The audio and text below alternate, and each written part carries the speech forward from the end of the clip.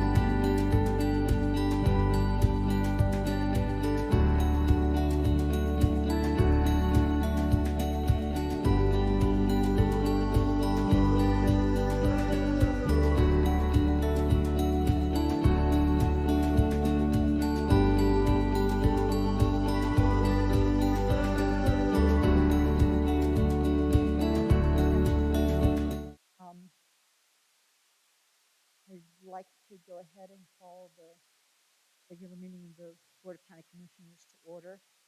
And just to mention, I recognize things appear to be a slight problem, but we should have our clerk online. So I will just double check. It's 2:04. Erica, are you available to do roll call?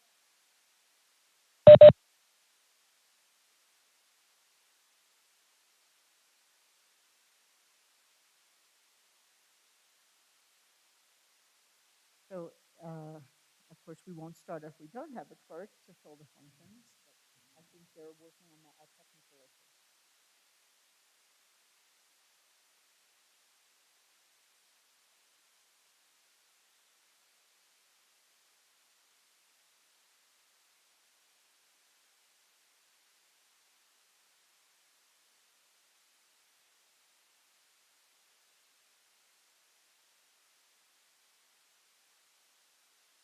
You, oh, okay, so we are just working, just bear with me for 1 minute.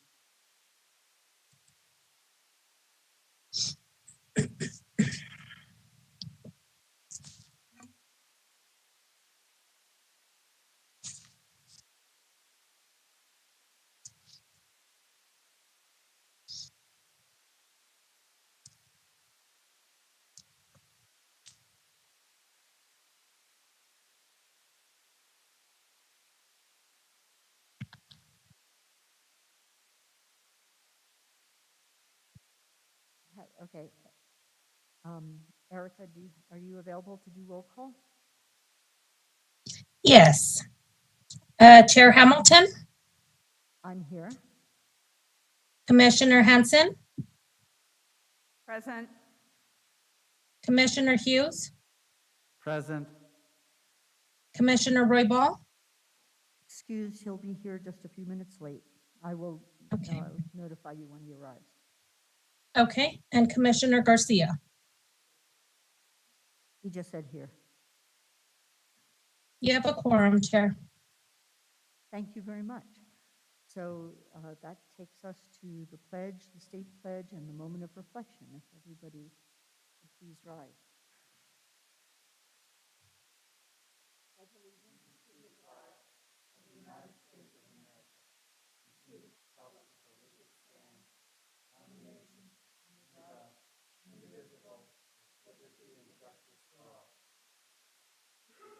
The flag of the state of New Mexico is the symbol of perfect friendship among united cultures. And so I would welcome our representative from the County Assessor's Office, Susan Latoya.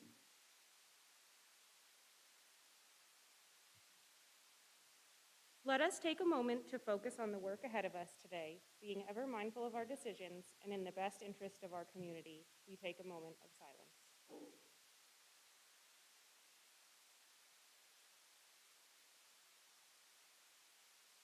Thank you. Can all be seated? And Erica, for the record, Commissioner Roybal is here. Thank you, Chair. Thank you. So that takes us to approval of the agenda. And I guess before I go to changes, okay. Moving things? Oh, I'm sorry. Before we go to the agenda, Commissioner Garcia?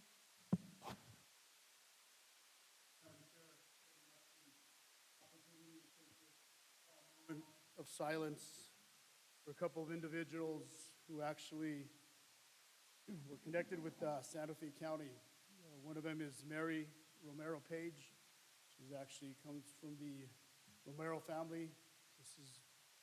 Page actually lived in the La Cienega area for many, many years prior to all the development and growth out there. Her husband is Sam Page. Many of you may not know who Sam Page is. Sam Page is actually director for the IT division when IT first got started throughout government in Santa Fe County. Later went on to the state and was brought back here, but moment of silence for Mrs. Mary Romero Page. Also, moment of silence for Evangeline Juliet, known as Vangie Ijarero. which is an individual who retired from the Attorney General's office and worked under many, many governors in the state of New Mexico. She's very instrumental in working on the general plan. She was actually from the Lava Java area, and her son, Darren Munzberg, knows this county very, very well. He actually worked with the planning department in regard. Hanson? Yes, I'd like to take a moment of silence for Commissioner Darlene Vigil, who is the chair of the Cows Commission. Her mother passed away this last week, and Darlene is a valued member of the Northern Rio Grande National Heritage Area Board that we all serve on together. Thank you.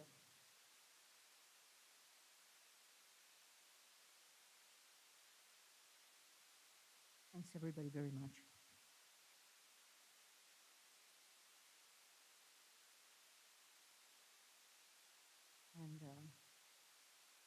And Manager Schaefer, there's been a request to move up, or if perhaps you already know this, to move the presentation 7A up to right after 3A, so that we have the proclamation and the presentation on the assessor's office all toward the beginning.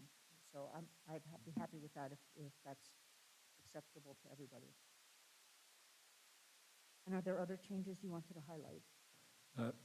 Thank you, Madam Chair and Commissioners. In terms of changes to the agenda, our initial agenda was posted last Tuesday, November 8th at approximately 5:42 p.m., and our amended agenda was posted on Thursday, November 10th at approximately 5:54 p.m. The only change to the agenda itself was the addition of item 9B, report pursuant to resolution number 2022-087 concerning paid acting district chiefs needing to serve more than 2 months. Otherwise, there has been either additions to or updates to packet material from the posting of the initial agenda, and that is the case with regard to items 4A, 4G, 4H, and 6B, as well as 7B. Thank you, Madam Chair. Excellent. So with those changes and the one move that I mentioned, if there are no other changes, what's the pleasure of the board? Second. I have a motion and a second for the agenda as modified. All in favor, please say aye. Aye. Aye. Aye. Any opposed?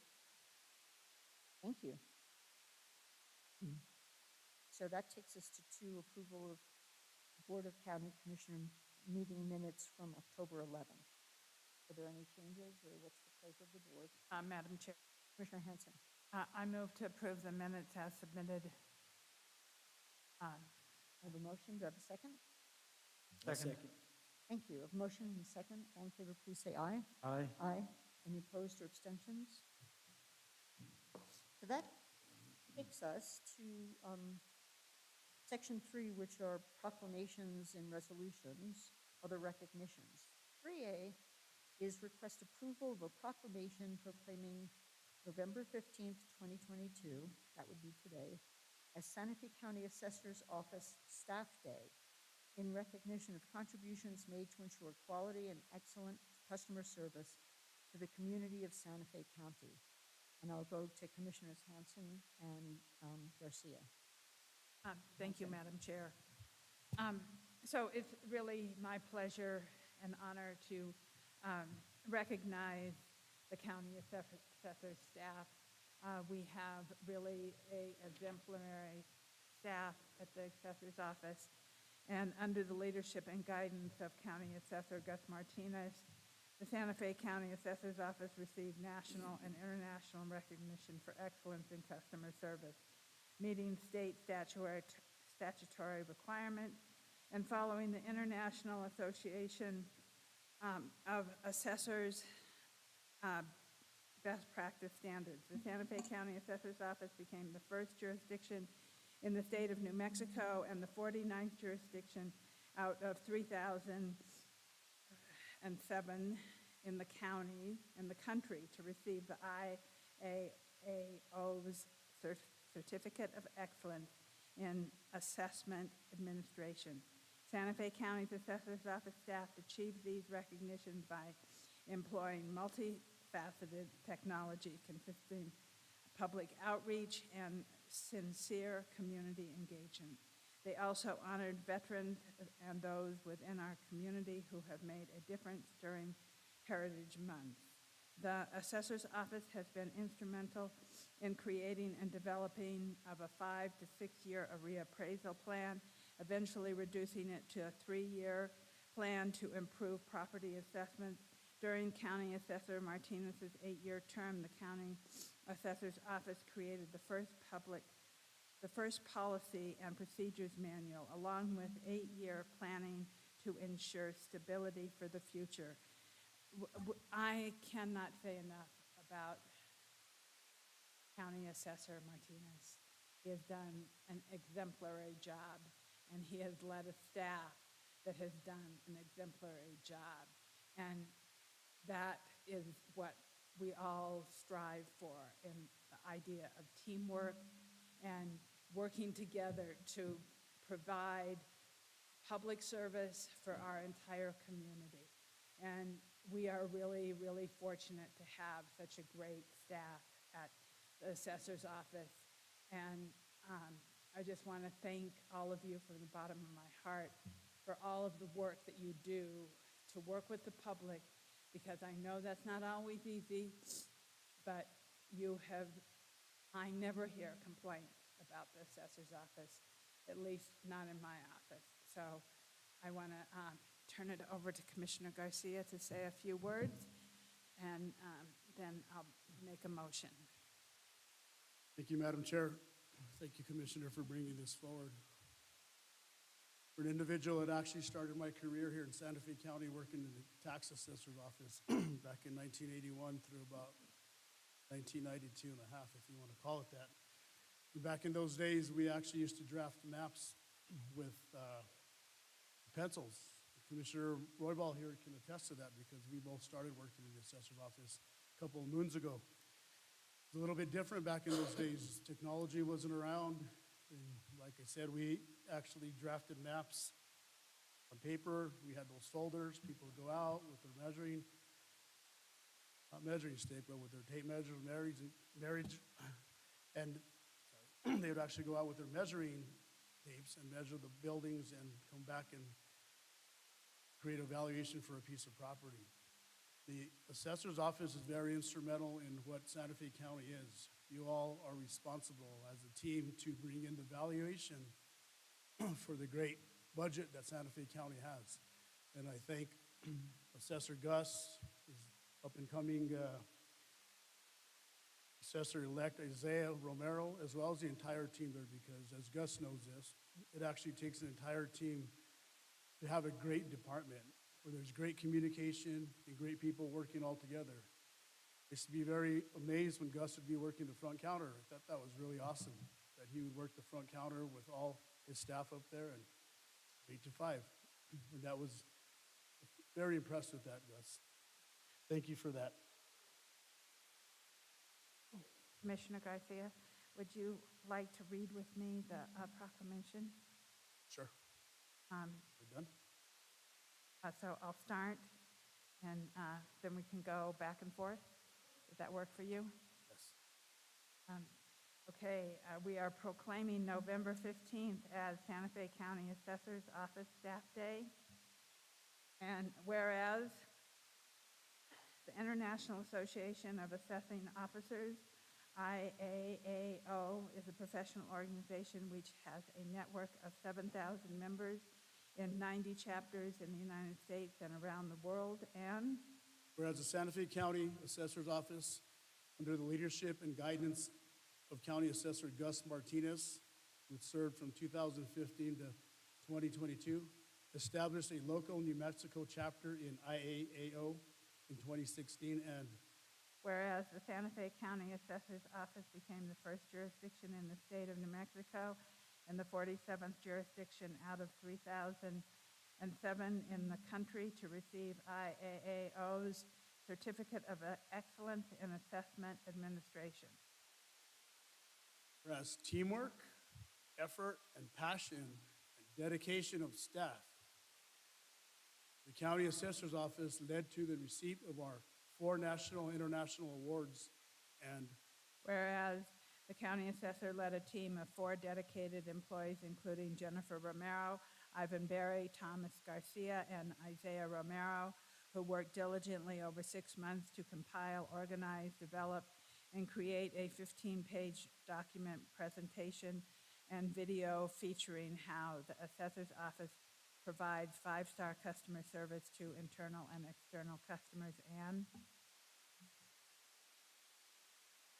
whereas the team leaders mentioned above relied heavily upon, received tremendous assistance and support from all staff in the County Assessor's Office, and particularly from Jessica Yolobali, Nicole Martinez, Marcelo Villalpando, as well as Daniel Fresquez, Media Coordinator, and whereas the county assessor's staff were recognized internationally by being invited to conduct 4 in-person and 2 virtual presentations on how they serve the public, providing quality customer service, meet state statutory requirements, and follow IAAO's best practice standards. And whereas the County Assessor's Office staff employed technology, including but not limited to a state-of-the-art website, social media presence, live chat booth feature, automatic forms, use of a CRP portal for protest and business personal property,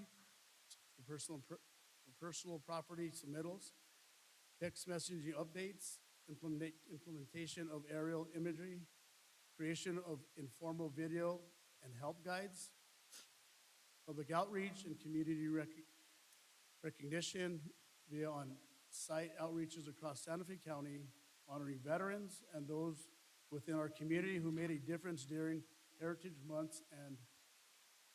And whereas, in addition to technology and community support, the county assessor's office has been instrumental in the creation and deployment of a 5 to 6 year reappraisal plan, eventually reducing it to a 3-year plan to improve property assessment. And whereas during County Assessor Martinez's 8-year term, the County Assessor's Office created the first policy and procedures manual along with an 8-year plan to ensure stability for the future. And whereas the county assessor's office staff passion to build transparency and accountability has created one of the most proficient offices throughout Santa Fe County. And whereas County Assessor Gus Martinez's term ends December 2022, the intent of this proclamation is to honor his leadership and staff for their outstanding team efforts.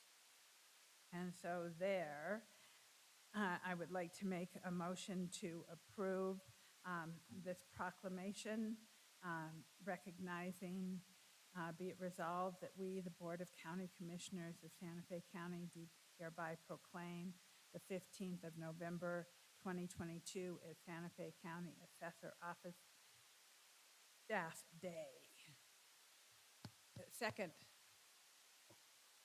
please. Approved and adopted and passed on this. Yes, sorry. Second, a little ahead of myself. Yes, fantastic. So we have a motion and a second. Under discussion, do other people want to make?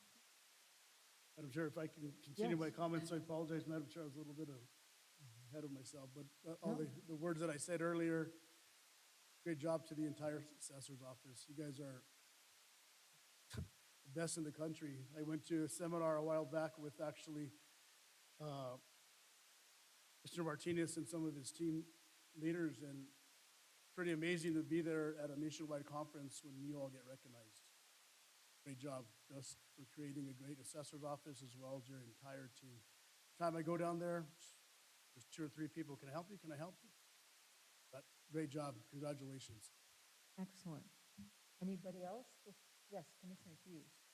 I don't think there's anything to add except congratulations. Wonderful job. It's great that you got the award. Thank you. Madam Chair. Yes, Commissioner Roybal. Thank you, Madam Chair. I just, as Commissioner Garcia mentioned earlier, I started my career in public service a little over 30 years ago in the assessor's office as a mapping technician, I guess they used to call him before, doing the lot splits for the assessor's office. And, you know, just to see how far we've come over the years is just amazing, but I think everybody has seen that. I mean, the technology that's advanced over the years. I mean, back then, we used to have our computers that were still DOS, and we had to, you know, punch in a lot of commands just to get anywhere on a lot of those computers. Now we have the geographical user interfaces that we can just click on icons to jump to different programs. And, you know, I just want to say that, you know, it's been, you know, really wonderful to see how the assessor's offices have progressed over the years.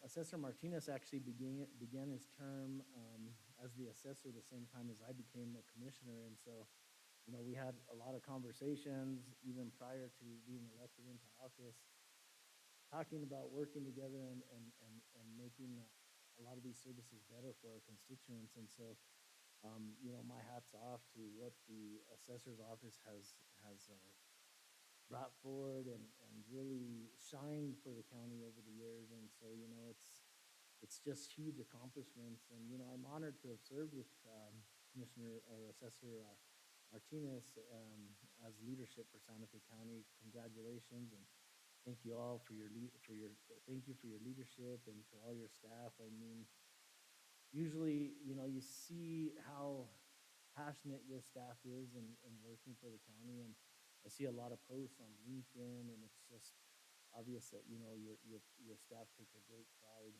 the same as their leadership. So thank you for your service, and thank you for the great 8 years that you've put in, Assessor Martinez. Excellent. It's basically been said, but congratulations, Assessor Martinez. Really well deserved for all the technical accomplishments, and also all the service, and also everything you did for your staff, which included tremendous individual development and whatnot, which really helped develop your entire office. And that's impressive. So we have a motion and a second. All in favor, please say aye. Aye. And Madam Chair, could Commissioner? I ask if Assessor Martinez would like to say a few words? No, I get to ask for that. Okay. Just joking. And we did move the presentation up to here, so Oh, there's okay, no good. question. So it's Oh, I going to didn't, follow. I couldn't hear that. I had to get a, Yeah, I did too, so yeah, no worries. But Assessor Martinez, you first.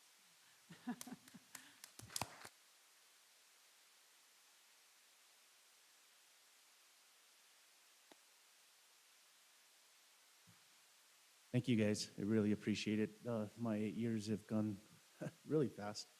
I guess when you're working hard, things go pretty quickly. But I today just want to honor my staff.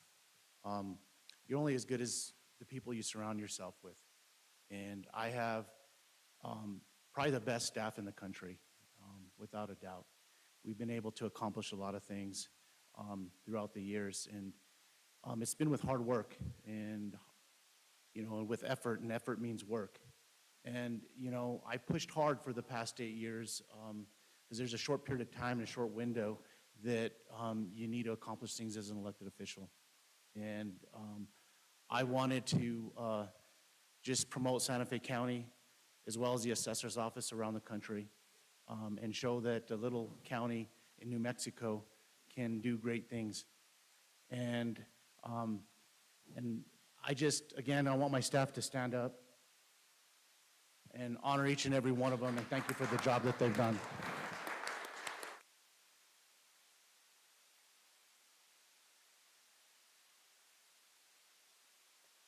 They're very hard workers, and they deserve that. So. Thank you so much. The county has definitely benefited from everything you and your staff have done, and we wish you so much all the best in the future.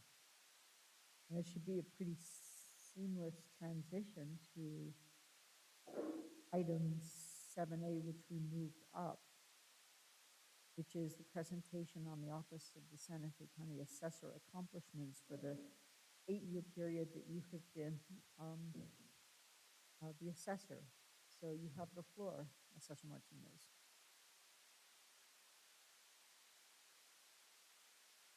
Okay.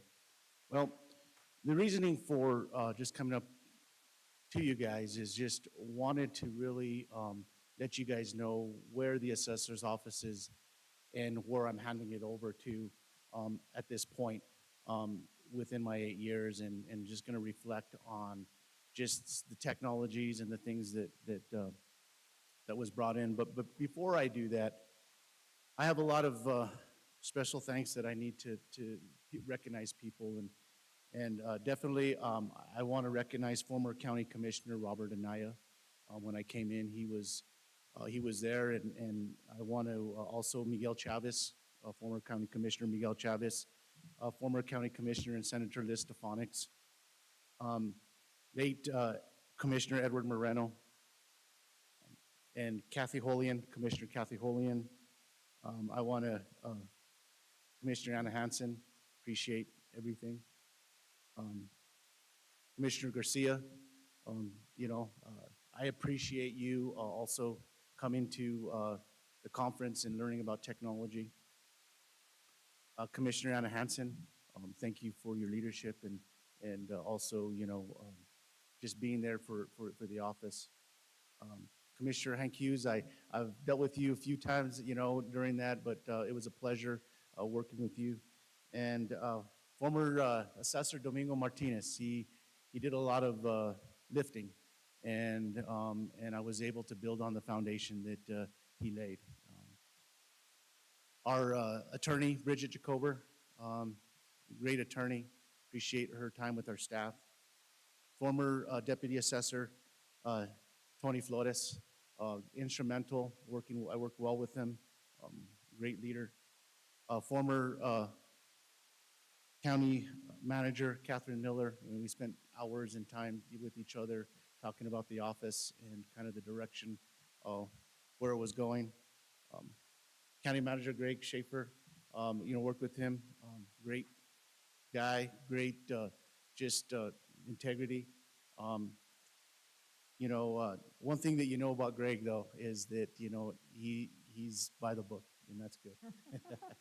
And I appreciate that because you know where you stand with him. So and I appreciate. And Commissioner Leandro, Deputy, the short time that I've got to be with him, this is a stand-up guy. I wish I'd had more time working with him, and I appreciate your assistance. Also, I want to recognize Rachel Brown, the county attorney upstairs, great to work with. And also, the finance department, I want to recognize them because it takes everybody working together, right? And the purchasing, HR department, all the departments. I also want to, as employees and former employees, I want to recognize Gary Pettis, which is my chief deputy assessor. Also, my other chief deputy assessor in the second term was Chris Sanchez. I definitely want to recognize Daniel Fresquez. Instrumental, man. We spent hours together as I was first elected and just going over information and how we're going to get it out to the public. Stand-up guy. The county is really blessed to have a guy like that. He has moved, I've seen, not only has he helped me move my office, but he's moved the county into the 21st century. And you do a heck of a job, man, and you deserve to be honored. PJ Griego, thank you for being my operation manager my first 4 years. I appreciate you. You did a heck of a job. Amanda Lucero, she's not with us. She was here from my office, went to the manager's office, went to the city of Santa Fe. So we're missing somebody huge there. But I remember a little story about her. She was working at Starbucks when I hired her, and she did a heck of a job for me and kind of moved up the ranks through the county. So really proud of her. Emma Felt, another great person in my office that got promoted into the county manager's office. I also, Bill Taylor, and again, Yvonne Herrera, appreciate that, what you guys do day in, day out. a lot of work that you guys got to do, and a lot of paper you guys got to push, but I appreciate you guys. And then all my current staff, I couldn't have done it without them, with all the hard work day in and day out. Like, again, I said, I pushed hard. They're probably tired. But man, you know what? They accomplished a lot of things, and I couldn't have done it without them. And so I just wanted to recognize, and Brittany Lovato, she was in my office also, want to recognize her and the hard work that she did. She's with the county manager's office. You know, at first, I used to get frustrated, like, they're taking my employees. But, you know, you come to realization that you're training them, and they're moving up, and you got to be happy for them to progress. And so you guys got good people from my office that are working good for the county there. So I just wanted to kind of mention that in my staff there. So talking about goals, when I first came into office, you know, there's a few things that I just wanted to do was really provide great customer service, bring in integrated technology and sustainability. And when I first came into office, what I did was I did a gap analysis of the office of where I took it over. I needed to see what I was getting into, what I needed to still fix, and I hired IAAO, International Association of Assessing Officers, to come in and to let me know what things I needed to fix. And so I definitely, they did that gap analysis. It took probably about 6 months to do. And then we started chipping away at everything of what we needed to fix in the office.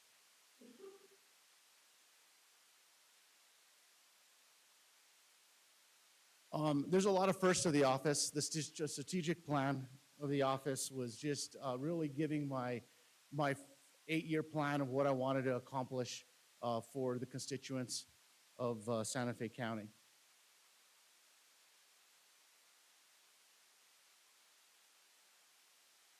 In that time, we created core values for the office: honesty, integrity, quality of excellence, fairness and quality, teamwork, and sustainability. We also created a mission for the office and a vision. To me, coming into office, customer service was very important. I've been in the office for 26 years, and we battled a lot with the constituent, and we needed to change the atmosphere. So it was huge that I came in, and what we did with customer service is we definitely did a lot of outreaches within the community. But the first thing that I did was I took off the answering machine. We answered for the past 8 years. We've answered, my staff have worked diligently and worked hard to answer every phone call within 4 rings. It doesn't go to the answering machine. And is it hard work? Yeah, it is. It's hard work when the tax bills go out, when the notice of values go out. It's ringing off the hook. But I appreciate them taking that challenge to answer in every phone call. And I think the constituents would agree. Then what I brought in was a live chat. We were the first assessor's office in the country to bring in live chat and a chat bot. And so it was important to me how do I connect with constituents? I wanted to connect with them at the comfort of their home. They didn't have to come to the office. I would eliminate a lot of phone calls and a lot of traffic coming in. And the chat software that we purchased and we brought in 2015 has done that. And then you can see as the after hours, the chat bot is for after hours from 5 o'clock, 5:01 to 7:59 in the morning. Our staff do the chat, monitor the chat all day long and answer those from 8 o'clock to 4:59. And it's a lot of work, but they have taken the challenge and are very knowledgeable for that. So if you look at the trend there of 2016 to 2021, you look at all the chats that we've done through that time period of every day from 8 to 5. And that's just part of the chat service there of how it pops up onto the website. What was important to me when I came to office was really to get information to the public, so it was really updating our website. How would we get a website that everybody that everybody pours into the website and gets their information? And what that did was it eliminated the calls. And when I created the website, and working with Daniel at first was really, how do we make something very simplistic that people are going to use? That stuff that's not buried in there. And really that you can click on and move and get that information, which we created with Casey's help in my office, was a search map tool, which would allow property owners to search their property, get all kinds of information, such as square footage, such as value, deeds, all that information that was put on the website. So it was redesigned. And then as you can see, as through time, how much people are really hitting the website. Back in 2019, we had 178,000 people hitting our website. And in 2020, we had 231,000 people hitting the website in a year. And now of 2021, we're at 223,000 people hitting that website. So it's being used not just by the county, it's being used by the city of Santa Fe, it's being used by the state of New Mexico, it's being used by realtors, it's being used by insurance agents, it's by the public, so it's a great tool.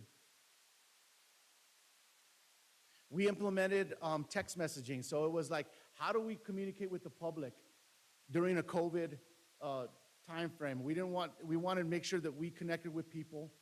So what we did is we implemented text messaging first through our protest period. So when a property owner would protest, it would send them a text and say, we received your protest, and this is the appraiser that's working on your protest. And when we were scheduling dates and times, we would send them text messaging. And so we just wanted to provide, that was part of providing great customer service. Outreach was important. When I first started back in 2015, it was important, and prior to that, it was important to go out to all the different communities within Santa Fe County. And during the time of protest, we would do 4 outreaches, Monday through Friday for the whole month of April. And we go to up north and down south and around Santa Fe to meet taxpayers in their area there. And that was just a part about building trust with the community, because at that point, prior to that, people didn't want to see us. And so if I could change the message, if I could go out there and really help them and service them and let them know that we're there to help,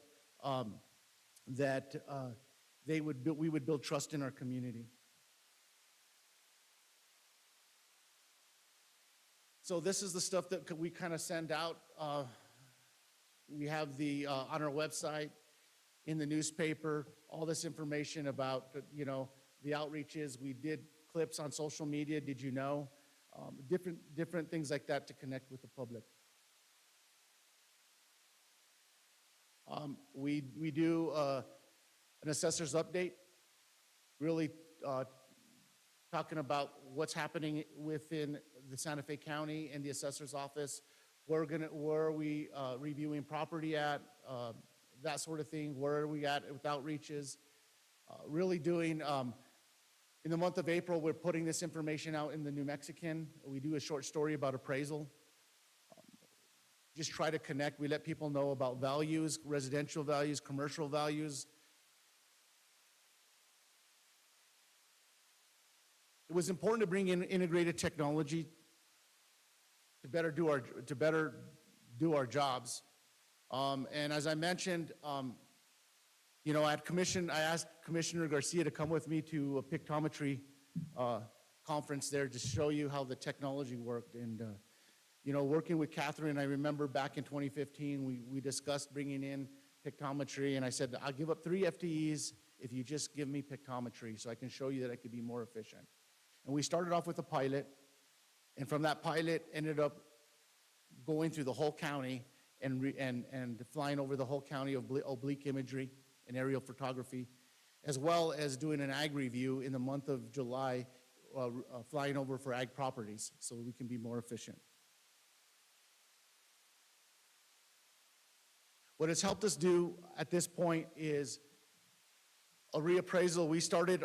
I've been in the office for 26 years, and we had never done a reappraisal, finished a reappraisal.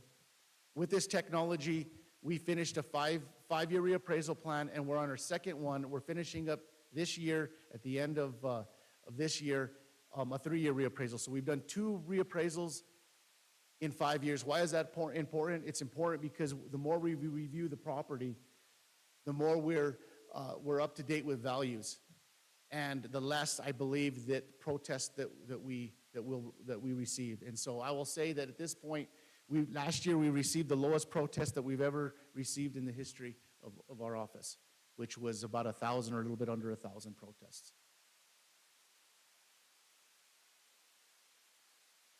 We also, part of the pictometry piece, the aerial photography, there's a component called Change Finder. And what that helped us do is it helped us to, prior pictometry, we had a lot of omitted assessments.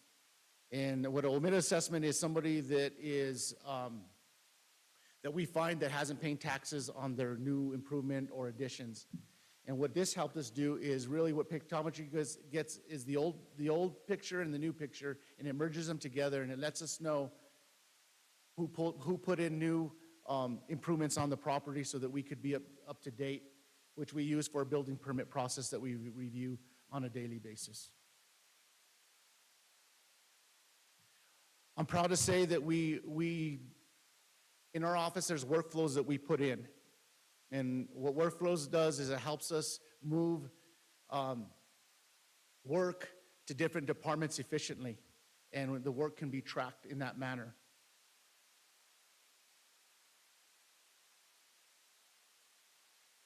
We created a CRM portal, which allows constituents to protest their value on the website without coming into our office. But we cater to both, but we push them to there to be, so it's more efficient. So whether you're out of the country, whether you're somewhere else, you have that ability to protest in the time in April and do it at your leisure.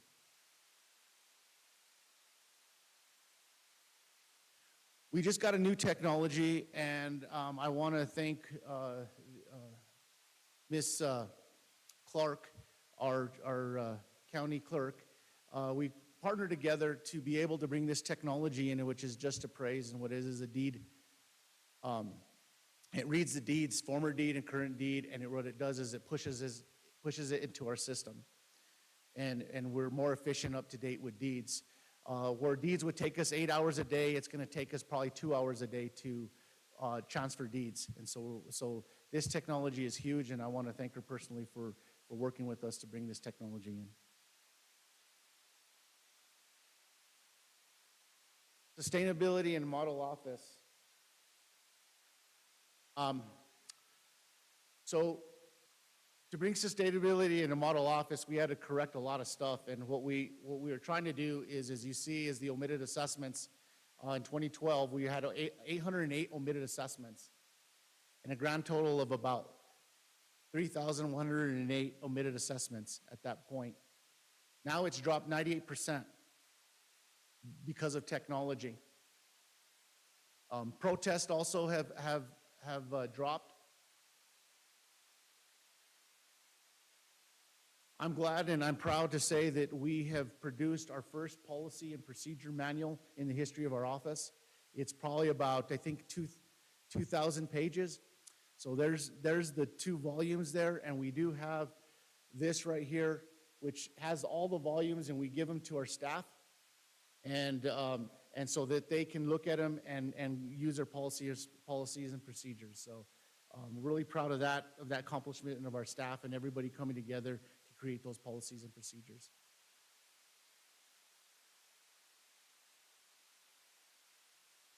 So the history of property tax division, there are oversight, the state of New Mexico, and prior my administration, even during the beginning of the administration, it's tough to get a good evaluation. But I'll say that through time, as we built trust with them and as we cleaned up our act, I'm proud to say that we are now getting excellent evaluations from Property Tax Division. Is because of the great staff and the job well done that they've done to be able to have a good evaluation. They've even said so as part of, we're a model office in the state of New Mexico. And so I'm very proud of our staff for really cleaning up the office and really working on every aspect of the office to be able to get a good evaluation. And with all the hard work my staff has produced in the past 8 years, we are a recipient of 4 awards, international awards. And I will tell you this, I mean, there's people all over the country that this doesn't happen to, and it was really a perfect storm with the great staff that I have. But in the past 8 years, in 2016, 2017, 2019, and 2022, we have received 4 international awards. And I'm very proud of my staff because, like, again, without them, we wouldn't have been able to accomplish this stuff here. With a great county, great county commissioners, great staff, this isn't possible. We have to work together in order to, as a team, to be able to accomplish this. And it's not just my staff, but it's different departments to make things click and work to be able to be successful like this. And so, you know, with that, I definitely want to thank the county commission that gives us the tools that we need to be able to accomplish things like this. Commissioner Hanson, you've been instrumental, just an advocate for me to be able to bring that technology. Each and every one of the commissioners, you know, Commissioner Roybal, I remember just really talking with you and really working with you on the radio and talking and giving information out to the public. And you know, I appreciate each and every one of you guys. I appreciate each and every one of my staff. And again, I'll say it's not possible. And one thing I'll leave you with, the 33rd President of the United States, Harry Truman, said, "It's amazing what you can accomplish if you don't care who gets the credit." And the credit goes to my staff and the hard work that they do, everybody that worked in my office, the commissioners, the county, because without you guys, it's impossible. It's been a great ride. I've had a great time. I'm tired. Need to decompress a little bit, but thank you guys. I appreciate each and every one of you guys. And I'll just leave it with that. It's been a great ride. Thank you.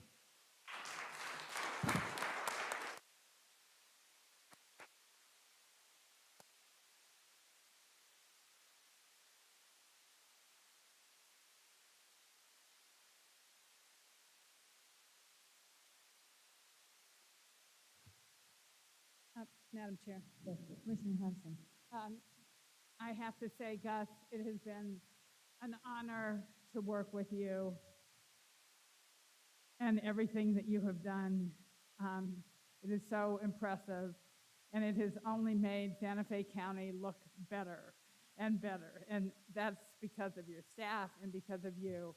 And I agree with your statement. It's an amazing what you accomplish if you don't care who gets the credit. Absolutely. But you get a lot of credit for the hard work you have put in these last 8 years. And I know that Isaac Romero will follow in your footsteps. I'm sure you've trained him well. And so I'm grateful. Yeah, I want Isaiah to come up here. Come up here, Isaiah.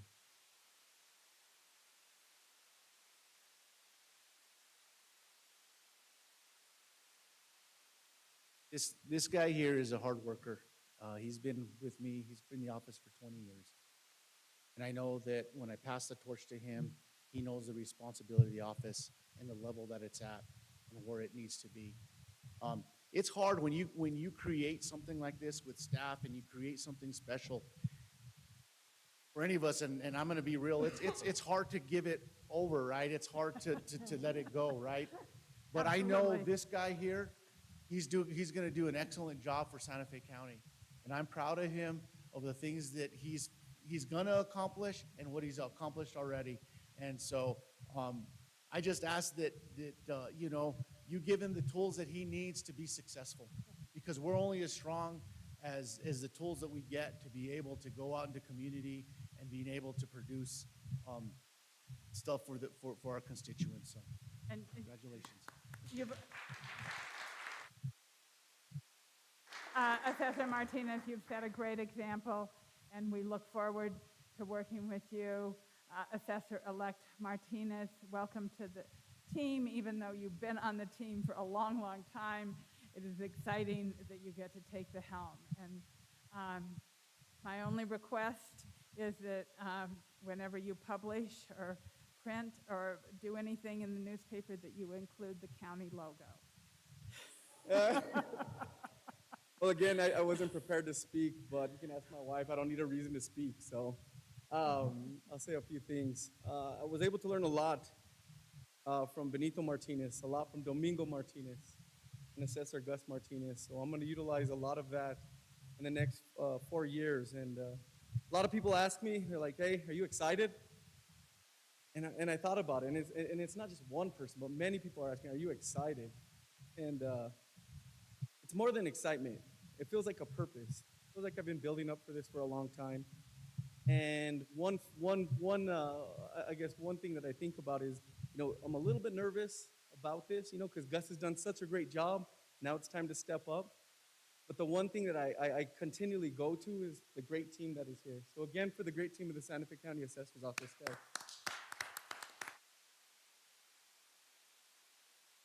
Thank you. Look forward to working with you guys. Thank you. Thank you so much. And we have a short little video that we want to play. Oh, definitely.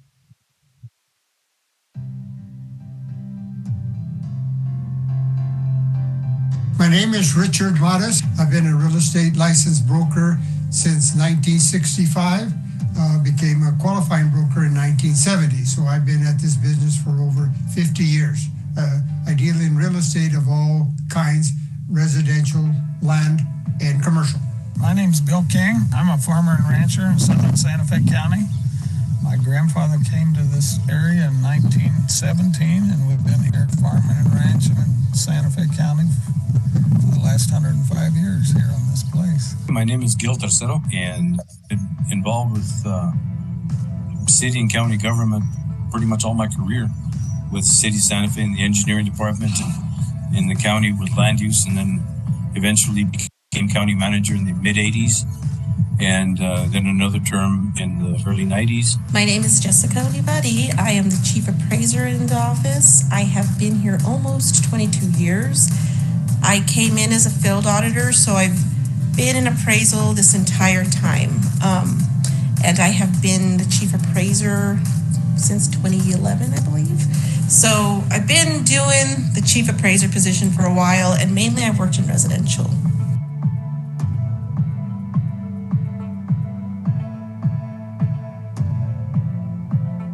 Many years ago, way back before the state legislature, some years back, gave money to all the counties throughout the state of New Mexico. It used to be one-on-one working with county assessors as well as treasurers.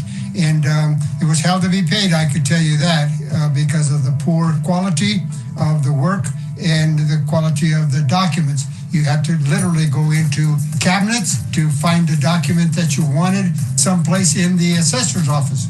Over the years, we've had a lot of changes in the dealing with the assessor's office. Some assessors have been open to talking to people and trying to solve the problems. Some assessors have been not so open. We've seen a lot of change in technology over the years. When back in the early years that I started dealing with them, most everything was by hand and everything was on ledger books, and we didn't have any computers and anything. The level of professionalism just wasn't there. The assessor's office just wasn't keeping up with the increasing values and things like that, which was impacting the county's budget. I'm going to say in the early days, there was less transparency, and it was something where I think most government workers were regarded as having it easy. It was a little bit hard because sometimes, people would do things that were just really out of line, but, that was just the way it was.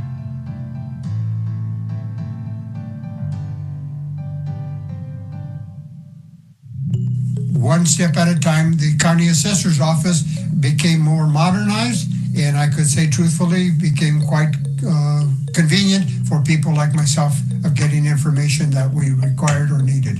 In the last 8 years with the last administrations, including hopefully in the coming administration, has been very, I would say, excellent, very helpful, including the staff involved. It seems that one of the priorities there is to help customers or clients like myself, and I'm sure it's happening with other people. So my experience is very good. The quality and the information is readily available. With the website that's been now provided, we can provide for ourselves just by getting onto the website, even for people who are Neanderthal like I am in using these kinds of equipment. But the last 7 or 8 years, we've had great progress in the mapping and the photographs and the GPS things that the assessors used in Santa Fe County.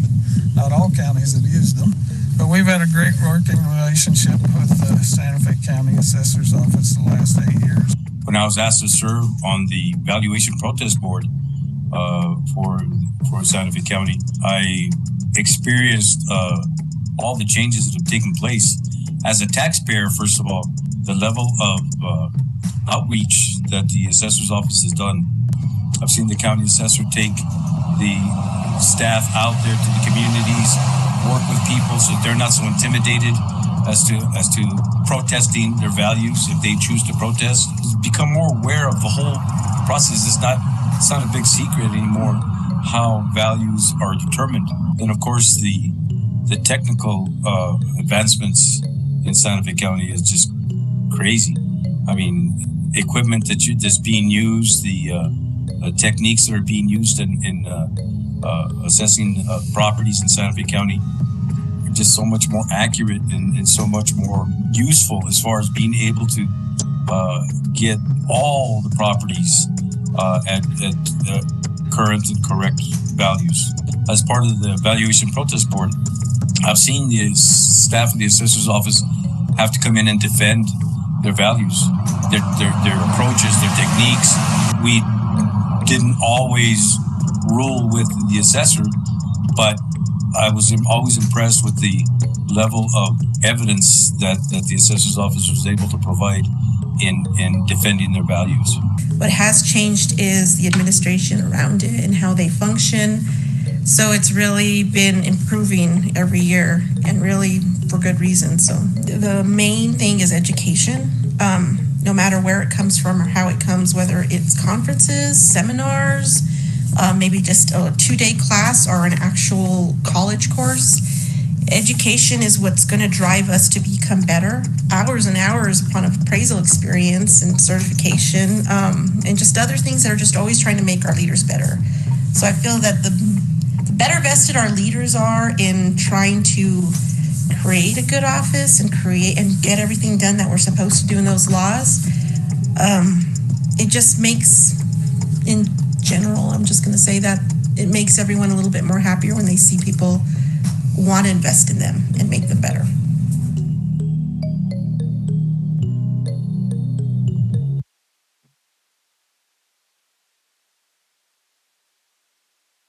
Thank you.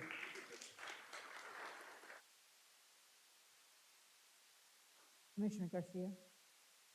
Thank you, Madam Chair. Thank you, Mr. Assessor, for the presentation. A couple of comments that I liked was the no voicemail policy. Very good. Another thing that I also like that you haven't forgotten, I utilized this with my late grandmother is when I was on the school board as well, is there's some individuals out there in the community that don't have one of these still. Your grandma never had a cell phone. And so please don't forget about those individuals that don't have technology and don't want to learn about technology, because they're a different era than we are. In regards to the imagery, the oblique imagery is, that stuff's amazing. Some individuals here don't even realize, as when we went to the conference, I did attend a conference about 7 years ago with Philip Montano. You go buy a phone, it's all about this camera. That's what it's about. You're going to be able to take a picture someday, and it's going to tell you how many people in the audience are wearing gray, what kind of wood that is. This technology is moving faster than we can even think. And I did talk with Assessor Martinez one time as into the other departments, whether it's planning, whether it's the zoning department, whether it's the road department. This imagery that you have in your department is amazing. You can count stop signs on that from the air. Public safety can utilize that for whatever they need out there. It's just the technology that you have that we've actually helped previous commissioners as well as the budget, so on and so forth. Great job out there. I just need to know what happened with the 2019 award, 2020, all the awards that we missed those years. We just didn't qualify for the awards that we missed, 2018, 2020, 2021. But once again, thanks to your staff, especially the first line of defense, that when you go there to, I shouldn't say defense, because that's the way it seems sometimes when you walk into an office. Anywhere, it's always the defense, right? But your first individuals, when you go talk to somebody there at the assessor's office, they do an excellent job, as well as your team. Thank you. Thank you. We have other comments? Madam Chair, Real- just, congratulations congratulations, Gus. You've had a great 2 terms and you've done a great job, and it's been an honor to serve with you. And, I remember one of our coaches in Palaca, he worked so hard with all of his staff, all of his players, that for 2 or 3 years after he left coaching from Palaca, they actually won state tournaments, under different coaches. And, it was just a foundation that he set, and you've set a great foundation here for Isaiah to come forward and run with, and I know he's going to do a great job. So just once again, thank you for your leadership and your dedication to Santa Fe County.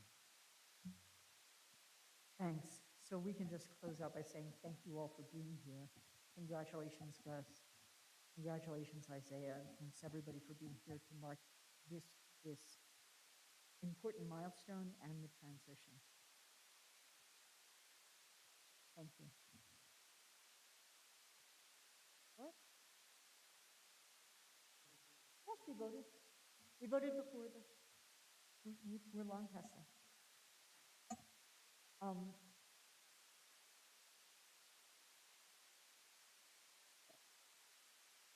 Get the whole office up here with Gus and Isaiah in the front and take a photograph.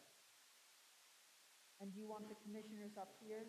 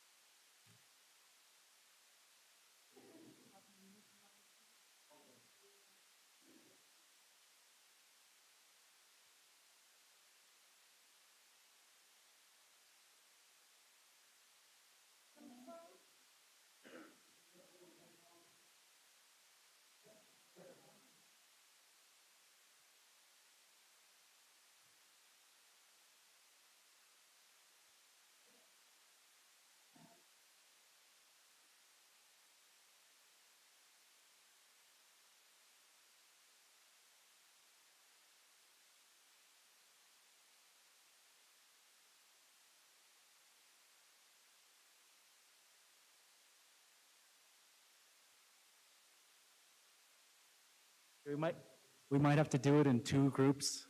Just kidding.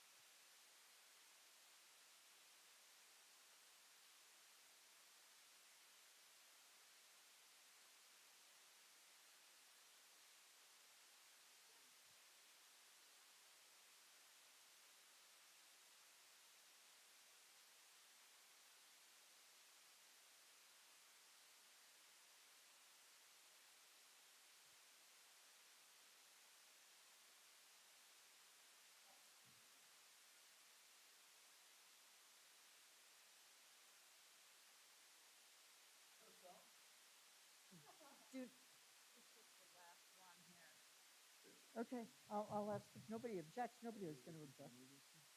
What?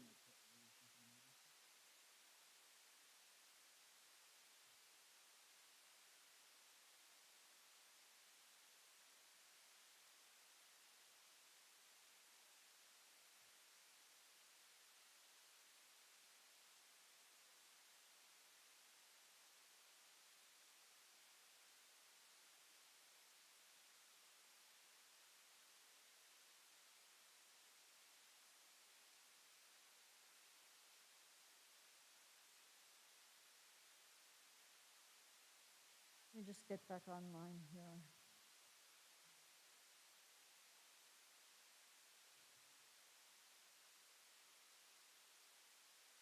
So I've had a request to do the remaining, to do 3D next. Does anybody object to that slight change? That's the resolution supporting state legislation to establish industry-wide reductions on the emissions of greenhouse gases. And so I'll go to Commissioner Hanson. Thank you, Madam Chair. I'm bringing this resolution forward and because it is in line with everything that we have been doing at the county, you know, due to the climate-induced drought and heat cycles. New Mexico communities have experienced the most severe wildfire season in New Mexico history. And the drought has gripped New Mexico and the Southwest over the past 22 years. The President Biden's administration and Congress has passed the Inflation Reduction Act, will direct unprecedented resources towards fighting climate change nationwide. I'm bringing this resolution forward because we're coming into the legislative session, and the New Mexico legislature has passed the Energy Transition Act of 2019, the Community Solar Act of 2020, along with Governor Lujan Grisham's executive order of 2019, and has also sent a clear directive to Mexico agencies to evaluate the impacts of climate change in their programs and operations and priority and integration of climate change mitigation and adaptation practices into their programs and operations. The county has adopted numerous ordinances to reduce the emissions of greenhouse gases, plus we have our own emission standard. We have we joined the Race to Zero with Ziegler.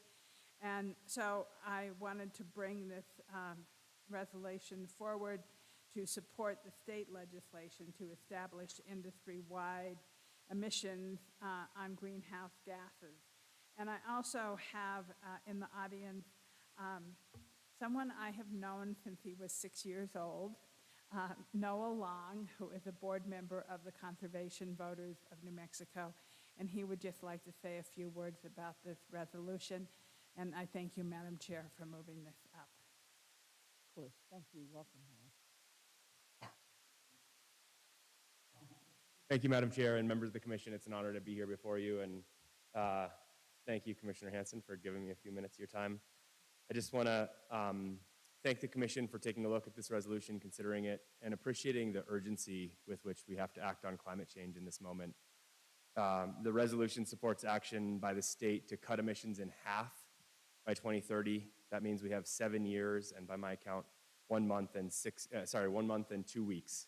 7 years, 1 month, and 2 weeks to cut our emissions in half. And that's an enormous task. And it's because we've spent too long as a country, as a society, and candidly as a planet, ignoring this issue or getting wrapped up in what was sort of a false debate about the reality of climate change. And fortunately, as a state, we've moved past that. We're moving quickly to address these emissions, but we have to move even more quickly still, and we need binding statutory limits in emissions to give the state the authority it needs to cut emissions from every sector of our economy. I think the good news is the wind is in our sails. As a county, the wind is in our sails as a state to cut emissions with the enormous funding and standards passed with the Inflation Reduction Act this year. I think we have momentum we've never seen before. So with that, we have the opportunity and we also have the challenge that's incumbent on every level of government, from the city to the county to the state, to act quickly to cut our emissions. And I ask you to not stop here. I ask you to continue to push the state to make good on this commitment, to pass legislation this year, and to quickly follow through on that that statute and those emissions reductions. I note in the resolution, the resolution notes the incredible progress the county passed this important legislation. Thank you, Noah. It's nice to see you. It warms my heart to know that the younger generation, from myself, is here supporting this hard work that we have to do. And so with that, I would like to request that we pass this resolution to support statewide legislation to establish industry-wide reduction of the emissions of greenhouse gases. And I'll second. Great, I have a motion and a second. Is there further discussion? Madam Chair. Yes, Commissioner Hughes. Well, my wife has just started working for the Climate Bureau at the State Environment Department, so I know that they are just getting off to a good start this week on working on all this. Absolutely. Excellent. Any other comments? It doesn't take, I think, to pay more than half attention to realize how important doing this stuff is. So thank you for bringing this forward, and good luck to all of us in actually achieving this sort of thing, because we definitely need to achieve this. So there's a motion and a second. All in favor, please say aye. Aye. Any opposed or abstentions? Fantastic. Thank you. And Thank you, Madam Chair, and thank you, Conservation Voters of New Mexico, for everything that you do for our state and the work that you do. And it is always good to have additional partners in this work. And thank you to the Commission for believing so strongly in the need to reduce our greenhouse gas emissions. excellent. Thank you. And Erica, are you online to give me a resolution number? I am, Chair. That resolution number is 2022-088.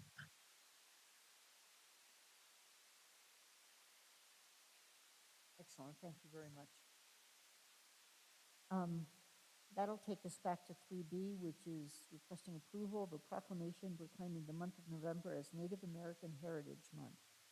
And going back to Commissioner Hanson. Yes, first I want to thank the Commission, and I want to thank my constituent liaison, Laura Jangles, for bringing this resolution, bringing this proclamation to me to help us at the county recognize. We have a number of Native American employees, and I really want to recognize and honor them. I also want to recognize that we are on Tewa land, and that this is an important thing to recognize during Native American Heritage Month. I would like to read this resolution into the record, please, Madam Chair. Whereas in 1990, President George W. Bush approved a joint resolution designating November 1990 as Native American Indian Heritage Month to recognize the achievement and contributions of Native Americans. And whereas similar proclamations under various names, including Native American Heritage Month and National American Indian and Alaska Native Heritage Month, have been issued every year since 1994. And whereas in October of 2021, the United States Department of Interior Secretary Deb Haaland signed the Not Invisible Act of 2019 into law to address the disproportionate number of missing and murdered Indigenous people. The Not Invisible Act Commission is a cross-jurisdictional advisory committee composed of law enforcement, tribal leaders, federal partners, service bureaus, family members of missing and murdered individuals, and most importantly, survivors. And whereas in November 2021, President Biden adopted a proclamation declaring the month of November as Native American Heritage Month in the United States. Whereas in 2021, the United States Department of Interior Secretary Deb Haaland announced plans to investigate the troubled legacy of past boarding schools run by the government and religious organizations to assimilate Native children to white culture across the U.S. The review title, "The Federal Indian Boarding School Initiative Will Create Comprehensive Reports on Schools, including identifying cemeteries and potential burial sites where Native children may have been buried. The initiative will serve as an investigation about the loss of human life and the lasting consequence of residential Indian boarding schools. And whereas Preston McBride, a Dartmouth College scholar, documented at least 1,000 deaths at just 4 of the 500 Indian boarding schools that exist in the United States, including the non-boarding schools on Indian reservations. And whereas, as of October 11th, 2021, the Federal Bureau of Investigations listed 192 missing or murdered indigenous people in New Mexico. And whereas Native Americans serve in the military at the higher rate than any demographic, and tribal languages of Ho-Chuk, Eastern Band Cherokee, and Patao created code utilities during World War I, and the languages of the Navajo, Comanche, Chippewa, Oneida, and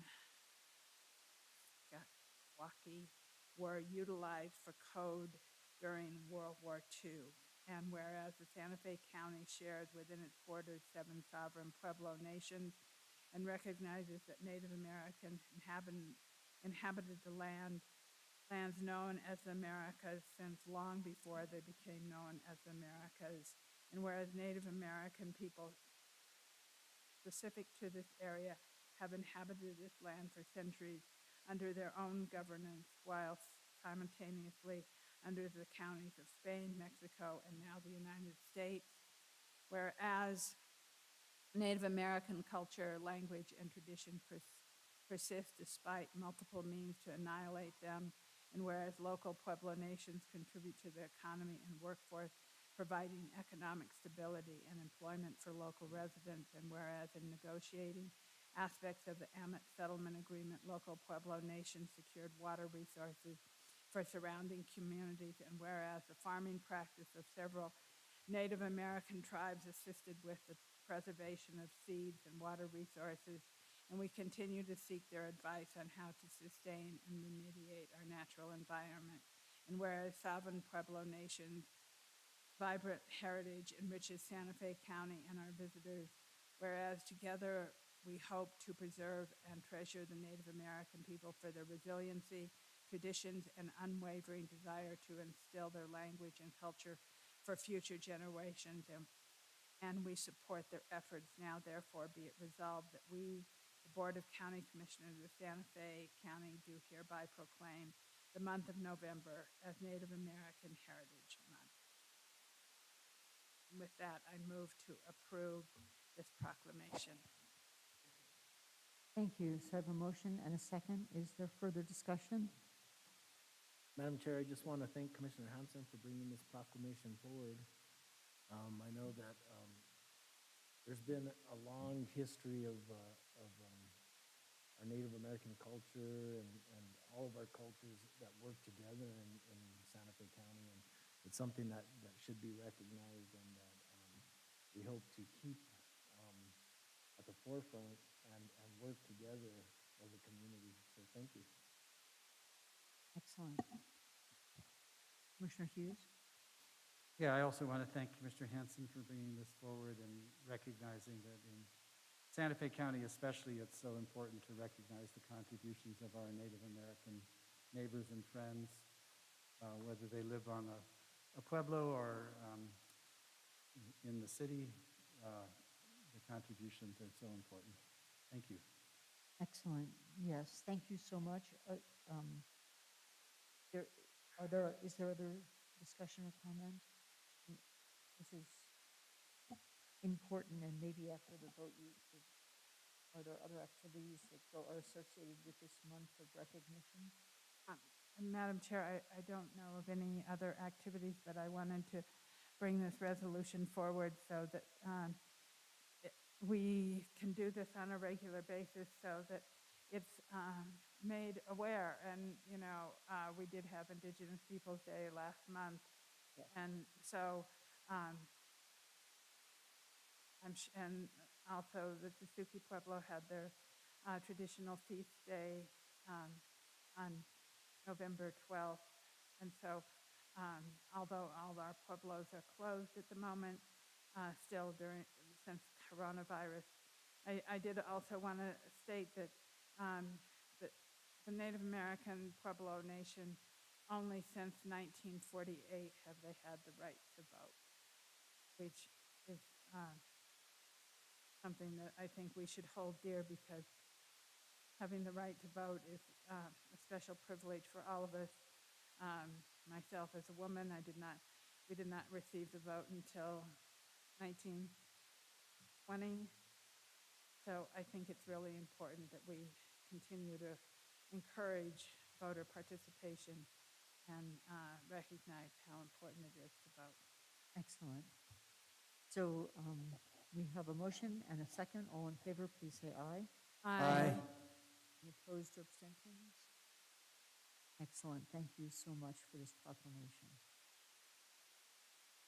And that takes us to 3C, which is a resolution to support the New Mexico Department of Transportation in placing restrictions on large vehicles traveling on New Mexico Highway 14. Commissioner Rudy Garcia. Thank you, Madam Chair.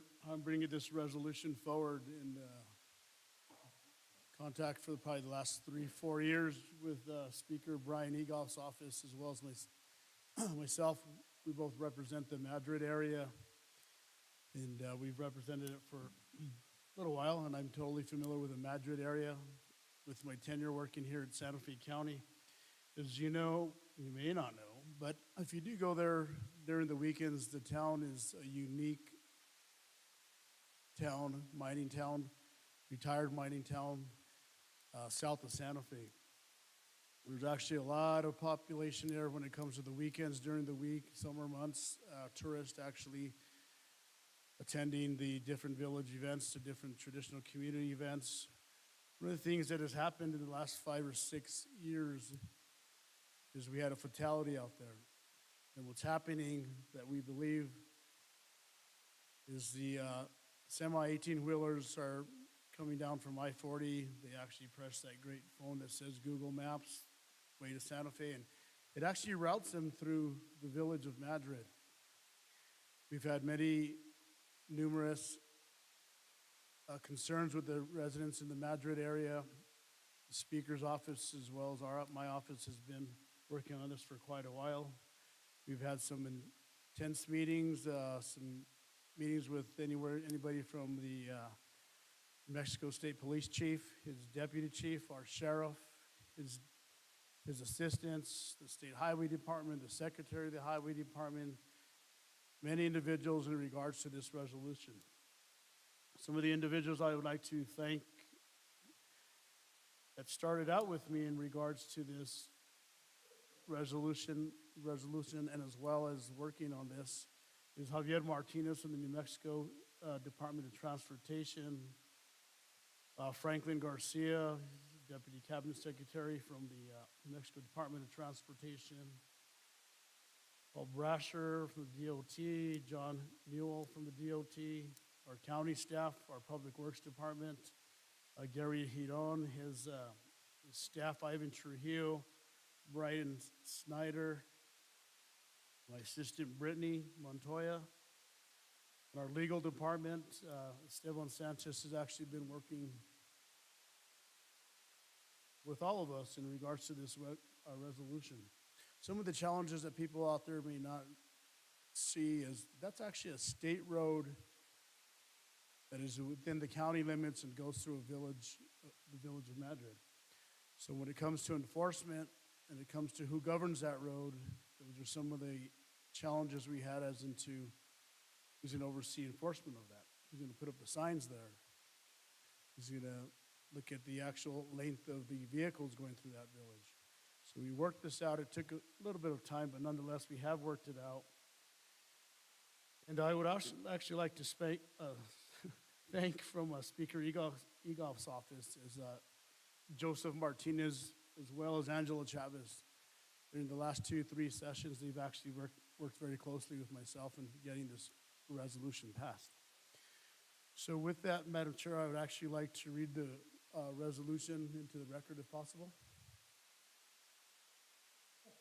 Thank you. A resolution to support the New Mexico Department of Transportation in placing restrictions on large vehicles traveling on New Mexico Highway 14. Whereas residents and governing bodies of New Mexico have raised awareness and concern over the use of New Mexico State Road 14 by large vehicles. And whereas the residents of Madrid, Cedar Crest, Sandia Park, Golden, Los Rios, San Marcos, and Lone Butte have identified themselves as the people in a written declaration accompanied by signatures stating historical and current concerns due to large vehicles utilizing New Mexico State Road 14 within the above communities. And whereas these communities attract thousands of tourists each year who walk through the communities to enjoy eating, shopping, and other activities. And whereas the New Mexico Department of Transportation initiated a traffic study with respect to New Mexico 14 through the community of Madrid, and whereas large vehicles may need to use both lanes on New Mexico 14 while navigating narrow turns, thereby crossing the double yellow line and potentially obstructing oncoming traffic. And whereas the New Mexico Department of Transportation staff has provided the following information to Santa Fe County. Number one, a length restriction of 55 feet will be established for vehicles traveling on New Mexico 14 between mile post 15.78, which is the intersection of New Mexico State Road and State Road 344.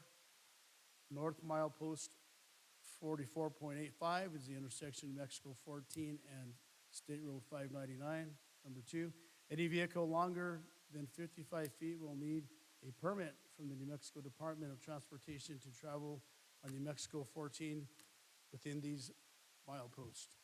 Number three, neither a detour route nor a location for longer than 55 feet to turn around exists between the above referenced mileposts. And number four, New Mexico Department of Transportation will post signs along this route to notify travelers of the length restriction. Whereas the New Mexico Department of Transportation agrees to collaborate with Santa Fe County and New Mexico State Police to provide outreach to the trucking industry and to communicate information about the length restriction to the traveling public. Now therefore be it resolved that the Board of County Commissioners of Santa Fe County supports the New Mexico Department of Transportation in its efforts to place the above mentioned restrictions within the identified mileposts to create a safe roadway for the communities that are impacted. Madam Chair, with that, I'd actually like to make a motion for approval. Thank you. I have a motion. Do I have a second? Second. Excellent. So I have a motion and a second. Is there other discussion on this? Madam Chair. Commissioner Hanson. All in favor, please say aye. Aye. Any opposed or abstentions? Great. Can I get a resolution number?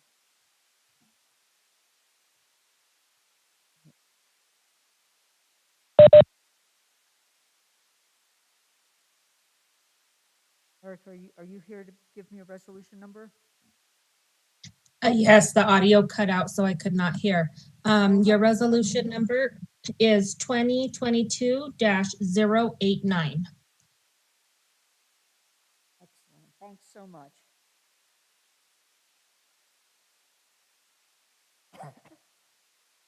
So that takes us to 4, which is the consent agenda.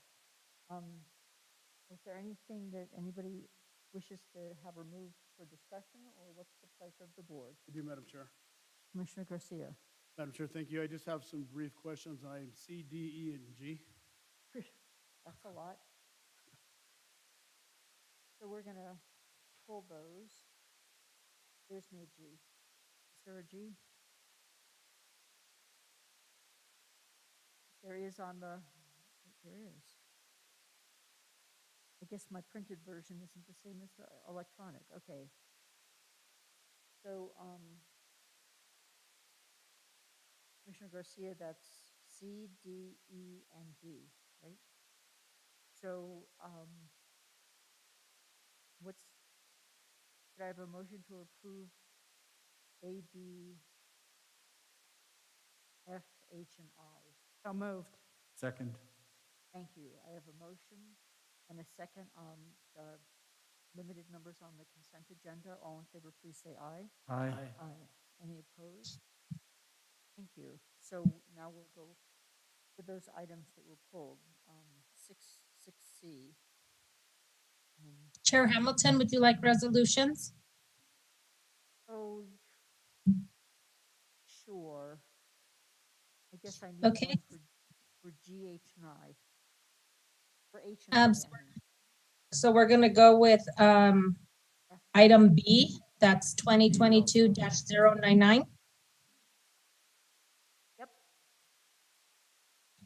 Item F is gonna be 2022-100. Okay. Now, Madam Chair, I have a question. It seems, was I wrong on 088 and 089 for the last two resolutions? Oh, I'm sorry, that is actually 90. Yes, Commissioner Roybal, my apologies.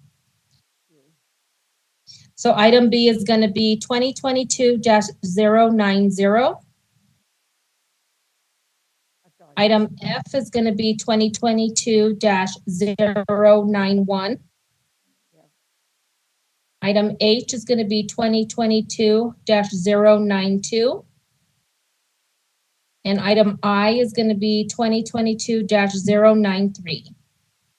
Thank you, Commissioner Roybal. so Commissioner Garcia, any questions on 6C?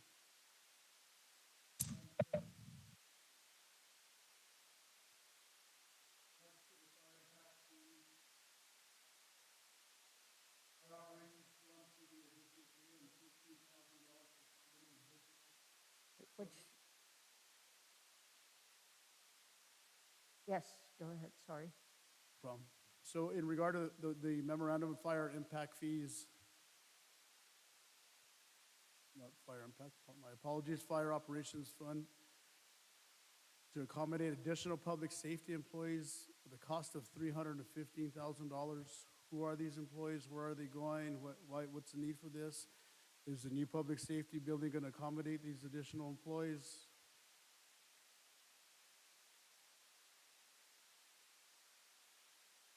Good afternoon, Madam Chair, Commissioner Garcia.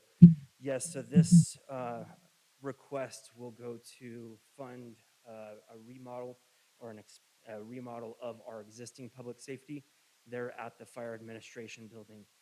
We are going to be changing some of the landscape working within the walls that we currently have, adding furniture with the goal to move and consolidate staff that is located at the Fire Prevention Office to our fire administration so that we can work more effectively. Thank you. So maybe Director Hidon or maybe PJ so we're actually going to, this is part of the public safety complex, correct? So is this additional and beyond for what we just approved a bid for a while back? Within the last month or so? Guess where I'm going? Go ahead, PJ.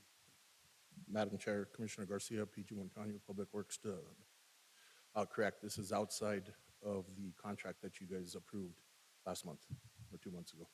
Thank you. So is there a reason why this wasn't included in the scope of work for the $5-6 million contract that we just approved? This need came up after that we started the scope of work for that project. Thank you.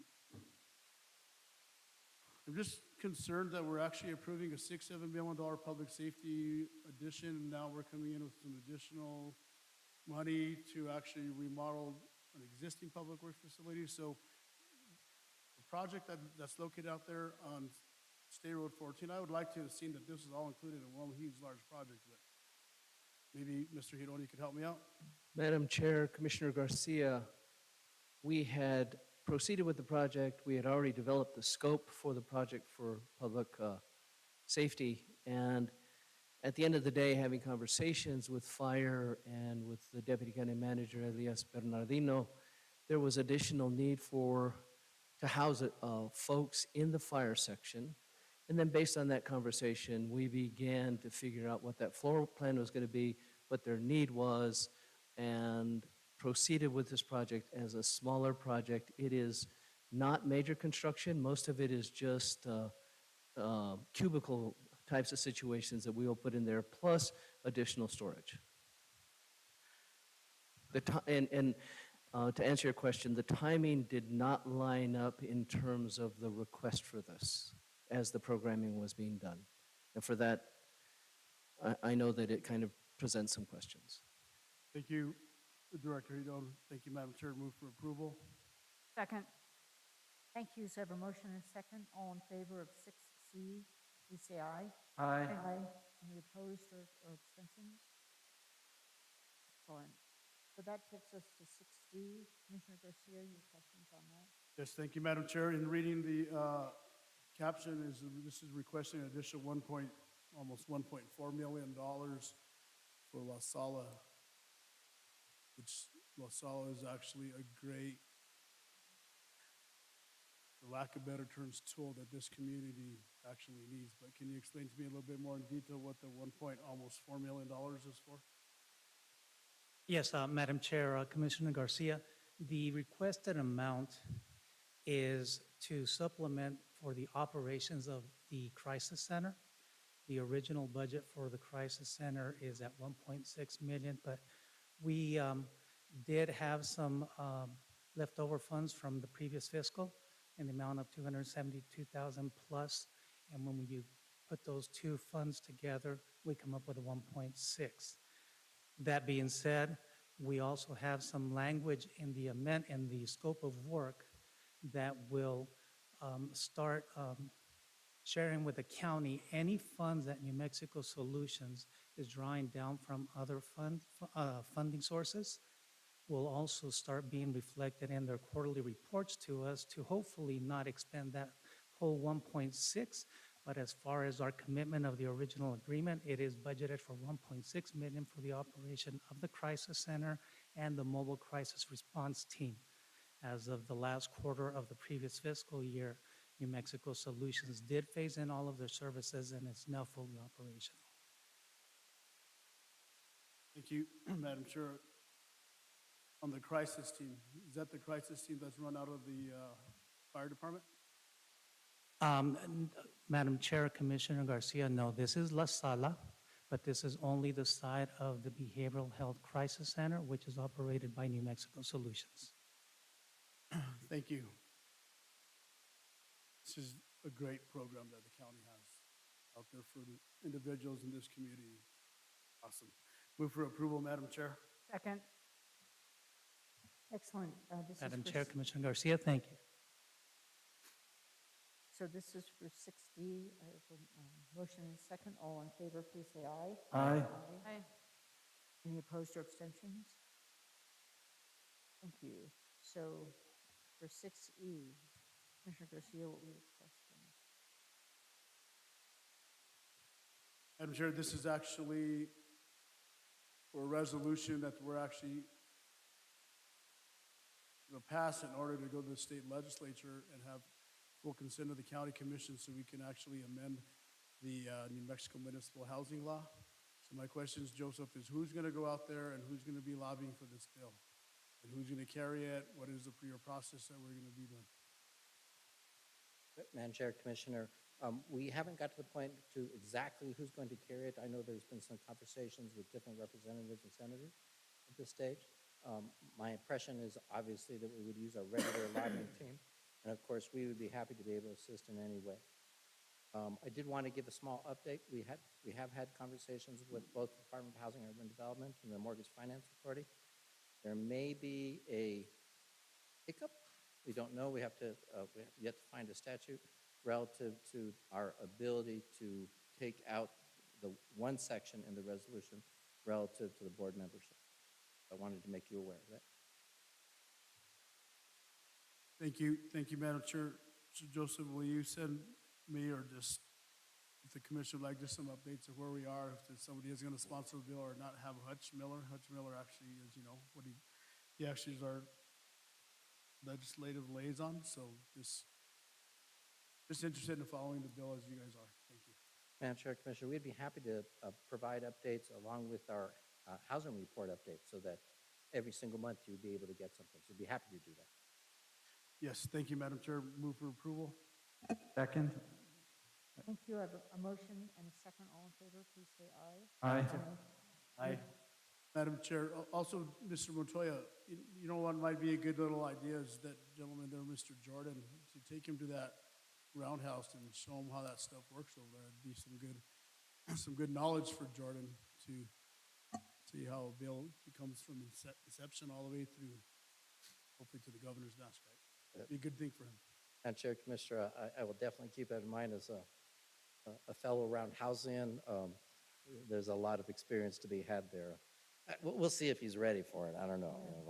We'll check that out. Okay, so Thank you. That takes us to G. Commissioner Garcia. last one Thank have you, Madam. questions on. Thank you, Madam Chair. The question I have on the rehabilitation and improvements to Agua Fria Road, can you explain to me what that is about? I know what it's about, but I guess the concerns I have is when you drive down Agua Fria Road, which is in Commissioner Hanson's, just that road goes like this. We've actually have resurfaced it, still goes like this. And what happened with that is whenever we hired Wilson and Company many, many years ago, there was no follow-through in regards to the compacting of that road.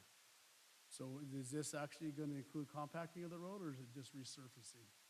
Madam Chair, Commissioner Garcia, we did some excavation and recompacting in front of the Nye School near the intersection, just west of the intersection of Henry Lynch and Agua Fria a couple months ago to address one of the problem areas that's been identified. This project is to mill and inlay, do a 2-inch mill and inlay of Agua Fria, Henry Lynch, Codoro Grant, and Lopez Lane. So it's going to be a full mill and inlay along this stretch. And the funding for this is LGRF funding for a portion of the Agua Fria work. Thank you, Madam Chair. So this is for Henry Lynch Road, is that what this is? Sorry. The item G is LGRF funding for a portion of Agua Fria, but we bundled the 4 roads in that area together into a larger project to attract bidders. So this item is just for Agua Fria, funding-wise. So, Madam Chair, so Agua Fria will be recompacted and it won't do this? We've already addressed the compacting issues that were brought to our attention. And Madam Chair, Commissioner Hanson, a couple years ago, we worked on a number of the wavy situations in Agua Fria, and according to Lois Mee, that has improved substantially. So, and then also this is only paving the small portion of Henry Lynch that is in Santa Fe County, that we took into the county a number of years ago.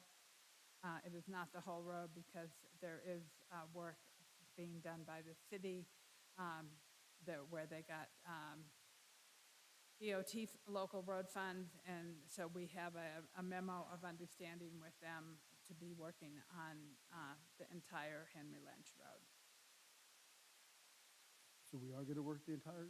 No, the city is going to work the entire Henry Lynch Road, because they are the ones that got, this is just our portion, our small 2/10, 3/10 of a mile. Madam Chair, Commissioner Hanson, it's about a 1/10 of a mile from the intersection of Agua Fria and Henry Lynch, right by the Nye School. It's like a 1/10 of a mile. Thank you, Madam Chair. If you wouldn't mind, can you coordinate with this? We're talking about Henry Lynch Road, which is in front of the storage units, but can we coordinate with the city of Santa Fe and see if they have any plans to do the remaining portion of Henry Lynch Road?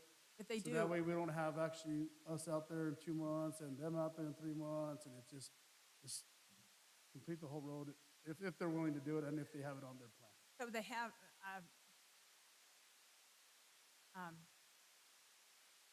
Public Works Director Haroun has been working with the city on a MOU, and we are working together with them on Henry Lynch. Thank you, Madam Chair. Move for approval.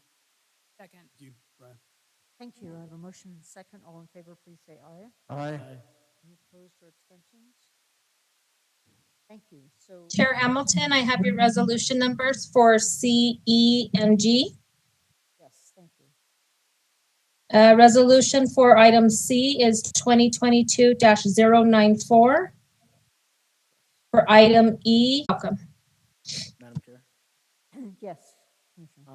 I actually just want to thank Commissioner Garcia for those questions. I think, it helps to clarify to our constituents as well, a lot of these questions that he brings up, so I appreciate those questions. And I also wanted to see if we could move up before the miscellaneous action items. Yes. Item number 7B.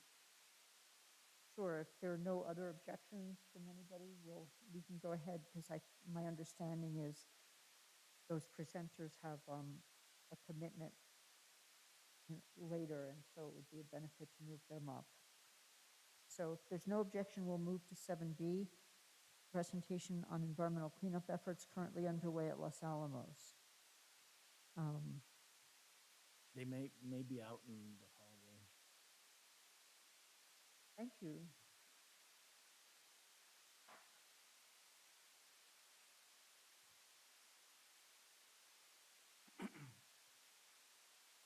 We're not here to give quick presentations.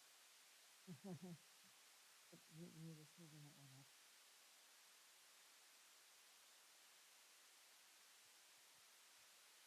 I see them coming, so.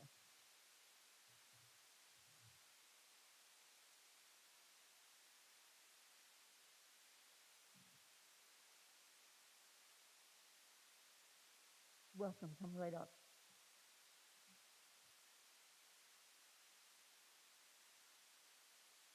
And welcome to the BCC. If you can introduce yourself and you have the floor. We very much appreciate your being here.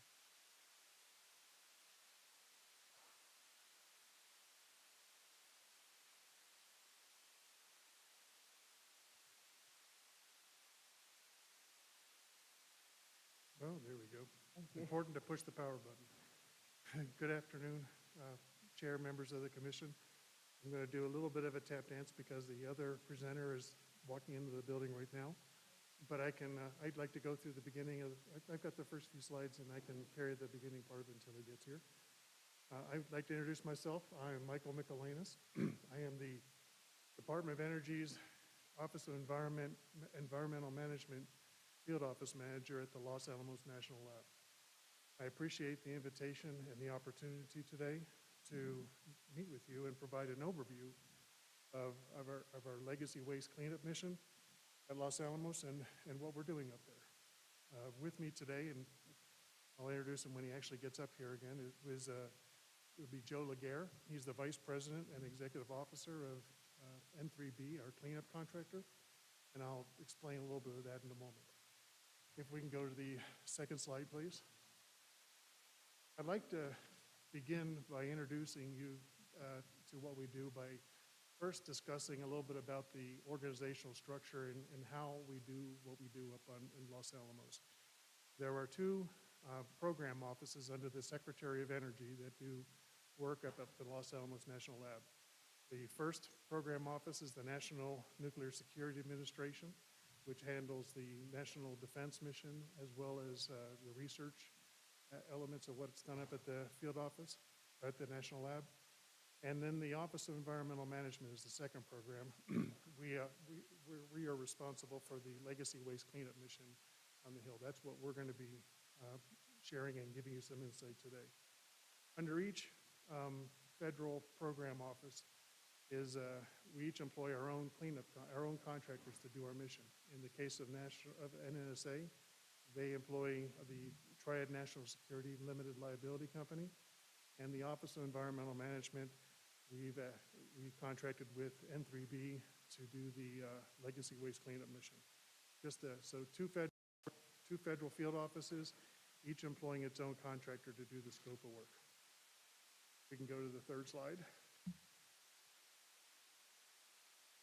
EMLA's legacy cleanup mission is to safely and efficiently and with full transparency complete the cleanup of legacy waste. That's waste that was generated before October of 1999 and the contamination that was generated resulting from the nuclear weapons development and the government-sponsored nuclear research at LANO from the Manhattan era days through the Cold War. Next slide, please. And before I turn the microphone over to Joe, who's going to really walk you through, we've got hopefully an entertaining slideshow here full of a number of pictures to illustrate and provide the overview of what we do. I think I wanted to end my introduction by addressing safety, which is a top priority for the field office. We build in safety through our initial cleanup decisions. It's built within those. We ensure safety in how we implement the work resulting from those decisions, and then there's safety inherent within the regulatory requirements that we have to meet as we do the legacy waste cleanup mission on the Hill. So to summarize it, we want to send our people home in the same condition that they arrived in the morning to do work, and we're here to protect the public and the environment as we do it. So with that, I'll turn it over to Joe to run through the remainder of the slides and provide you an overview in detail, and then I'll come back if there are any questions and you have any time or interest to discuss anything. Joe?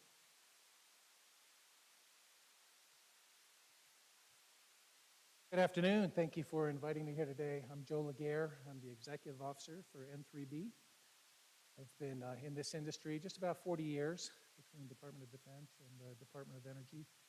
And this is always the best part of the job, communicating what we're doing and sharing our successes and our challenges. As we talk about the legacy cleanup mission, really consistently we talk about it in terms of protecting water quality, in terms of cleaning up the land, and ultimately in terms of shipping waste off-site. And I'll hit on these three things fairly high level and happy to dive in deeper with any questions you may have. Next slide, please. Or is that my responsibility? Oh, there we are. Thank you. First and foremost, in terms of priorities, and it's also reflected in the consent order with the NMED as campaign A, which indicates it's the #1 priority, is the hexavalent chromium plume. And our goal here is to remediate contaminated groundwater, protect Los Alamos County and Puebla de San Ildefonso water supplies.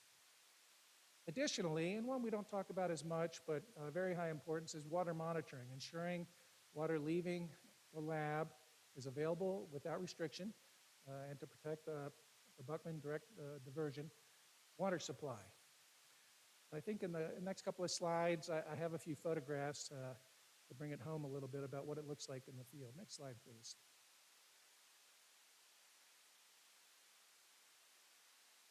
So yeah, these are really interesting. So on the left, that's actually in Mortondad Canyon, also known in the lab speak as Technical Area 5. And what you're seeing is the main industrial area, if you will, for the chromium-6 treatment plant.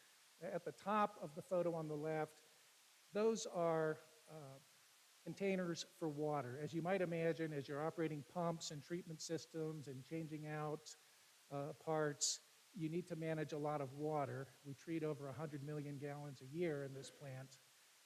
And so that's what those are in the back. They're called Baker tanks. And that blue container in the middle is the main part of the treatment plant. And it's where all of the water is pumped to, goes through ion exchange that removes the chromium-6, the hexavalent chromium, and then is re-injected as clean water, and the chromium's retained in those ion exchange vessels. And so you can see that there, and there's some support buildings as well. And that's at the bottom of the canyon, in Mortondad Canyon. On the right, you can see well drilling in progress. And it's not broken, it's at an angle on purpose, because sometimes This is the area on the surface that I have available due to cultural resources or other aspects, but the below ground spot that I want to hit is somewhere out there, and so we drill at an angle so we don't disturb the surface in any inappropriate place, but we're able to hit the subsurface down around 1,200 feet in that geographical position that we want. Next slide, please.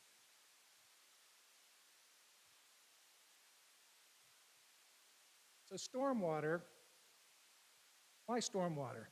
The concern is that contaminants could become entrained in the stormwater and flushed down a hillside and ultimately down into surface water sources. And so we work to control stormwater flow across the site. Over time, we'll remediate those areas on the surface that have the potential for some historical contamination. But until we do, we monitor this stormwater, we capture the water, we sample it, and we learn from that what's going on upstream from those sample points. And there are hundreds of these across the site. And you can see on the left, the gentleman is putting in a stormwater control. Pretty typical, and we have over 2,000 of these across the site. And it's a wattle. You've seen these on construction sites. They're intended to trap sediment, to reduce the flow rate during a storm event. And that's what he's doing there, is putting in a stake and supporting that wattle. This is something that goes on throughout the year whenever we have a significant rainfall event, which we did have some pretty good ones during monsoon season this year. We'll go out after that and inspect and adjust and repair as needed. And then over on the right, you see a sampling station for stormwater where we do composite samples. And that means we'll take a little bit at a time and we'll fill up these plastic sample bottles. A lot of these are on telemetry, and so they'll tell the employees when there is water that is available for pickup, and they'll go out to that spot, get that sample, and send it off-site for analysis. Next slide, please. So first, I talked about groundwater and stormwater, and that is a major mission area for us. Secondly, you can see here potentially contaminated soils. Investigate more than 1,100 hazardous and radioactive sites. An unknown number of sites warrant remediation, meaning it's been reported as an area of potential contamination due to historic laboratory operations, and we will go in and we'll actually do the sampling and understand if there is contamination there that needs to be remediated. In some cases, there was conservative reporting. In other cases, not, as you can imagine, over the decades. And then we have a couple of bits of jargon up there, aggregate areas. An aggregate area is an area of acreage that consolidates, typically in a watershed, multiple potential contamination sites. They got names years and years ago.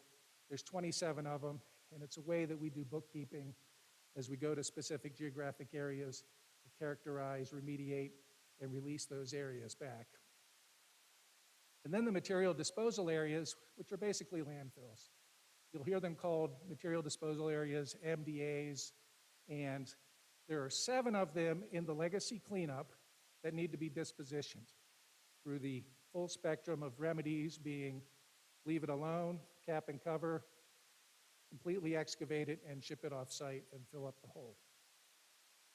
That is the embodiment of what we call the Remediate the Lands mission for the legacy cleanup. I think we have a couple of slides here as well, some photos. Next slide, please. So pretty typical here. South Ancho, so that is north of Bandelier and just a little bit west and south, I think, of White Rock. And you can see there's a vault, an underground chamber due to historic lab operations. So that's what a lot of these aggregate areas are going to look like when you drive by them, if you see them from Highway 4 or from the truck route.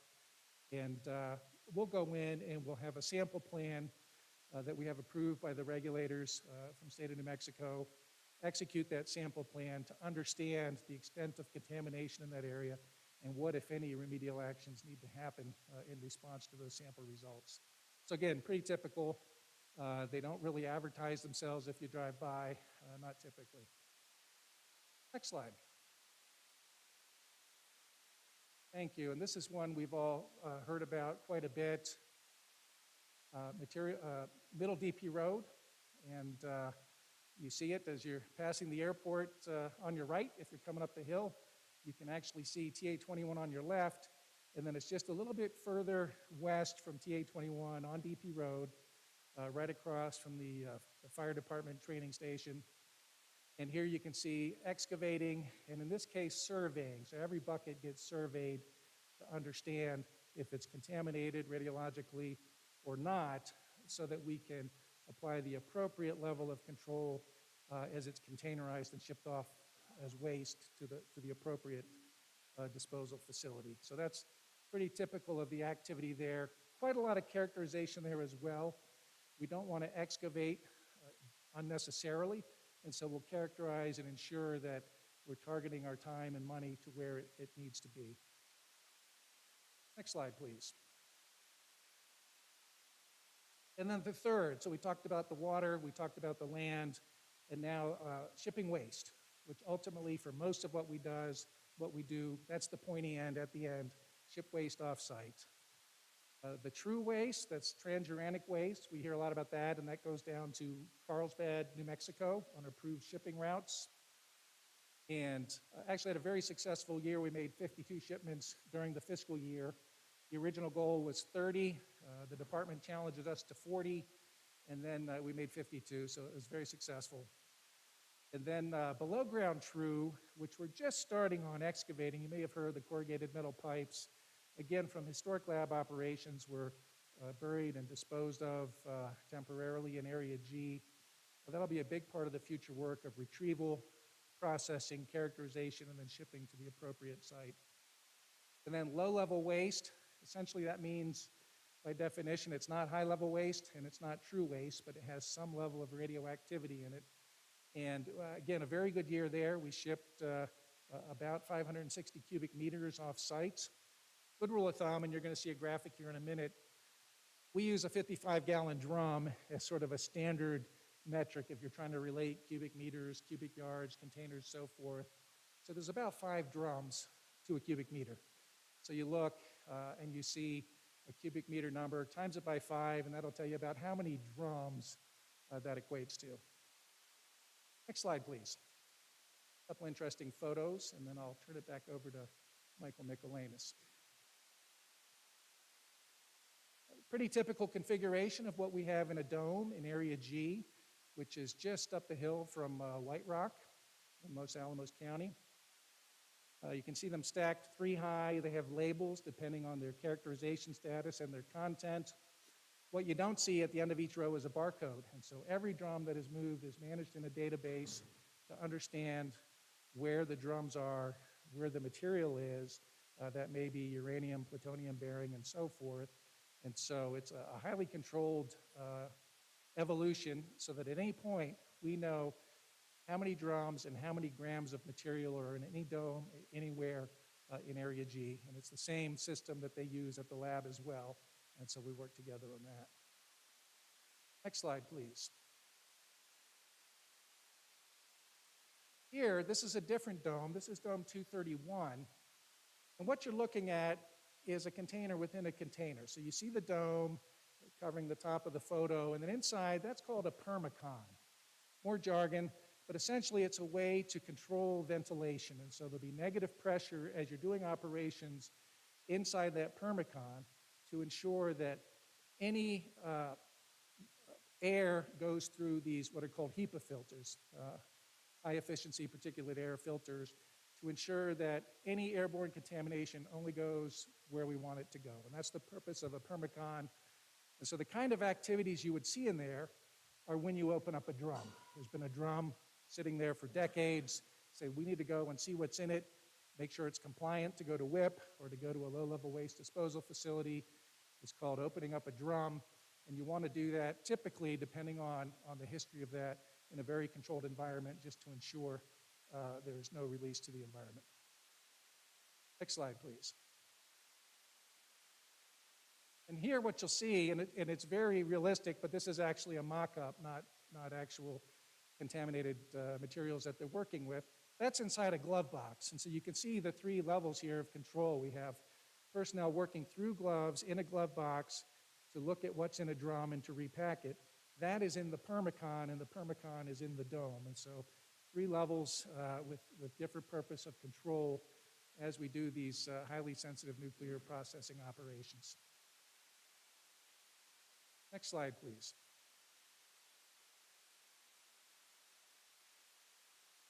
The 2 examples here, we can ship in the outdoor environment. It's called the mobile loader on the left, essentially a crane and some sophisticated equipment for balancing the load. And then we can also work in an indoor facility that we share with the lab called RANT. Both of them are within a mile of each other over in TA 54. And so on the left, you can see the crane is holding the lid to one of the TruPack 2s. That's the vessel that the True Waste is containerized in as it goes down to WIP.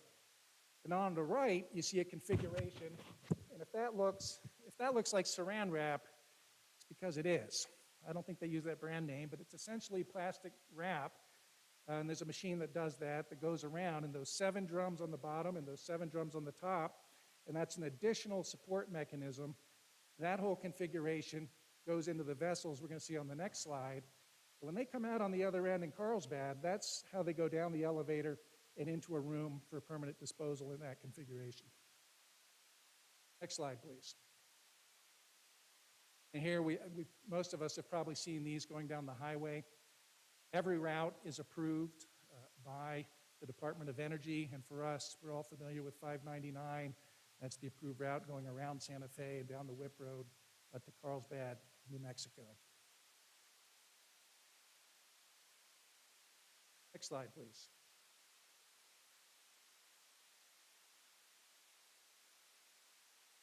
This is a graphic we use just to show, and I'm not sure if we're using the end zones or not. It probably depends on which team you're a fan of. Some teams don't use the end zone.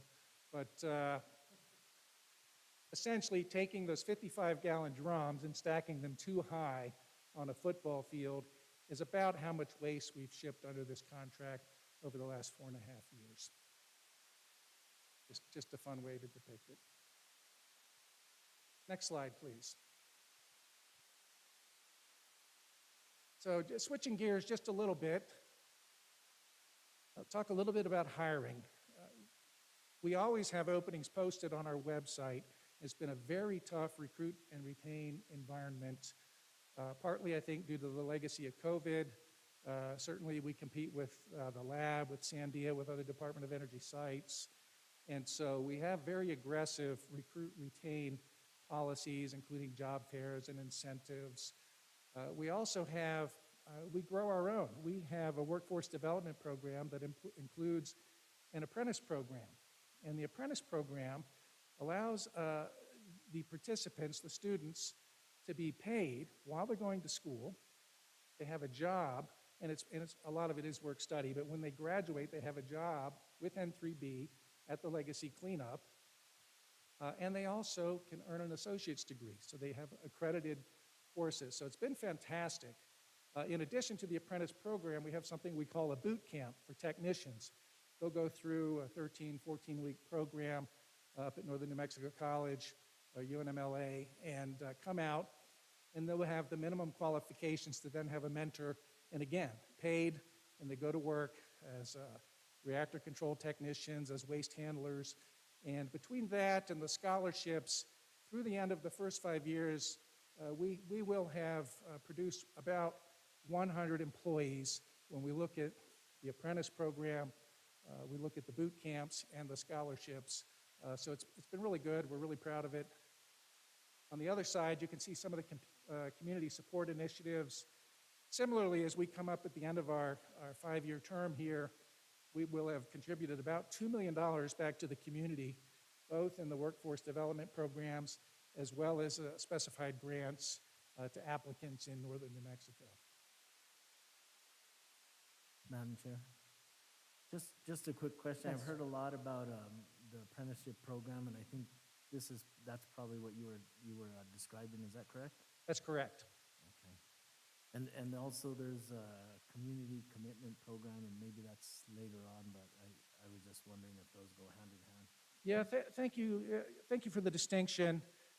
In our community giving, which will be about 2 million, it says 1.4 million here, but as we end the 5-year term, about half of that goes to the workforce development, and that's the apprentice program, where we have the work study, classroom sessions, as well as going out and working in Area G or on some environmental remediation program or project. And then that's complemented by a specific grant giving program. We've developed a purposefully very streamlined process to where we could receive a paragraph or a page explaining why this charity or this company could use this $15,000, this $20,000, and we review those and get that money to the community to help develop businesses, support charities, in addition to the workforce development.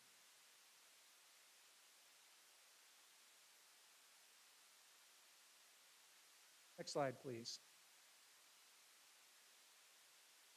Okay, I'll hang back if there are any additional questions, but let me reintroduce Michael Michelanis to address this last slide. Thank you. Thank you. Thank you, Joe. In coming before you tonight, I wanted to save as much time as possible and devote as much of the time that you had for us to provide that high-level overview and also answer any questions. But as we wrap up the high-level overview, I wanted to focus on a last priority that I established for the field office. I'm a new field office manager. I arrived and I reported for duty in August of 2021, so I've just completed my first year. As I engaged with members of the community, elected officials, our governors of the Pueblos, the mom and pop on the street that we meet at the community forums that do recognize me, a theme I hear, and our regulator, can't forget my regulator. A recurring theme that I heard from all of those engagements was a desire for more transparency, for more engagement on our cleanup mission, to understand more about what we do. So I've made this a priority for changing the dynamics of the EM Legacy Waste Cleanup Mission and engaging in more community discussions and opportunities where they come. And I really appreciate the invitation to N3B and the Department of Energy to come here tonight and discuss it. I put up here on this slide, it's a narcissistic picture of me at the podium in the Fuller Lodge at one of our environmental management cleanup forums. But we do those 3 times a year. We've got a number of other stakeholder and community engagement opportunities. I and my counterpart for NSA meet with the Pueblos anywhere from monthly to quarterly, depending upon which Pueblo governor desires and availabilities are. I worked and focused my field office on improving the relationship and the transparency that we have with our regulator.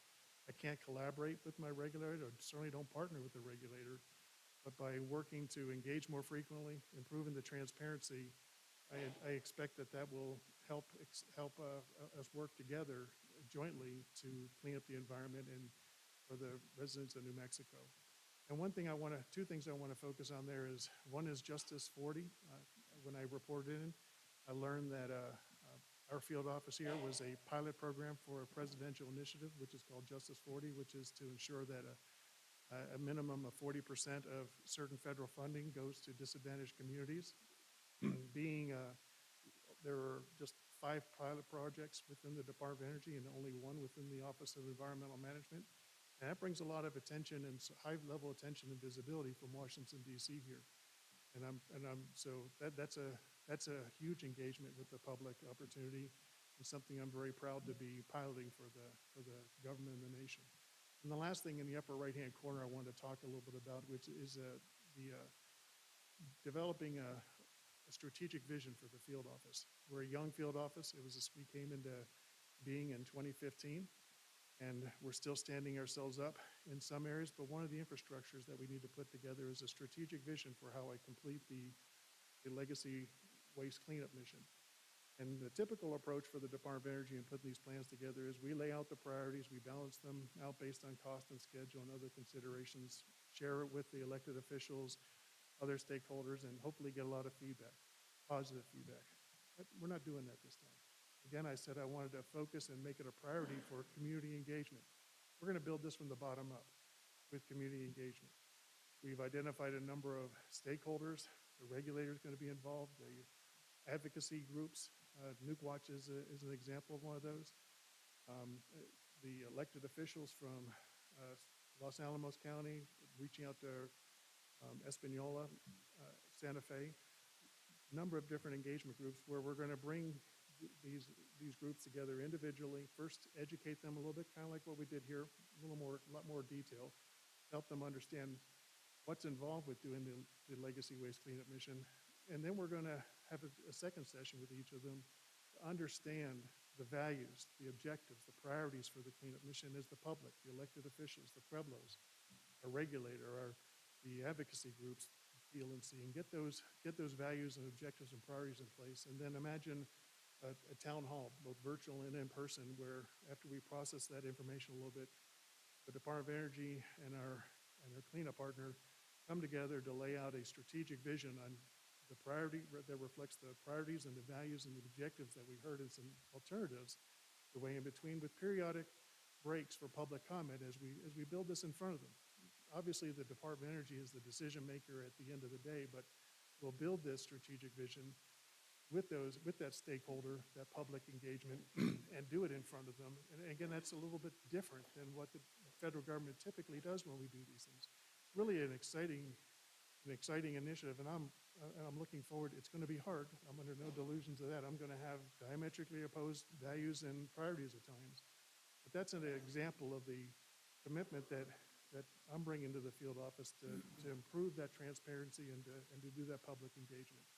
So with that, that's the last of, next slide if you could, we moved a beautiful picture of off the mesa, and for any questions that y'all might have for us. This is just meant to be a very high level discussion. We had no particular agenda or topic to bring before you, just again, part of the public engagement and my desire to reach out and begin these discussions and questions tonight. And I'm happy to come back at any other time if the commission in the future has any additional topics they'd like the department to address. So with that, I'll be quiet and answer any questions that we might have. And Joe, you can come on up with me. Excellent. Thank you so much. We really appreciate both of you being here. Are there questions? I know Madam Chair. Commissioner Garcia, and then we'll go all the way across. Well, do you want to start, or do you want Commissioner Roybal? We'll just go across. I just had a couple of questions. Just, I know that the nature of basically the soil conditions in Los Alamos, there's a lot of tufa because of volcanic soil conditions. So how do you guys deal with the aggregate areas, and how does that fit into the legacy cleanup?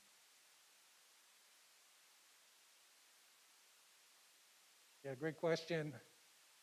And the aggregate areas, if it's an area with historic activity and maybe the intent of some disposal there, you may find that the excavation into the tuft has already occurred.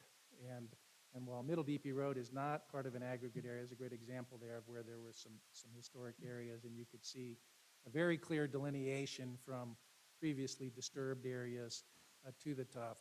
But we do find ourselves as well with heavy equipment, excavators, backhoes, cutting through the tuft depending on the nature and extent of contamination. Typically, we'll plan for that in advance, having good information on the aggregate areas that we're going to investigate. But that's not always the case, as you know, and across the Department of Energy cleanup sites, the cleanup process sometimes is a learning process as well in terms of the history and what was recorded. And so it is a challenge, it can be, but we have the equipment and the planning to deal with the different geological conditions. Another good case in point is when you're drilling a well down to 1,200 feet, you'll encounter several different strata. We've used experienced personnel that have the tools to deal with the different strata and the different geologic conditions. Okay, thank you. Just one other question. I know that the laboratory also has shipments that they send on WIP as well, and Is there times when you guys combine these shipments with the laboratory, and then what is that procedure? Thank you, thank you, Commissioner, for that question. We do commingle our waste at times. The environmental management has its shipments that are allocated from the Waste Isolation Pilot Project, or WIP as it's called, and NSA has its for its to ship off its newly generated waste.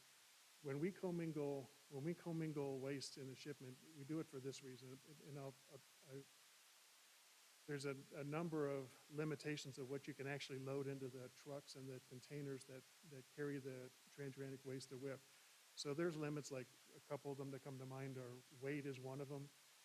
Also is the material risk, how much curies of plutonium you can put into. So when we bump up against one of those limits, but we haven't fully filled up the 3 containers that go on a truck, nobody wants to ship empty air to WIP, and we certainly don't want to put empty drums down in the mine. So if I were to use a over the dinner table kind of analogy, I'm trying to load up my pickup truck with firewood, and I got a 10 cubic foot bed, and I can only put 500 pounds in there. If I get to 500 pounds and I still got a couple cubic feet left over in here, I'm going to take out the denser logs, and I'm going to put the balsa wood or whatever else, the lighter woods in there. So I go completely fill up my bed. So if EM's waste gets to that 500 pounds in my crude analogy, and I may back off 50 pounds and let NSA put their lighter stuff in to finish filling up the load. That way, the shipment that is dedicated to Los Alamos to remove the legacy waste doesn't carry, if I didn't put NSA waste in there, I have to put empty drums. We call it dunnage. And then I'm just shipping air in empty drums in the trucks, putting them down in the mine, and that's not a good use of taxpayer money. So we do occasionally commingle waste like that, but the reason I just described is why we would do that. I hope that answered your question, sir. Okay, thank you, Madam Chair. I think that's the only questions I have right now. Great, thanks, Commissioner Roybal. Commissioner Garcia. Thank you for your presentation. Very educational for myself. As an individual that actually has been down to WIP, very interesting place down there. Because during that time, I actually went with some individuals from Santa Fe County, northern New Mexico, to go meet with General Gordon, who actually worked for the Department of Energy many years ago in regards to the lab's renewal of their contract. But WIP is very interesting, but like I said, I've been down there, very, very interesting. I can relate to what you talk about, anywhere from the trucks being loaded. I like your analogy. Can you go get a cord of wood, right? You want to fill up the entire truck. The way the trucks are double walled, the barrels, as well as the traffic on 599, I understand that. Some of the things that, I have a question on the hexavalent chromium that you talked about earlier in the presentation in regards to, you mentioned the Buckman diversion water table. Can you touch base a little bit more on that? Is it near there? You all are looking out after that? Yes, indeed. And there are some controls and a gauging station at the Buckman direct diversion that, including radar that faces down, so you can see if there's flow or the level of flow going through that gauging station, as well as photography and the ability for the Buckman direct diversion to divert that water and such that the drinking water supply for Santa Fe can be diverted to the groundwater well field for Santa Fe if they were ever concerned that contaminated sediment was passing through that point. So it's a big monitoring and control point, so if there were a significant rainfall event, there's an option for the board for the Buckman direct diversion to divert that water. I don't have the history to know when the last time was that was conducted, but it is a tool that they have to ensure, since the drinking water comes from both the river and the groundwater well field, it provides that option on for a specific day or a specific period on where that water comes from. Yeah. Very well, thank you. Commissioner One of the Garcia, things- I'd like to elaborate on that a little bit, because there's a couple nuances in there. We could actually have an entire presentation on just the question you asked. But not to turn everybody into environmental scientists, but the chromium-6 plume, the chromium-6 issue that we're dealing with is actually in the aquifer, 1,000 feet below the level that the Mordad Canyon that Joe was talking about. When the chromium was released from power plant operations, and I'm talking steam plant operations back in the 50s and 60s and 70s, it was released into the canyon. A lot of it was held up in the wetlands that are there in the soils, but most of the remainder then went either washed away or has found itself in the aquifer. The gauging station that Joe was referring to, if there was any release of, it protects and notifies Buckman when there's a large flow, so that they usually will divert the intake from the river at those times, because it's not just maybe with the washing of any chromium in the sediments in the wetlands. We've got measures in place to slow down the water so that doesn't occur, but there's also the concern of any other radiological contaminants, other RCRA contaminants, copper, steel, anything else that might have been running off from the operations of the lab that might be entrained in the canyons and the dried up in the streams that only flow when we get monsoons. That diversion station is there to not measure what might be flowing through. You need an entire chemical lab to do that. But what it does is it notifies Buckman when there is flow, so that their operations can be adjusted based on the potential risk that there might be something that's there. We also have an MOU and fund Buckman for performing environmental analyses of the water, et cetera, to be able to provide additional assurance to the residents of Santa Fe who use the water and drink the water, to give additional assurance of that risk. And I would leave to Buckman to explain any more in detail than that. But since we have part of the MOU, I wanted to clarify the chromium part of your question with the gauging station that Joe answered. I hope I didn't confuse you too much, sir. Madam Chair, no, you didn't confuse me too much. But in regards to the gauging station, so that plume that's there, is that plume moving around, or is it going away? Do we know? Commissioner Garcia, good question. The plume is being maintained on lab property right now through operation of what's called an interim measure. It's a series of injection wells and extraction wells that Joe showed you some pictures of. Imagine we extract chromium from the center of the plume, clean it, and inject water down gradient from where the groundwater flows. Imagine your neighbor who has a big smoky campfire going on. The wind is gently blowing the smoke over your little gathering here, and your neighbors who are the Pueblo living right next door don't want the smoke either. So the interim measure, to use the crude analogy that I just shared, would be the equivalent of putting a large industrial fan that kind of blows up wind and stops the wind from moving the smoke. It's going to kind of bunch the smoke up there, and that works for a little while, but eventually the smoke's going to find a way to get around it. But you can change the groundwater flow, you can change the airflow, in my analogy, to contain the chromium on lab property so that it doesn't get off into the San Ildefonso lands, which are where the groundwater flow would be taking it naturally. But it's 1,000 feet down. It's quite a distance away from anywhere that it would emerge to where it might emerge into the Rio Grande. The groundwater flow at in that area is about 150 feet. Madam Chair, thank you for that. So you all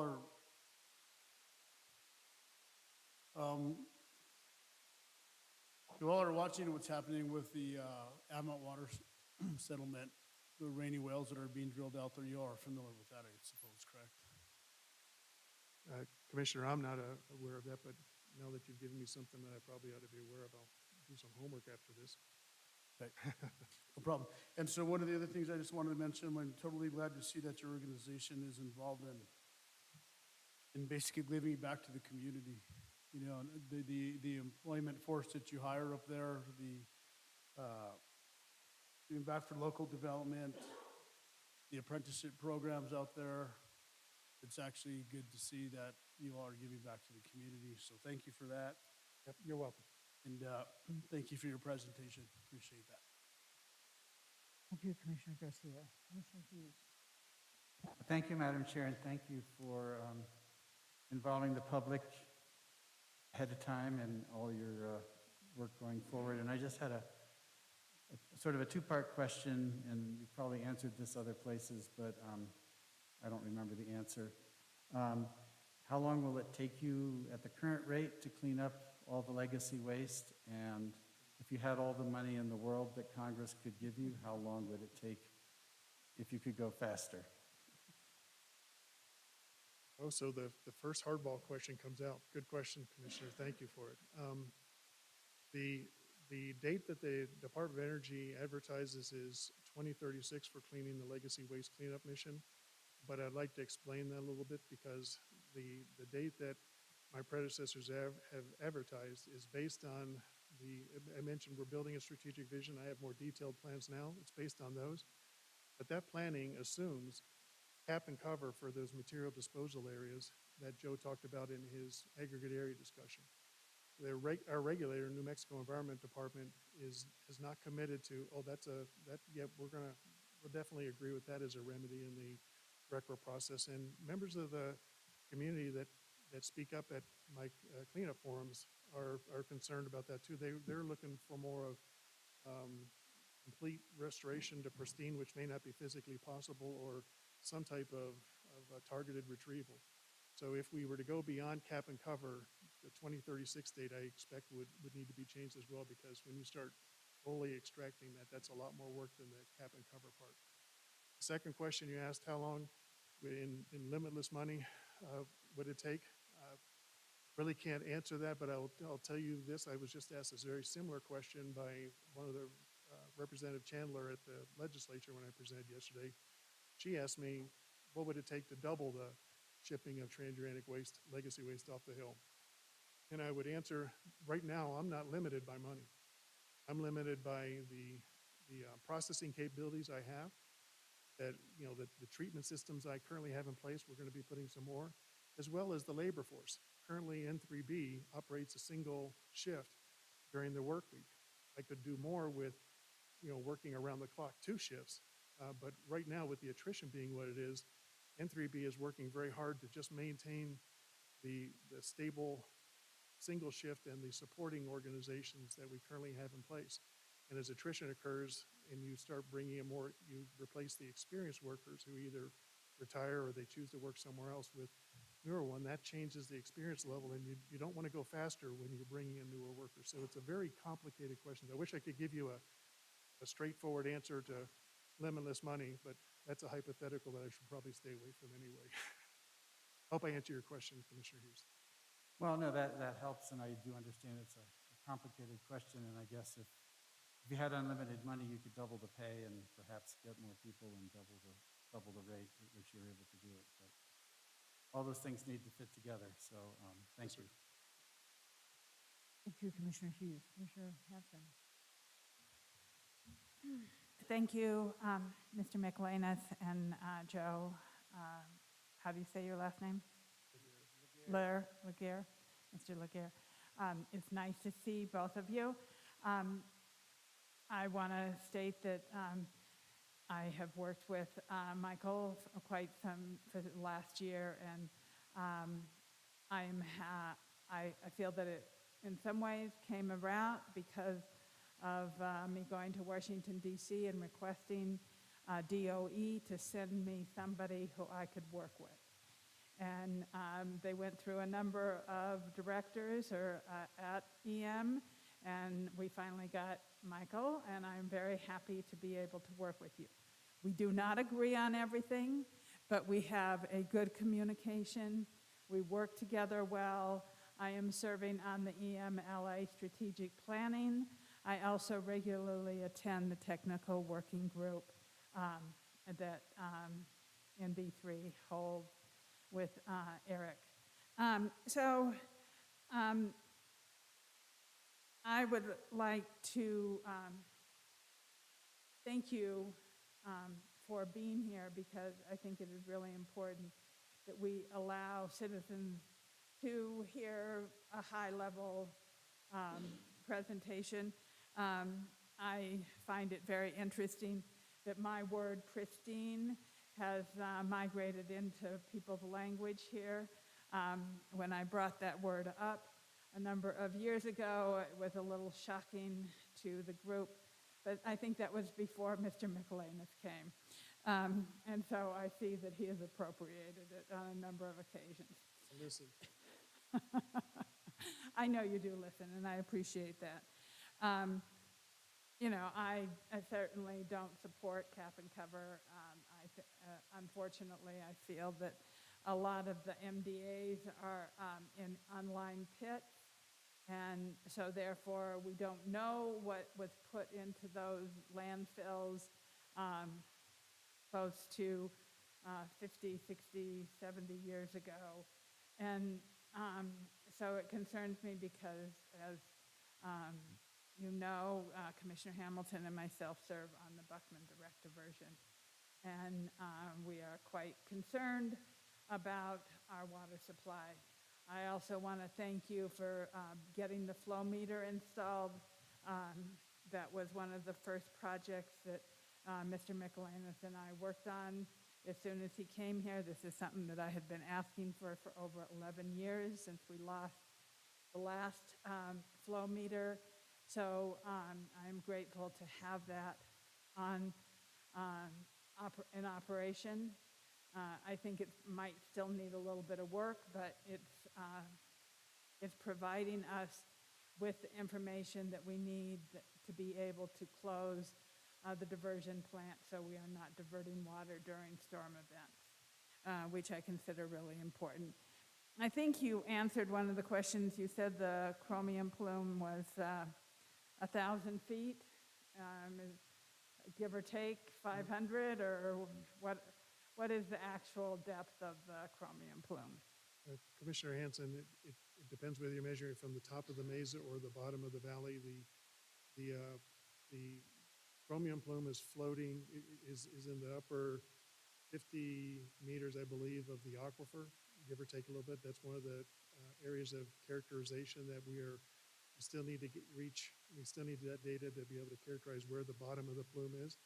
But the aquifer is about, as I recall, about 900 to 1,000 feet below the surface of the canyon itself. So we're talking about 1,000 feet below the canyon is where the chromium plume is. But I can get you, for the record, if you wish, specific depths as to where the aquifer is and then how deep the plume is. I will get that information and have it sent.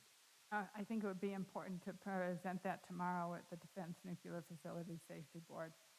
I also am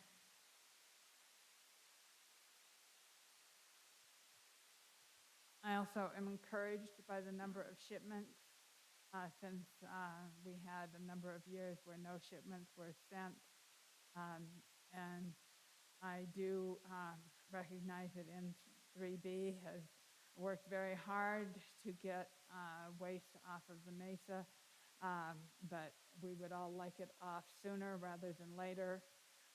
And so the more waste that you can get off, the better. And I won't take any more of your time at the moment since this is a high-level overview, but public engagement is incredibly important, and meeting with constituents and working with elected officials is necessary for us to provide transparency and to feel that people can have some trust in DOE and the government. I'll add first on your comment about waste shipping. Well, thank you, and it's been a priority. There's also an operational efficiency. The more waste you ship, the less you have to move around to find the drum that you need to characterize and ship. And so it builds on itself. The more waste you can ship as you de-inventory the domes, the more efficient things become, and you get really good traction. On the last comment, thank you. And for N3B, we'll come anytime you invite us. We love to communicate the mission, in good times and in bad, if things are going great, if there are focused issues that we need to discuss. Transparency is the best way to go about these things. So thank you for your comments. Yeah, so I think it's important that sometime in the next year that you come again. We will have a new commission, 2 new commissioners, and I think it's important that they are informed also of what is happening up on the Hill because it does affect us. It has a huge impact on our community. We are a tourism, outdoor recreation community, and making sure that we can provide safe environment for our visitors and constituents is incredibly important. And so with that, Madam Chair, I will yield the floor. Thank you. Excellent, thank you very much. So yes, thank you very much for being here. We look forward to ongoing communications and really appreciate, your time and effort in presenting to us. Thank you, Madam Chair. Appreciate the opportunity. And also, I thank the commission for the flexibility today. We requested a last-minute schedule change, and I thank the Not a commission for problem. accommodating that. Oh, of course, not a problem at Have a all. good evening. Thanks. You too. Madam Chair, Yes. I just want to say thank you also for the update and the presentation. I think it's imperative, as Commissioner Hanson mentioned, for us to get these updates on a yearly basis so we can see how the waste mitigation is moving forward. And, I just want to thank them for their hard work in mitigating the legacy waste concerns at Los Alamos National Laboratory. And just thank you for being here tonight.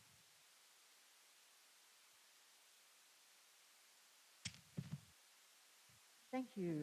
So that takes us back up to section 6, which are miscellaneous action items. 6A is consideration of and direction concerning COPAC recommendations for Santa Fe County Open Space Conservation and Transfer of Development Rights Program. And so we have Adeline to start with, and I know that Robert's here also. Okay. Welcome, Adeline. Good evening, Madam Chair, Commissioners. Thanks for having us today. I'm Adeline Murphy, the Open Space and Trails Senior Planner, and I'm joined by Robert Griego, the Planning Manager, and also the TDR Program Manager. I believe we are also joined online today by COLTPAC Vice Chair Linda Siegel, as well as COLTPAC Committee Member Jan Cohen. And we were joined earlier today by COLTPAC Chair Ruben Cedeno, but unfortunately he had to leave early for another appointment. And for the public out there today, COLTPAC is the County Open Lands, Trails, and Parks Advisory Committee. Today, we will be presenting COLTPAC's recommendations to the Board of County Commissioners regarding permanent conservation of county open space properties. People online, please remain. If people online, please remain muted unless they're talking. Nobody online should be talking at the present time. Thank you. Regarding the permanent conservation of open space properties through the Transfer of Development Rights, or TDR, program. This will be followed by staff recommendations, but first I'd like to share some background on the issues that these recommendations address, as well as some information on the TDR program. COLTPAC is aware that most county open space properties are not permanently protected from development, and committee members are concerned about properties being sold or used for purposes other than open space. In May 2022, staff received direction from the board to coordinate with COLTPAC to consider the TDR program as a means to permanently preserve land acquired through the County Open Lands, Trails, and Park program. COLTPAC formed a conservation subcommittee to consider options for permanent protection of county open space properties, and then communicated their findings and recommendations to the full COLTPAC committee for their consideration. The committee discussed strategies to ensure permanent protection from development for county open space properties and concluded that TDRs are the best tool to conserve open space properties because it is a permanent and enforceable restriction on future development. TDRs are a market-based tool to preserve agricultural areas, environmentally sensitive areas, rural open space, scenic vistas, and other areas of special character by directing growth to locations that are more suitable for higher density development. The owners of these preservation areas, called sending areas, transfer or sell their rights to develop the property to developers in areas designated for higher densities, called receiving areas, and in so doing must record a document permanently restricting development on the sending area. The Santa Fe County TDR program is established and regulated by Section 12.14 of the Sustainable Land Development Code, or SLDC. As per the SLDC, a permanent and enforceable restriction on future development is required for a parcel of land to qualify for the TDR program. In other words, a land use restriction can and must be used within the framework of the TDR program. Although TDRs do not prevent the future conveyance of a property, the transfer of development rights is permanent as per the SLDC, as evidenced by a recorded TDR agreement and TDR survey plat. The county has established a TDR bank as part of the TDR program via Resolution 2016-141. That resolution is in your packet under Exhibit A. The resolution states that development rights that have been severed from county-owned lands may be deposited into the county TDR bank, and that funds from the sale of these development rights shall be used for the acquisition of additional development rights from open space, agricultural, and environmentally sensitive areas for deposit into the county TDR bank. In December 2020, the Board of County Commissioners passed Resolution 2020-93, which formally expressed the county support for the 30 by 30 initiative, which is a state, national, and global initiative to protect 30% of the planet's land and waters by 2030, to preserve the Earth's biodiversity and stabilize the climate.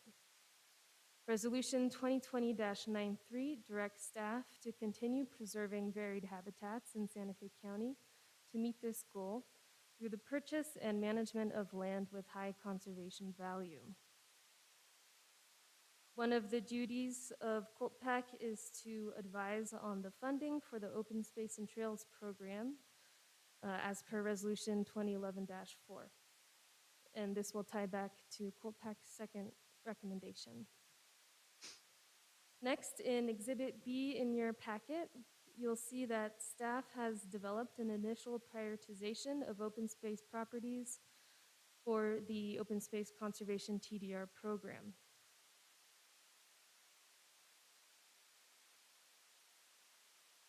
The initial prioritization list identifies the first 16 parcels to include in the program, open space parcels. The parcels are prioritized from A to D, with priority A being the first set of properties to be certified. And after a parcel is certified, a TDR certificate can be issued, which is then deposited into the TDR bank in accordance with Resolution 2016-141. So now I'll go over the COLTPAC recommendations. COLTPAC recommends the following to the Board of County Commissioners.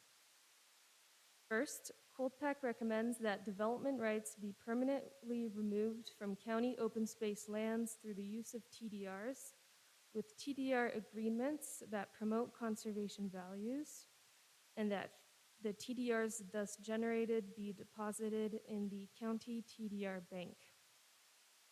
Number two, COLTPAC recommends that the board amend Resolution 2016-141 to authorize the use of revenues from county open space TDRs for natural resource conservation management, maintenance, enhancement, and acquisition of open space properties in alignment with the Santa Fe County Open Space Trails and Strategic Management Plan.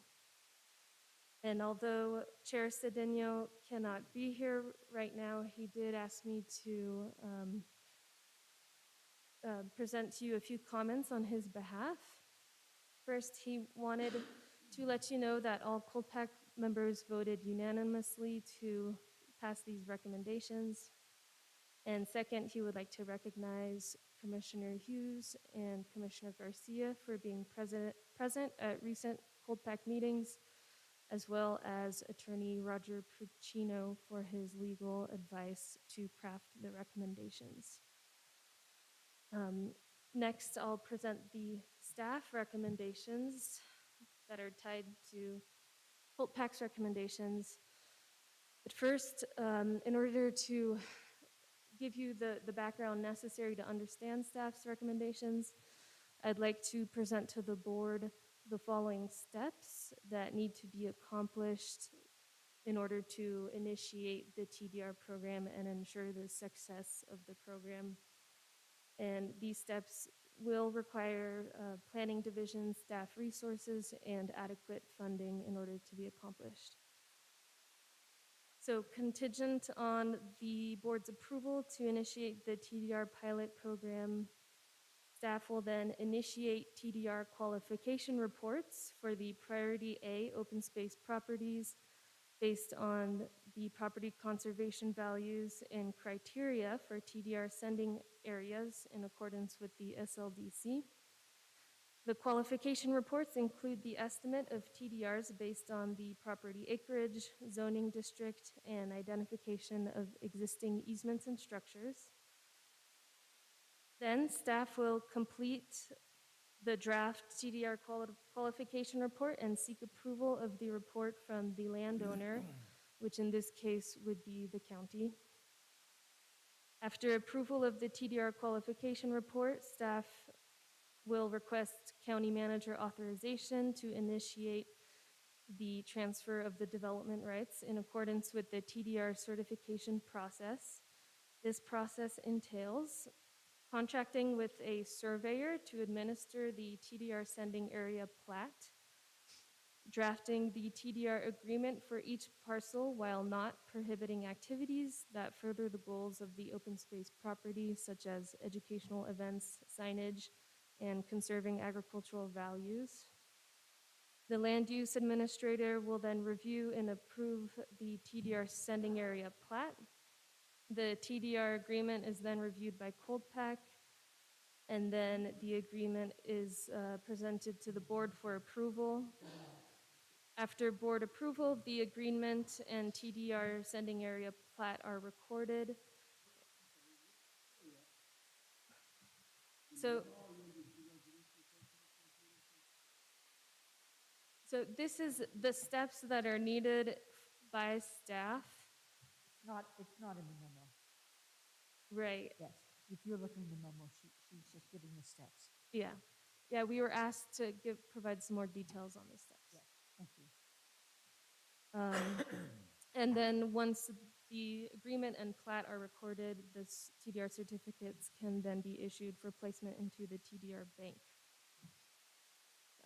So as next steps, staff needs to identify the cost for TDR survey plats for Priority A open space properties and request the budget for the TDR survey plats at mid-year in order to complete the TDR certification for the Priority A properties. Staff also needs to review the 2017 TDR bank analysis report, including the review of TDR pricing, TDR bank procedures, and marketing and outreach, and updating that analysis as necessary based on new market conditions. And once the TDR bank has sold TDRs from Priority A properties, revenue may be used to fund the administrative costs of the bank and capitalize the bank in order to provide a stable supply of TDRs and stimulate the local TDR market.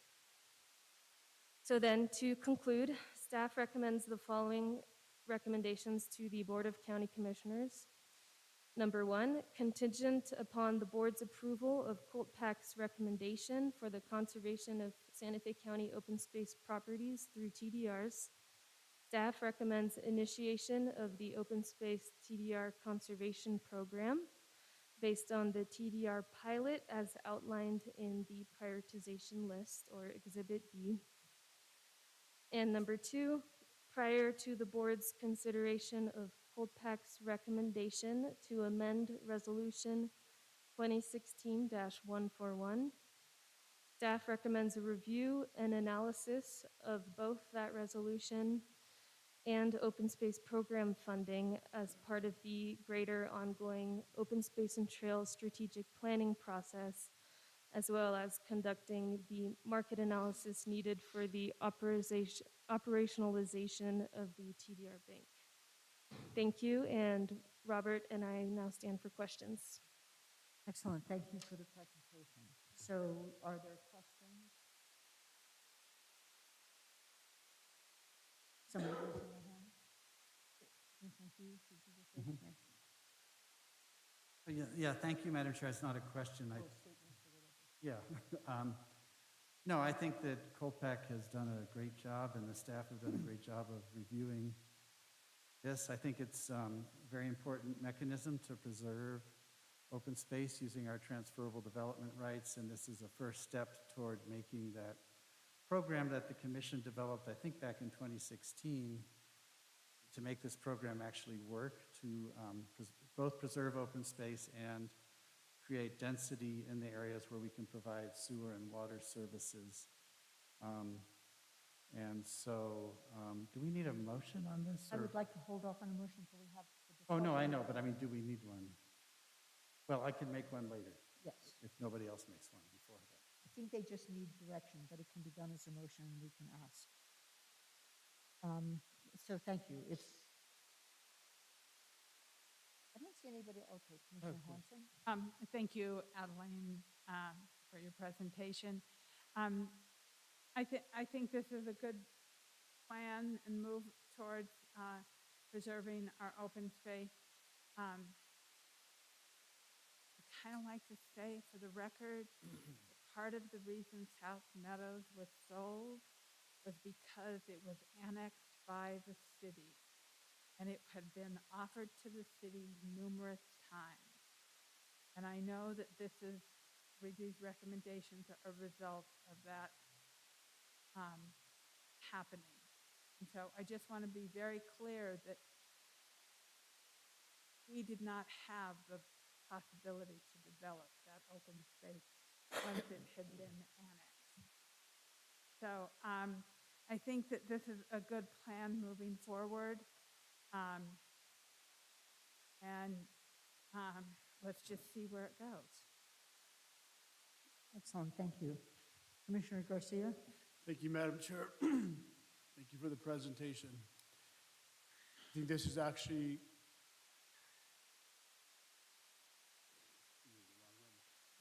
very good to move forward in regards to when the county purchased and passed a bond in the year 2000 to purchase open space. It was to remain as open space. And what happened in South Meadows is probably a different story for a different day, but this will actually protect all the open spaces that we have right now, from the county not allowing us to sell Thornton Ranch, for us not to sell the Santa Fe River Greenway, for the Madrid Open Space Greenbelt. So this actually protects our current inventory of open space. And so what should not happen with whatever happened to South Meadows, that should never happen if this is actually passed. Some of the questions that I have in regards to it is, we've been working on TDRs for already 7-10 years on these transfer development rights. I have 3 individuals from the La Cienega area. Where are we at with the TDRs? Where are we at with the TDRs? That's my question. I understand this is the first initial phase of moving it forward. I didn't realize that it was so complex until you actually gave your presentation. Not complex, but challenging, because you have all of these properties here that are priority A. There's 23 units, 23 units, 14 units, 14 units. You still have to do an evaluation on all of those properties, what they're valued at, whether there's agricultural uses or not, whether they're being utilized or not, or how. This is actually very good. However, I won't be sitting up here, but I just hope my colleagues actually follow up with this because all these priorities, where are we gonna put them at? Is there a line item that we're gonna put these, that they're valued at? Who's gonna oversee that? Who can purchase them? Or what time they can purchase them? That's all the stuff that you were reading off of what the next steps are that we need to do, correct? Yes, no?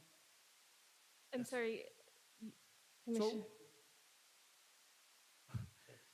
Yeah, so this is the first initial steps of going down TDR process, That how is it's gonna work and when it's gonna work, and, is that correct?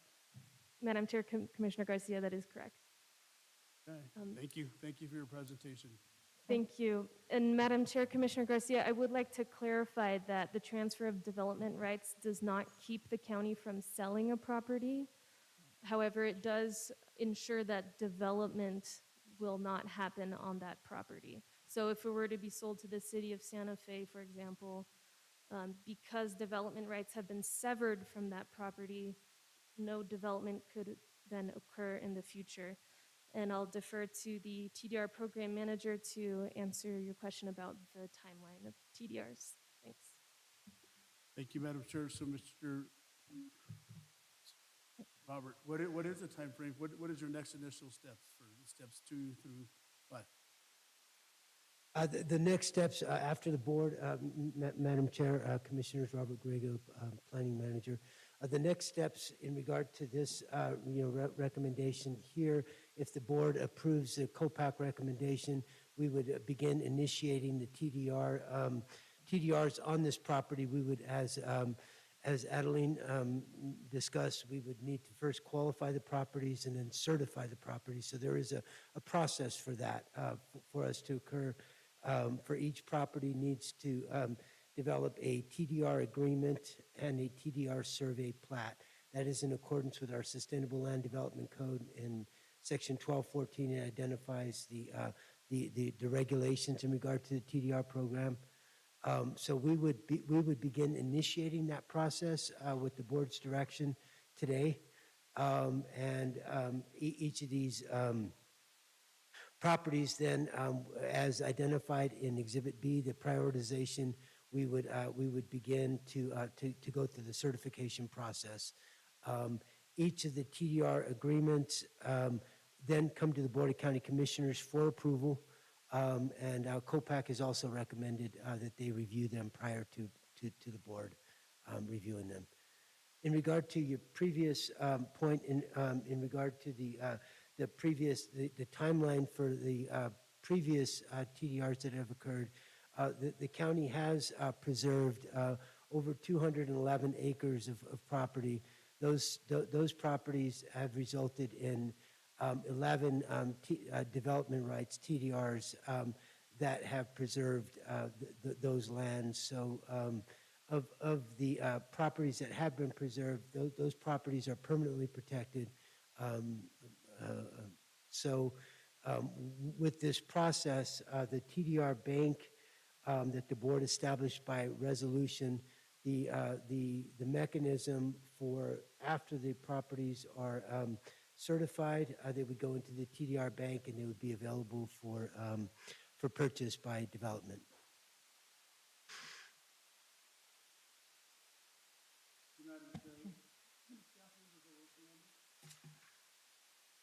In regard to the open space TDR program, we only have our open space senior planner working on that, along with myself as the TDR bank manager.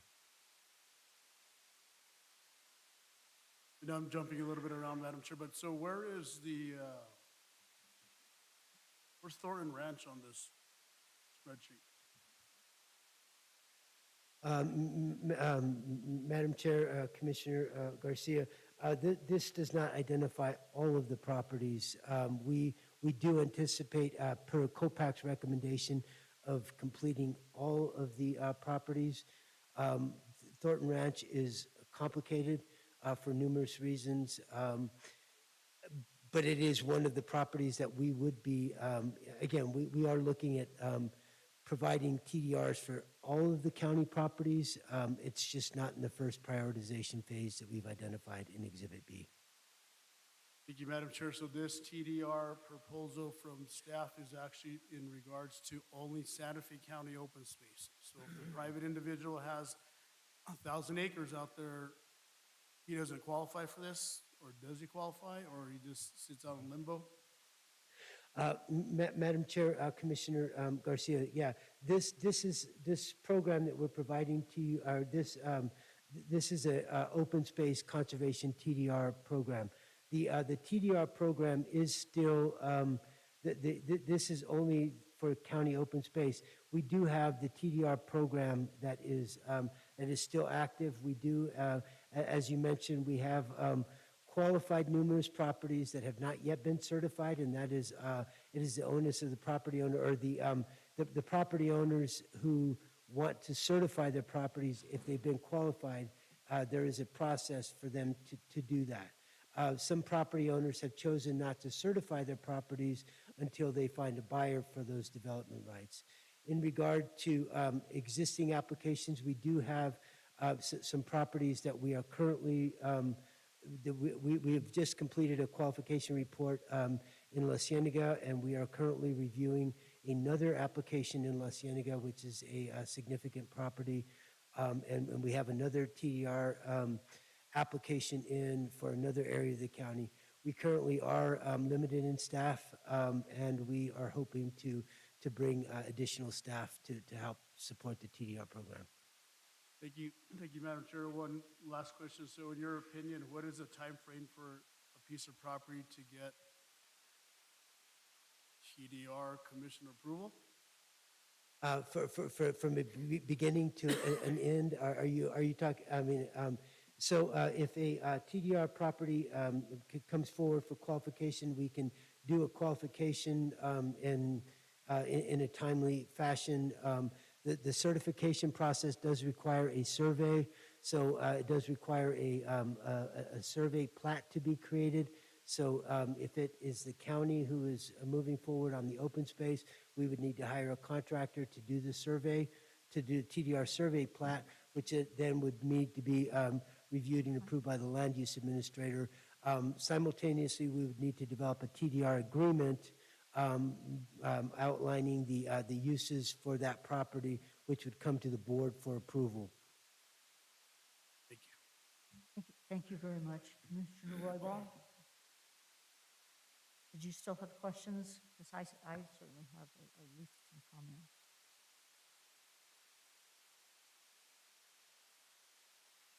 You want me to come back to you?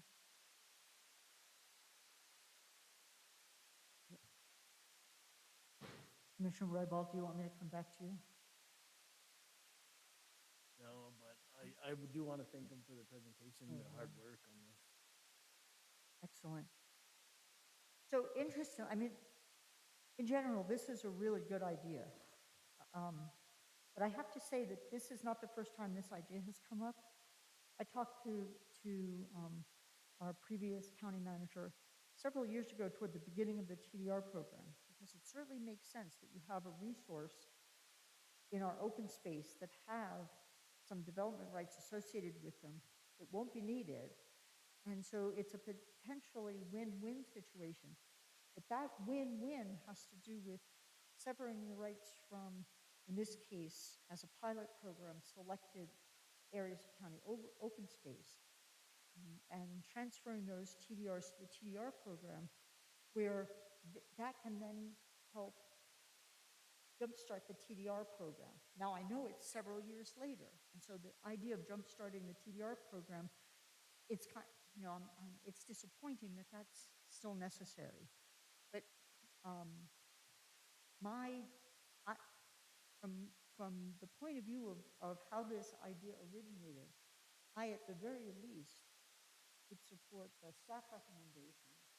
I understand it makes sense as an additional funding source for open space, and open space is something everybody up here supports. So the staff has at least recommended to look at sources of funding that are currently and would be available to county open space but also compare that to what would be needed in the TDR program.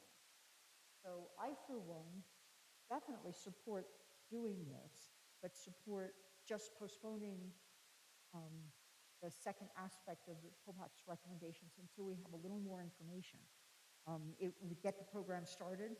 It's a complete win for the open space program to be able to sever those and use and have those areas protected, and we can revisit what the balance would be in terms of funding and funding needs between the TDR program and the open space program. Thank you, Commissioner, Madam Chair, Commissioner Hamilton. In regard to the TDR program, I just wanted a clarification. The TDR program is up and running right now, and we have preserved properties from conservation. You know, the process for the TDRs to be sold is, you know, again, that is a process that is ongoing. My understanding is that those there are TDRs that are currently in the process of being sold, but those TDRs are not necessarily until the until development would come forward for final development plan. I understand that. I really appreciate that. The selling, the money that is, even open space would not make money from proceeds of selling the TDRs until they're sold for development. But the selling of the TDRs is what the TDR program depends on for its continued operations and being able to buy additional development rights and whatnot. And so I think it behooves us to just take the time to look at whether that's a viable program with the TDRs other than the ones the county is selling, so that that money is reasonably put toward open space. It's just a little bit of time to get that economic analysis, and in my mind anyway, it's up to everybody, and see what the comparative funding sources are, because that's the only source for TDR as far as I understand. It's just my reasoning for supporting the staff recommendations, because it does not commit to not using the money for open space. It just gets the study before the decision is made. Commissioner Hughes. Thank you, Madam Chair. I was about to express a similar sentiment, so I think we're pretty much in agreement. I think COPAC recommendation 1, certainly we support removing the TDRs from the county open space, and the staff recommendations to prioritize, as you have done, the most sensitive areas and the areas where it's easiest to do a pilot to get the TDRs off of, and following that to take them off of places like Thornton Ranch that are probably not as threatened by development, but also a little more complex, and to consider Resolution 2016-141. And I think my reasoning is just slightly different from Commissioner Hamilton's. I'm afraid that the TDR income is going to be so sporadic and small that it may not be enough to accomplish what we want to do in terms of maintaining our open space. And so I think perhaps COPAC could come back to us with a recommendation for the regular budget cycle as to what that's going to take, because I do think that any money we get from the TDRs into our TDR bank, we might want to use that to purchase TDRs elsewhere, preserving more open space for agriculture and sensitive areas that way. But at the same time, I don't want to shortchange our open space program. I think it's very popular. Once people hear about Thornton Ranch, the first question they ask is, when can I go hike there? So, so that's, and I don't know if we need to put this in the form of a motion, or if it's the direction is fine as it is. Well, I'm looking over at our attorney, and we can find out if we want a resolution, a motion, whatever. Madam Chair, Commissioners, it is on as an action item for the board to consider.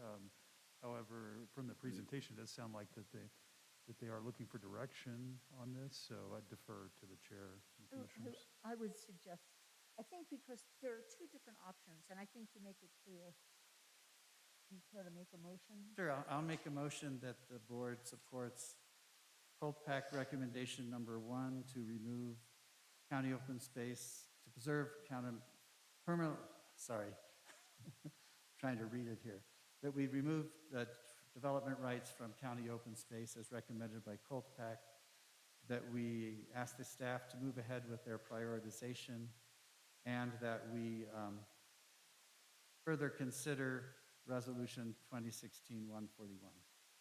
So staff recommendation number 2? Staff recommendations number 1 and 2. Second. Thank you. So the motion and a second, and did that sound clear to everybody?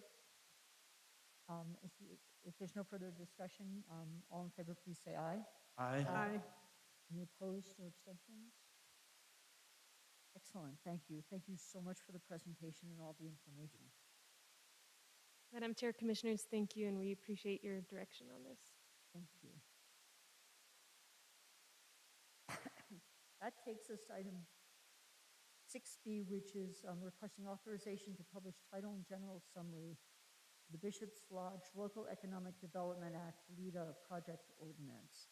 And we have our Deputy County Manager, Leandro Cordova, to start out our presentation. Good evening, Madam Chair, Commissioners, thank you. As this project's come before you a few times, I'm not going to get into all of the background and summary. We'll just get right into why we're here. At its October 25th, 2022 Board of County Commissioners meeting, Commissioners gave staff direction to develop a LEDA ordinance and project participation agreement for consideration by the board today. Those documents are attached for the board's consideration. County staff and representatives of the borrower have worked diligently to develop the LEDA ordinance and PPA in the timeframe directed by the board. Because of that timeframe, however, both county staff and the borrower reserve the right to request additional changes as the LEDA ordinance moves forward. There are, however, two seemingly deal-breaker issues that are ripe for discussion. Number one, a clawback provision if the borrower fails to perform their substantive contribution, and I'm sorry, substantive. contribution, Thank you. and the adequacy of the security offered by the borrower. And I just want to make a quick note. I want to thank our staff for all the hard work they've done. We really had a great team, and they were working really hard to get this done. I do apologize for the late memo, but we did try to accommodate borrowers' requests and different things that have come in at the last minute. At this time, I'm going to turn it over to Mr. Montoya to help me explain some of the major issues regarding the substantive contribution.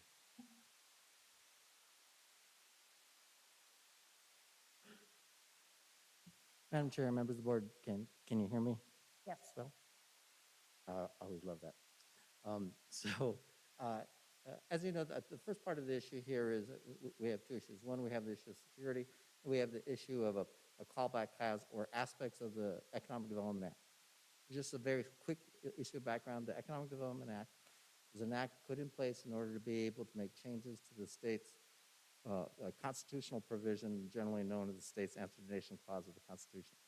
That provides both a regulatory and statutory requirements in terms of what is necessary in order to be able to achieve a LEDA-related transaction. And as you know, we have chosen to use the LEDA transaction system in place in order to provide very low interest money as a pass-through in order to be able to provide capital for the necessary improvements. And there's three aspects to this. The first aspect that is incredibly important is we actually clearly define what the donation is, right? In this case, in this very particular case, the donation is the difference of value between a market rate and the subsidized rate. So as an example, if we use, for instance, a 0.25% interest rate that has been recommended, and in this case, we used arbitrarily a 5% interest rate in terms of the capital that might be available. Generally, actually, right now, capital is going up. It's around 7%. But if we were to use a 5% rate, that difference is around $2 million.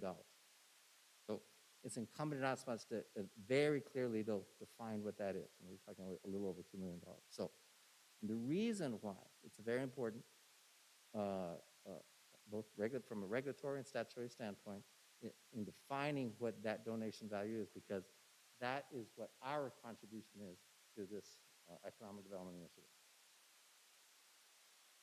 The second aspect to this that's very important. Okay, excuse me. Oh. I could hear you, but apparently some other commissioners can't. Would you Oh. mind taking your mask off? I mean, if that's acceptable to everybody. Absolutely to me, if that's okay with you. Thank you. Thank you very much. Sorry to interrupt. I'm known as germ warfare, so just to be clear.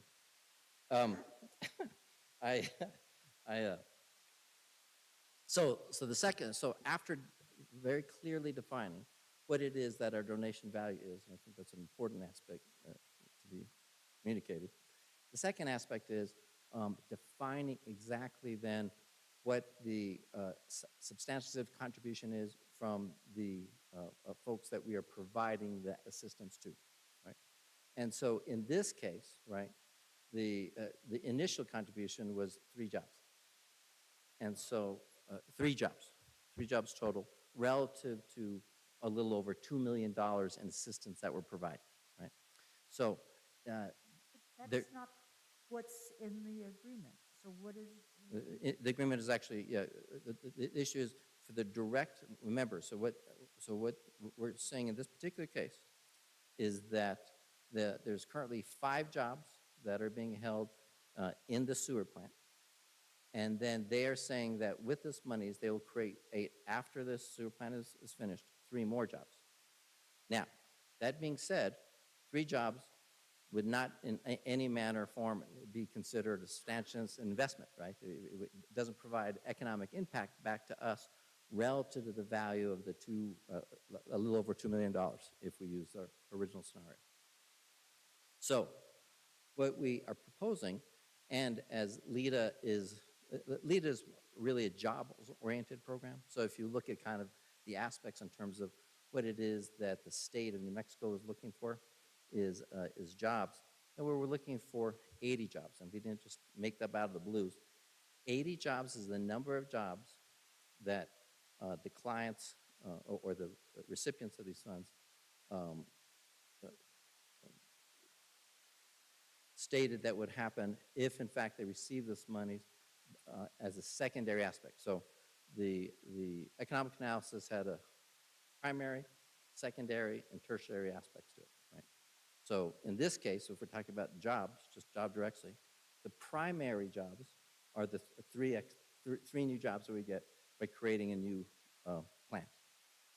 The secondary aspects to it are 80 jobs that will be created directly by the resort itself. And so those are jobs that, for instance, they intend to create a spa, they intend to do other things to expand their capacity, they intend to add more rooms, and other things of that nature to be able to expand their capacity, which would result in new jobs. And so the Did you idea say here, 80 jobs or 8? 80. 80. 80, right.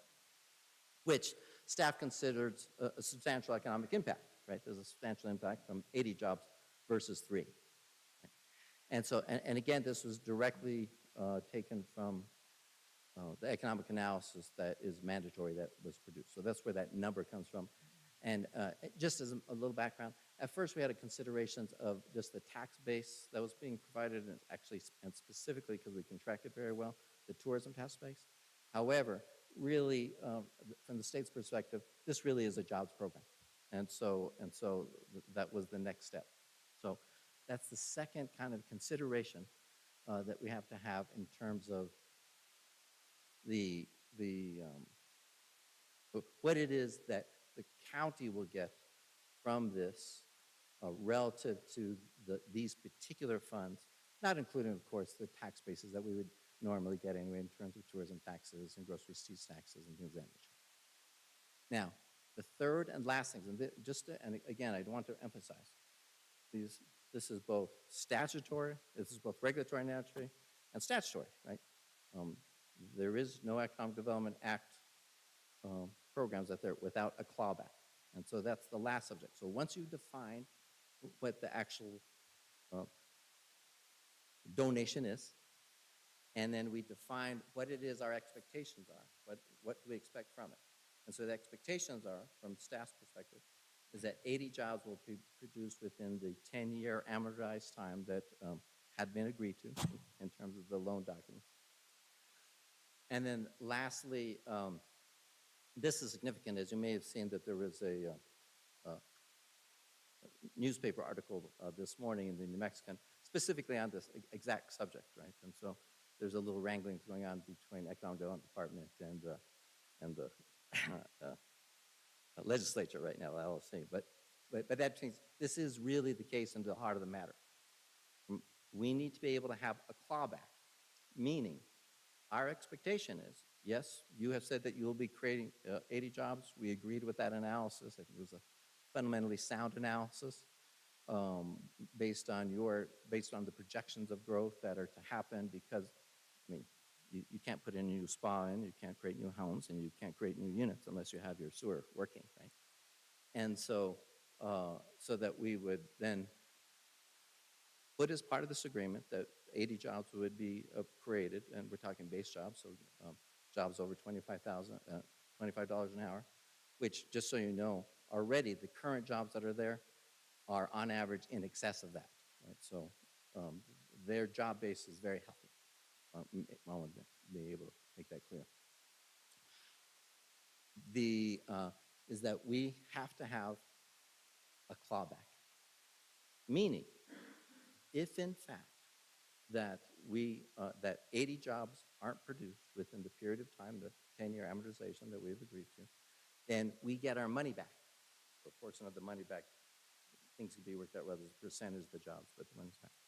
That is not a negotiable aspect of this. It's a mandatory aspect that we have to have a callback. This is all the much more important because we don't have a security on the loan, right? We've been working with the applicants to get something that's secure, i.e. liquid capital that's obtainable on a call, and we have not been able to receive that. So so at this stage, it's an unsecured loan. So that's one aspect that we'll speak about later in terms of the security issue. But it's vitally important, right, that we have a clawback. This is not this is nothing that, well, you know, we kind of like this or there's something of that nature. Clawback is a mandatory part of the LEDA Act. I just want to make you aware of that we have to have the ability and enough capital, right, available to us at least in the amount that it relates to the donation value that we're providing. And again, that donation value, again, just to restate the obvious, is the difference between the subsidized rate that we're providing and market rate. And, you know, we can go back and forth in terms of what the actual market rate is right now. Most, because interest rates have gone up, it's hard to get money right now for commercial development less than 7%. There's some monies out there that, you know, if you have a very high bond rating, you're able to get that, but it's around 7%. We did use a 5% number just to be conservative, but just to be clear, even at a conservative rate of amortization at 10 years of 5%, it's still over $2 million. And with that, I'd be happy to answer any questions you might have. Yes. Well, this is first, do you want to go? Okay, Commissioner Garcia. Thank you for the presentation. Thank you for the staff for working on this just so quickly, right? Fast. I get emails last night in regards to what's going on, what's happening. Didn't like that because this is a huge, possibly undertaking that Santa Fe County may take. Some of the questions I have is in regards to the creation of jobs. Is that at the 10th year, the 5th year? Madam Chairman, Commissioner, that's exactly what we would have to put in agreement is that, so the analysis said that after the improvements are made, that there would, and easily within the 10-year period of time, that there would be a creation internally to the organization of 80 jobs. And so we used that number. We didn't make it up. It's the number that we were provided, that they provided to us. And so the question really is, what is our guarantee? Well, what I'm saying is, yes, we have to have a guarantee.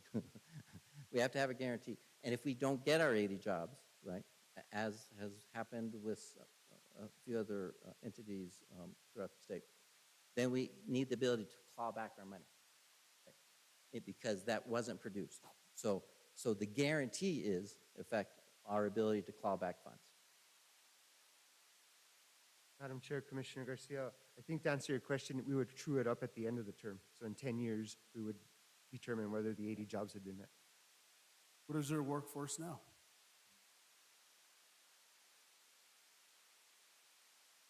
You know, Madam Chair, I don't remember the number, quite frankly. We did actually get a review of their current workforce. They've had actually an exponential growth in their workforce when they took over the assets. So there's been, well, they went from 0 employees, some maintenance people, and the sewer system was working, or the system was running. But they've had an exponential growth in the amount of employees that they have. I don't remember the current amount, but I'd be happy to get that for you. I think it's something over 200. I was just gonna say, I thought there was they had mentioned before it was 200 or better at this point. So explain to me, thank you, Madam Chair, explain to me the no security on this loan that we're lending to. There's no security at all on this loan that we're getting, Santa Fe County's getting? Madam Chair, Commissioner Garcia, if I could go on to that part, I'll go ahead and explain that. Oh, so is this a different presentation? No, just to continue on in the presentation. So if, to answer your security question specifically, the borrower did come back and provide us a couple options, but what was actually substantial was they pledged to create an escrow of 3 years of worth of debt service payments, which equates to approximately $500,000.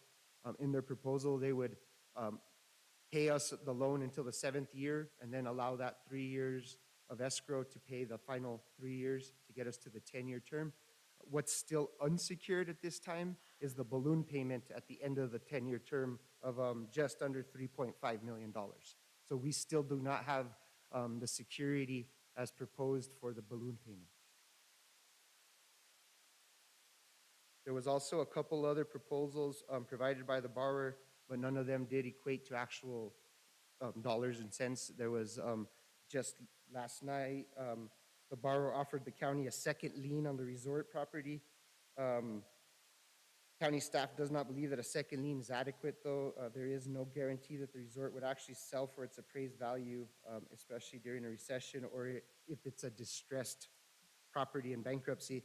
And as the holder of a subordinate lien, the county would get paid only if the first lien holder was fully paid. And in addition, the county has generally not accepted a junior position in any LEADA projects funded to date with county funds. And in some, the worst case scenario of another bankruptcy involving the resort would be a subordinate lien holder who may not receive anything on its claim. So thank you. So the county has never been in second place for a lien holder? No, not in any of the projects where we've used county funds. So assuming this individual or group or organization would not get us 80 jobs, this clawback, but in the paper today, this clawback, or the state's trying to figure out how this clawback works, right? So how would the county go about starting the process of the clawback? Or what do we need to do? How would that work? Or it's... Well, Madam Chair, Commissioner Garcia, the loan must be paid back regardless of whether the borrower performs its substantive contribution. So that's clear. But at this time, at the submission of the memo anyway, the borrower has not agreed to a pro rata recovery of the interest rate subsidy. So we do not have a clawback at this time as proposed from the borrower. So we do not have a mechanism to go after them if they do not perform the 80 jobs. The clawback as proposed was not accepted by the borrower. Was not accepted by who? By the borrower. The borrower did not accept the clawback as proposed. And at this time, there's no clawback at all within the PPA or the loan ordinance. Madam Chair, Commissioner, I did want to make clear that there is a slight difference between the security and the clawback. Security means that, for instance, if there's a default of some kind, irrespective of performance, we are protected so that we can pay back the loan to the state. That's the security.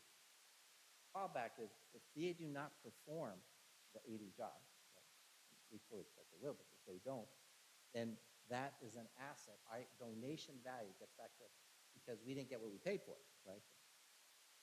We went to Walmart, we bought a nice bike, the bike didn't perform, you get to return the bike in the period of time. So just so you understand, there's a difference. Now, the connection is that because we have an unsecured loan right now, right? We don't have the loan yet. Yes. Well, right now, as of today, it's unsecured. Yeah, if the deal was to go through then, we also don't have a clawback. We have neither.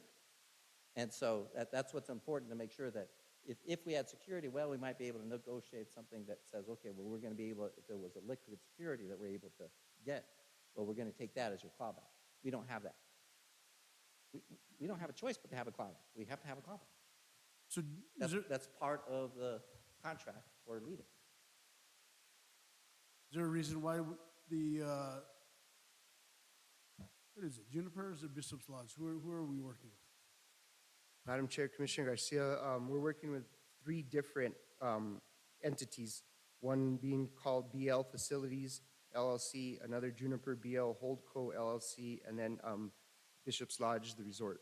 So all 3 of those entities have offered some type of corporate guarantee, none of which is a first lien. And the correspondence we got back last night was they just did not agree to the interest rate subsidy clawback. Thank you for bringing up the interest rate. Thank you, Madam Chair. This interest rate, who came up with this percentage? My understanding that the state would actually have, what, 7%? Then the private entity would, tell me the percentage of the 3 or 4 that are out there. Private, it would lend these individuals what, at a percentage rate? Madam Chair, Commissioner, so the state is providing us very low interest funds. And we're tacking on a few points of that, 2.5% and selling that money at that rate. So they're receiving a loan at 0.25. That's the rate they're getting.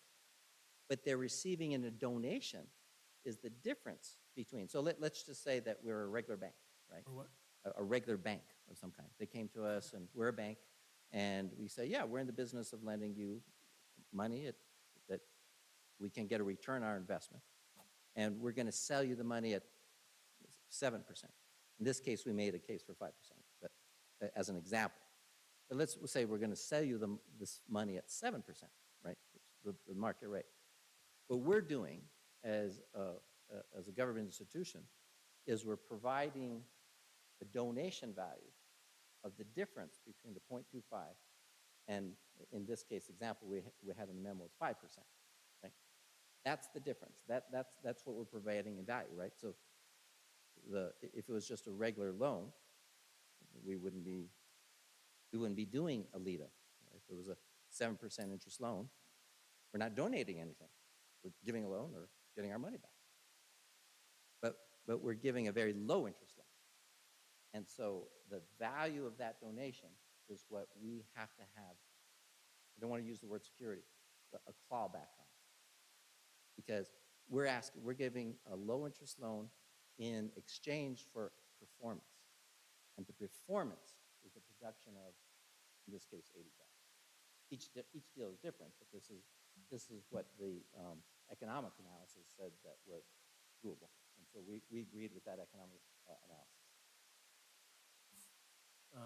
Director Montoya, if we had a second lien, would that be a clawback as well, or that wouldn't be a clawback? And just out of curiosity, what is the equity in that second lien? How much? Well, right now there would be no equity because actually the organization is upside down, right? Its assets are actually less than what they owe. So we would be getting negative equity. That's not what the spreadsheet shows. I mean, there's the difference in the value, in the appraised value of the property as is and their liabilities is in the 40-some million dollars, which is more than our $2 million clawback. So why are you saying they're upside down? Madam Chair, if I may, when you look at their balance sheet, they have about $2 million in cash on the balance sheet. They then have some accounts receivable, furniture, fixtures, equipment. All of their current assets equate to what's still short of their current liabilities of just under $4 million. So they're about $750,000 short of assets versus liabilities in the short term. Yes, it's true they have equity. The equity is only realized if they were able to sell the asset at full market value. What we're contemplating here is a worst case scenario where they would most likely not be able to get full market value, either because it's in a distressed situation or because they're now bankrupt and they can't continue to operate the hotel. I mean, it's interesting, since loans are made all the time on appraised value of a property. I don't understand how you can just discount it. Madam Chair, Commissioners, that's a bank loan. We're doing public finance, and it's a lot different in the sense that we do not, we need a liquid kind of security so that if worst case scenario, which we all hope would not happen, but in the worst case scenario, the taxpayer dollars would be protected and we would have a mechanism of which to pay off the loan and get out of that deal so that we could then maybe someday lend again. We don't have a portfolio of 100 loans in our, where one could go bad or even 10 could go bad and we would still then be able to kind of cover it from the others. This is our first loan. If we fail, we're 100% failure rate. And that's the big difference between public lending and private lending. And we did go out to different New Mexico Economic Development Department. We worked with them to get some guidance. We went to New Mexico Finance Authority to get some guidance. It's the standard request of all public lending to have security that covers the principal and interest of the original loan or So the original. didn't NMFA suggest that the offer that was made was more than adequate to cover our risks? No, actually, no. NMED also would have had concerns with the security packages proposed to us. When you finished, we all interrupted you. That's all right. This is very, interesting. So the 0.25% is, again, well, that came up in regards, we're going to give you 0.25 if you give us 3 jobs. Now we're going to give you 0.25 if you're going to give us 80 jobs. Is this 80 job thing have to do with the hiring or lowering of that interest rate? Madam Chair, Commissioner, no, that was not a variability. So we discussed very early on, and both parties agreed in terms of the percentage rate that we would sell the money on. There was a request that we keep the interest rate as low as possible, primarily for their balance sheets, which we agree. That's what we're attempting to do, is provide low interest monies. We're receiving the money, or we may receive the money. We don't know the interest rate that we receive away, but it won't be over 0.25%, right? So the money that we receive, right? Because remember, it's not our money unless we lose our collateral, right? We're putting up public dollars, right, to the state in order to receive these monies, and so or these funds, and so that was fair. That was an early negotiation, and both parties agreed. The idea was that instead of a higher interest rate to pay us back our overhead that we have and expenses that we're going to have through the process of things on, they would provide us capital monthly. And that is part of the current agreement that I wasn't here, but that you had all agreed on previously. And so that was part of that agreement. So that's not a variability. Just so you know, the economic analysis, and this is the standard way it's done, right? Again, there's a primary, secondary, and tertiary effects, right? So in this case, the primary effect is 3 jobs because we're fixing a plant. That's the immediate project. However, there's a value, a greater value than those 3 jobs because it's going to help with the new plant. Then all of a sudden they have to do a spa and they can increase revenue and they can grow, which will be 80 more jobs than they're currently having. So over 280 jobs total, right? And then thirdly, right?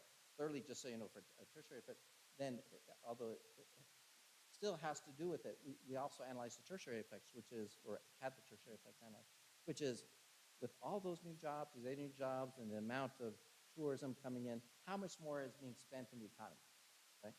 And so then you get a lot larger number because Those people are eating at restaurants, those people are buying things, and that's another good effect that comes back from the tax base. So there's three things. Now, in this case, we're holding them accountable, though, right, for 80 jobs. You have to do 80 jobs as part of our donation to you. You know, we're giving you money. Right? We're literally giving you a couple $1 million as like, in essence, just cash, and we expect something for our money. That's the background.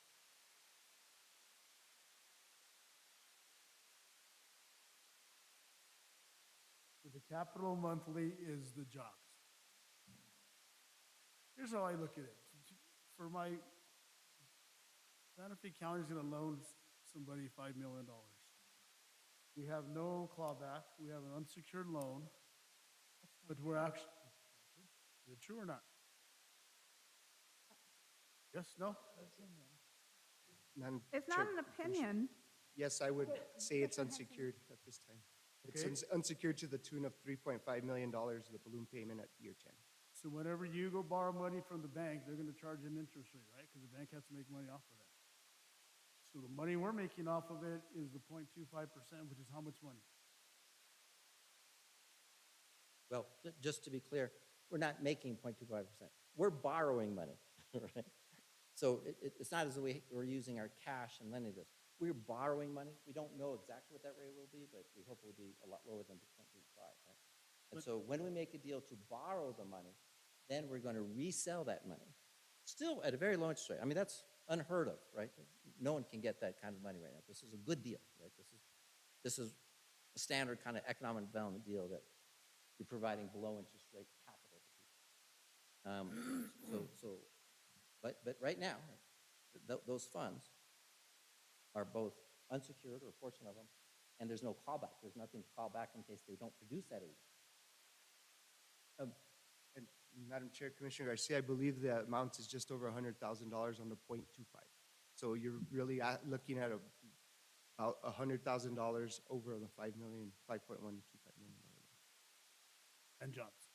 And jobs, And yes. proposed Jobs are the substantive benefit that we're seeking.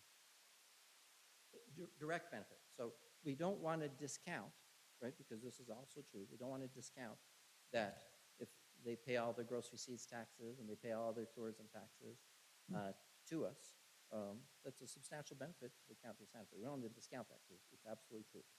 And if they create these jobs, that's new economic So let me investments ask coming in. let me ask you a question. Let's assume the individual have 10 jobs right now, and they're going to bring 80 jobs to create additional GRT tax.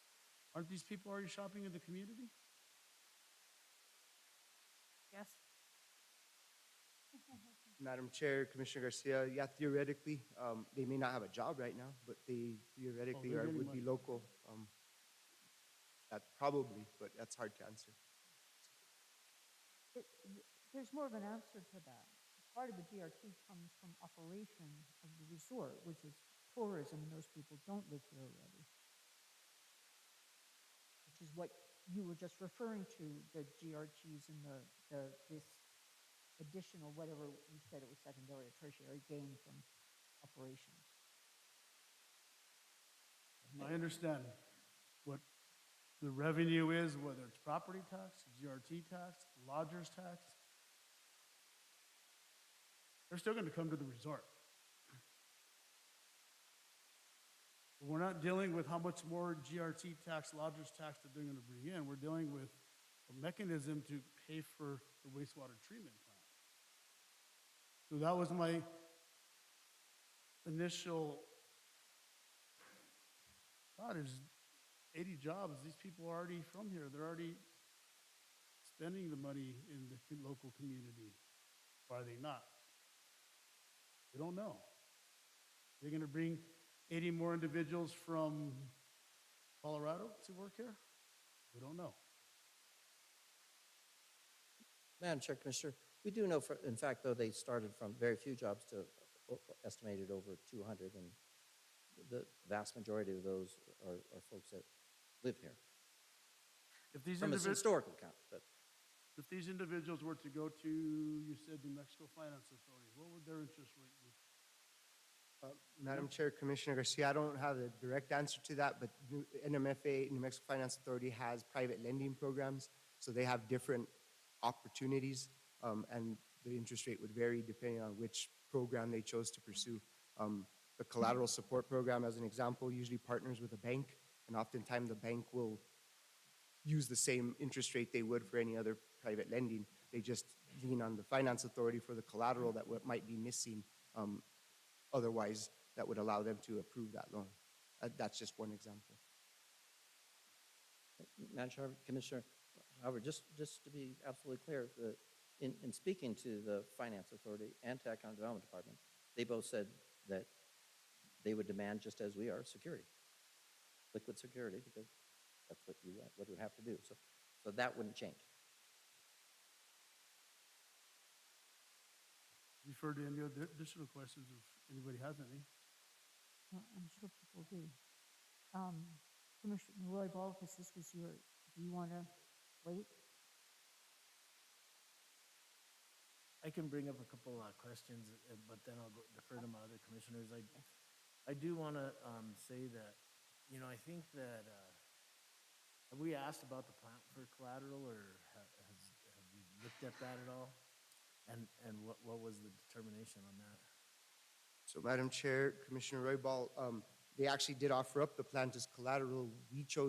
We did not want to accept that plant as collateral, as we don't see it as collateral. It's more of a liability. If we ended up receiving the plant, we would then have to operate that plant most likely, or we would have to work with the homeowners in the shared service agreement that Bishop's Lodge Resort has with the homeowners to try to figure that out.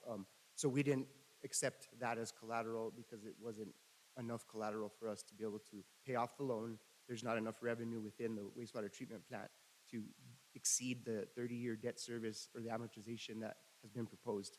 So there wouldn't be enough revenue within the plant to give us the security we were looking for anyway. And you can't necessarily sell the plant and liquidate it that way. There's really only one, or the resort and the homeowners are the only users of that plant, and they're the only beneficiary of the plant. So I wasn't only saying only the plan, but I mean in addition to what they have been giving as collateral or said as far as collateral, as far as the additional money that the resort is worth. I think according to the spreadsheet was like $47 million, and I think that's a little under half of what the total resort is worth. So I'm wondering, like, even if they were in a position where they wasn't the best circumstances and they still had to sell, I can't see that we couldn't get the $5 million back from that. But, you know, the other thing is I have probably over 200 constituents in that area that are being served by this wastewater system. And so, you know, that's something that I've gotten phone calls, and I've gotten about 30 letters of support trying to work on improving this situation and working with Bishop's Lodge on this so that they could provide that service. So, you know, it's definitely a hard situation. You know, I'm the commissioner for that district, and it's my responsibility to listen to these constituents and try to help them the best way that I can. So, you know, I understand where the liability with the county. I know it is just a loan, and I think that the way that this loan would work, just like when I got a homeowners builder contractor line of credit, would it be in the same type of position where I was released the same amount of funding as that project progressed, and then only that amount of funding I would get after I met each milestone? Is that kind of the way it's set up with Bishop's Lodge? Madam Chair, Commissioner Roybal, yes, that's also the way NMED's loan to us would operate. It would be a reimbursement basis. So we would have to provide them examples of costs already incurred. They would then turn around, give us the money, we would give the money on to the borrower, if that's. Do we get any percentage from NMED along with this loan, or is it just 0.5% or whatever it was that you said from Bishop's Lodge as far as what the county would make back on this loan? So, Madam Chair, Commissioner Roybal, I had a little bit of a hard time hearing you, but I think you asked if the interest rate from NMED. Would you mind repeating the question? I didn't hear you. So I'm wondering, is there an interest that's coming from NMED in addition to the 0.5% that Bishop's Lodge paying the county back? So Madam Chair, Commissioner Roybal, right now, the market rate for us, as the public borrower to NMED, I think it's 0.001. So we would add the 0.0 or the 0.25 to that, and the total rate at this time would be 0.26. So it's still a very low interest rate loan. That fluctuates slightly based on the market, but at the last discussion we had with NMED, it was still 0.001 to us. That's the interest rate we would pay. Or technically 0.01. Yeah. Zero.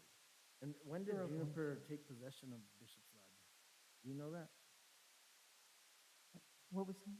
When did Juniper Oh, yeah. take ownerships of Bishop's Lodge? Do you have that information? From what I understand, it was about a year ago. So do we know when Juniper actually purchased Bishop's Lodge? Madam Chair, Mr. Chair, Madam Chair, Commissioner, it wasn't actually a kind of a clean break with that. So Juniper Capital was an investor in the previous owner. So as you know, the original family that owned it had owned it for years and years and years. They sold it to a firm who was an operator. Juniper Capital was an investor in that firm. And then when they went bankrupt, not Juniper didn't go bankrupt, but the owner operator went and invested. Juniper Capital came in and took over the debt, and then therefore took over operations of it. So it wasn't kind of clean like, oh, we just purchased it and bought it. It was, they slid into it because of the previous bankruptcy of the last owner. Okay. And then I think it was in one of the last meetings, I thought it was sometime in mid-2021 maybe, or towards the end of 2021. Do we know, because I know in previous years when Bishop's Lodge was closed, we didn't get any GRT, but do we know what we have gotten in GRT in even the last year? Madam Chair, Commissioner Roybal, I don't know the exact GRT numbers. I know we have been collecting lodger's tax, and I will say they are, I think, the second largest contributor of lodger's tax in the county right now, behind the Four Seasons. At last check, I believe our finance director told me we received $25,000 in the last month just from Bishop's Lodge. So we were on track to exceed about $300,000 for the year. That's our estimate, though. Madam Chair, Commissioner Roybal, GRT typically is also tacked onto that for the county portion, or for the county. So there was GRT as well for the increments the counties initiated in our county outside of the municipality. So we would have gotten GRT as well. I just don't know the exact amount. Okay. And do we know if Juniper has ever filed for bankruptcy? I know that's one concern, but I didn't know if that's ever happened in any of their other. Madam Chair, Commissioner Roybal, the companies, the three entities that we're dealing with have not filed for bankruptcy. We have done a little research on that. Those three entities specific to Bishop's Lodge have not had a bankruptcy filing. Okay. And I think on the spreadsheet that we have, it says it's worth over a little over 100 million. Okay. That's all the questions I have for right now, Madam Chair. Thank you. Okay, I'll come back to Commissioner Garcia. Commissioner Hughes? Thank you. Hopefully this will be the lightning round compared to, because a lot of the questions have already been answered, but I just wanted to clarify a few things. I think you referred to that if we were in the first position on the mortgage, that would be considered adequate security, because then we would get paid first. It's not that we're not worried they can't sell the property. We're worried that they'll have so many other debtors on it by the time they get around to paying us, we wouldn't get paid back. Is that correct? Commissioner, that's correct. I also do want to bring up the concept of third party, right? So when we made this offer, we said, here's the forms of collateral, forms of security that we're willing to take. We had 5 or 6 different forms of security. It's premised on that it's not based on the asset, whether large or small, of the development itself. Because if the development goes bankrupt, then we don't have anything, right? So it's premised on an other form of security that we can take liquid, say, oh, it didn't work, thank you very much, we're taking this money in order to pay the state, because we're liable to pay the state. And so so when we say part of being quote unsecured is that the idea that if you're looking at the asset to pay and the asset goes down, you have nothing. Whether you're in first position, second position, it doesn't matter, you have nothing. So, or you'd have to go through a lengthy court fight all the time, which we are still liable for paying the state. And so we don't want to be struggling to attain some assets through bankruptcy court, or and then but at the same time be liable for paying the state. But would we be comfortable with first position or not?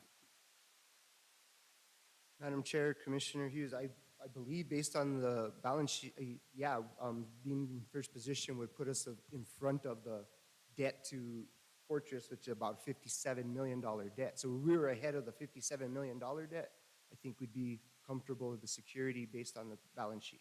Okay, and I understand that wasn't offered, I just wanted to be clear. The other thing, so is there any assurance in the draft agreement that they're going to be able to pay that balloon payment? I mean, that's frankly one of the things that worries me the most is there's no obligation to set aside money each year to save up to the balloon payment at year 10 or anything like that?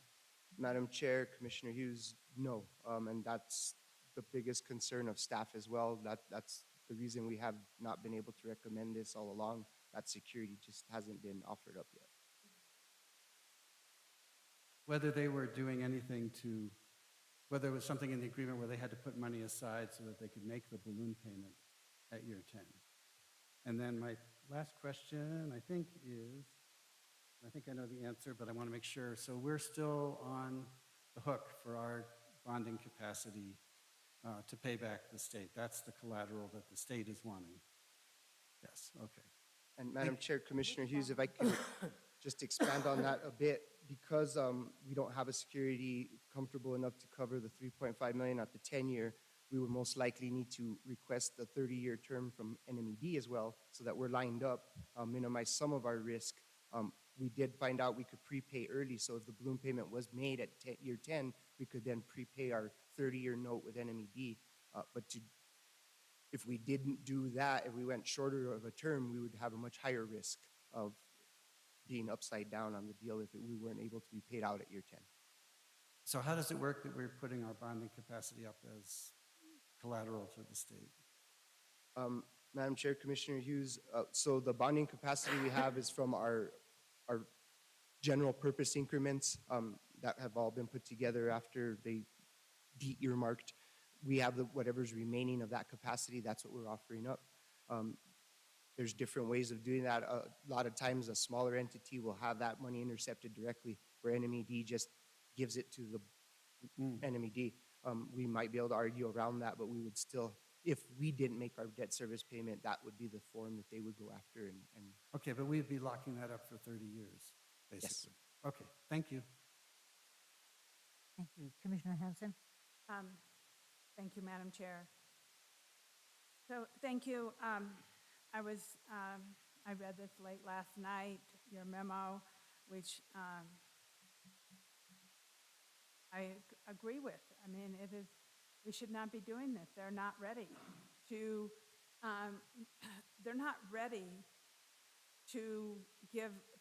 secure this loan. And so I support what you wrote in this memo, because I think that it is really protecting the taxpayer. I mean, that is our job as commissioners, is to protect the taxpayer. And this loan is not protecting the taxpayer. I have a couple questions. So do we have terms from NMED? It sounds like we don't have terms. Madam Chair, Commissioner Hanson, they still are in review of our application. They said they may have an answer for us within the next couple weeks. The way their process works is they would give us an award and a preliminary step. We would then at some point be issued the funds available for the construction of the project on the reimbursement basis. And then at the completion of the project, they roll that into a loan, and they base the term on the useful life of the asset. So if the useful life of the asset turns out to be 25 years, that's the longest we would be able to go. the max they can go is 30 if the useful life of the asset's determined to be a 30-year useful life. So we don't have the terms yet. We wouldn't have the terms until we completed the project. We wouldn't know exactly what they'd be willing to give us in terms of the 25, 30, 20. We could always accept a shorter term, but the longest they'll go is based on the useful life of the asset. So how can we move forward without terms? I mean, I find that concerning to me. Could you repeat? I missed a couple of words before you said it was concerning. I just missed. Well, we don't have terms from NMED for this loan, and so it seems like there's a lot of variables here that we're not ready for prime time. We shouldn't be at this state. You know, we should be, there's a lot of things that look to me like we still need to negotiate if we're going to even move forward. One, I think it's crazy for us to do a 30-year amortization when we don't know how long the life of the plant is.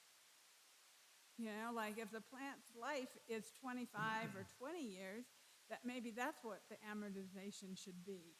But also, I mean, the fact that the balloon payment is not secure, which is more than half of the loan, is disturbing to me. I mean, how can you go forward and how can you say to taxpayers, don't worry, I'm just going to trust these people because we need a wastewater plant. I get they need a wastewater plant, but, you know, is the wastewater plant permitted at the moment? Does it have a permit? You know, are they in compliance? I don't know. I don't think so. I mean, not if they're having to empty that plant all the time. So, and why can't they create a mutual domestic? Why can't they create their own mutual domestic and borrow this money directly from NMED? You know, why are we putting taxpayer money at risk? Is what I want to know. Madam Chair, Commissioner Hanson, in regards to the NMED loan, you're absolutely correct. We do not have those terms yet. That is one of the major contingencies. Staff would definitely prefer to know what those terms were before we agreed to final terms with the borrower. But as I mentioned, we would not know that for a little while still. NMED still working on their application and approval process. So what's the rush? Why are we rushing to get this done when we don't have all this information? I mean, I personally think this either needs to be tabled or killed, either one, because it's like we're putting the county at too much risk, from my humble opinion. And I agree with everything that staff has said. I mean, one of the things that we do is we hire staff to advise us. And if we're not taking your advice, then we are really missing the target to me. I believe that staff has analyzed this way more than we have and spent way more time. How much staff time have we already spent on this? And, you know, we are understaffed as it is at the moment, and we're continuing to spend staff time on something that is not anywhere near secure and is not giving us a security package. I mean, when I spoke with Krista Kelly on the phone, I'm sure she called everyone, I asked her about the balloon payment, and they said, well, they'd go out and get a loan. So that makes me even more uncomfortable, because if they're asking us for money and then they're going to go get a loan to pay off the balloon payment, that's just crazy. They should be paying, it should be, if we were going to even think about this, it should be a 10-year loan with 10-year amortization, you know, so that it's paid off in that amount of time. But I don't see that happening. I do support everything that you have said. I've read this over a couple times, and you are advising us not to move forward at this time. And I think that that is the correct way to go. Action requested says consider the draft LEDA ordinance and the PPA and determining whether to authorize publication of general summary and draft of the LEDA ordinance. As indicated, county does not recommend doing so based on the security offered by the borrower and the lack of a clawback provision pursuant in which the county could recover a proportionate amount of interest rate subsidy if the borrower fails to create the promised job. So, I mean, if we hire staff and we don't listen to them, what are we doing? I mean, that Okay, just. is this, do you have further questions? Because we got that. That's well said, and do you have additional questions? So my additional question is, in the capitalist model, the person with the highest risk pays the highest interest.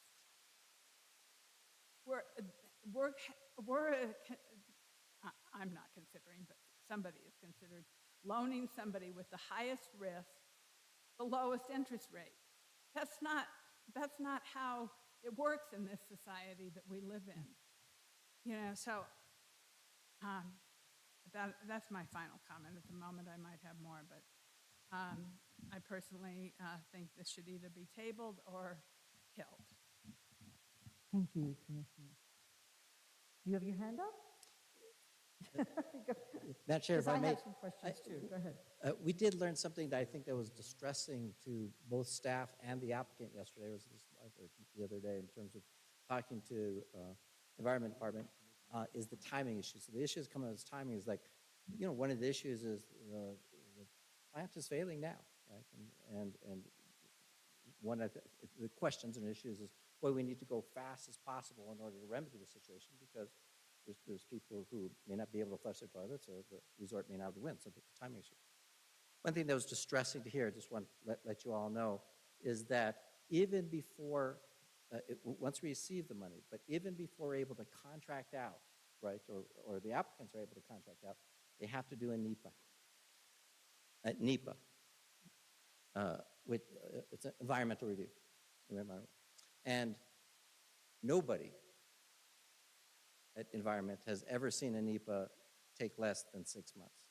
So even if we're able to move forward like right away and get this, and let's just say it takes 2 months to get the funds from the state if they're amicable and they review our process and they're happy with everything, and we're able to pass through, there's still yet another 6 months. So that was very distressing to hear, quite frankly, from my perspective, right? And also I think from the applicant's perspective, because that lengthens out the time considerably by which we had originally hoped to be able to do something one way or another, whether it's capital from us or capital from any other source, to be able to fix this problem. I think everybody agrees here this problem needs to be fixed. Whether or not we're the ones that can be of assistance, I think is at issue, but I don't think anybody's disagreeing that this is a problem that needs to be fixed. So can you, and I agree with that. And in fact, in a way, it seems sort of sad that frankly, the idea of high risk and paying high interest isn't really everything that's applicable in this case because there's a whole community. It depends on that sewage treatment plant. And that is what this low interest loan program. And months ago, honestly, my ability to judge time has been completely messed up by COVID, but it was quite a few months ago when the concept of using this money, this kind of loan, as it was, you were very in favor of because it's low interest to good causes. And why we went into doing it only as NEPA and not NEPA, as LEDA is another question entirely. But I recognize that part of the problem is that NMED has the ability to do this, and they just haven't bothered to work it out. The idea of doing this was because it is an important community service that deserves that kind of low-interest support. The question is whether it can be done. When we've done previous LEDA things. We have had previous situations, if I'm not mistaken, where job targets, much lower job targets, were not reached. Have we ever done clawbacks? Did we always have clawback?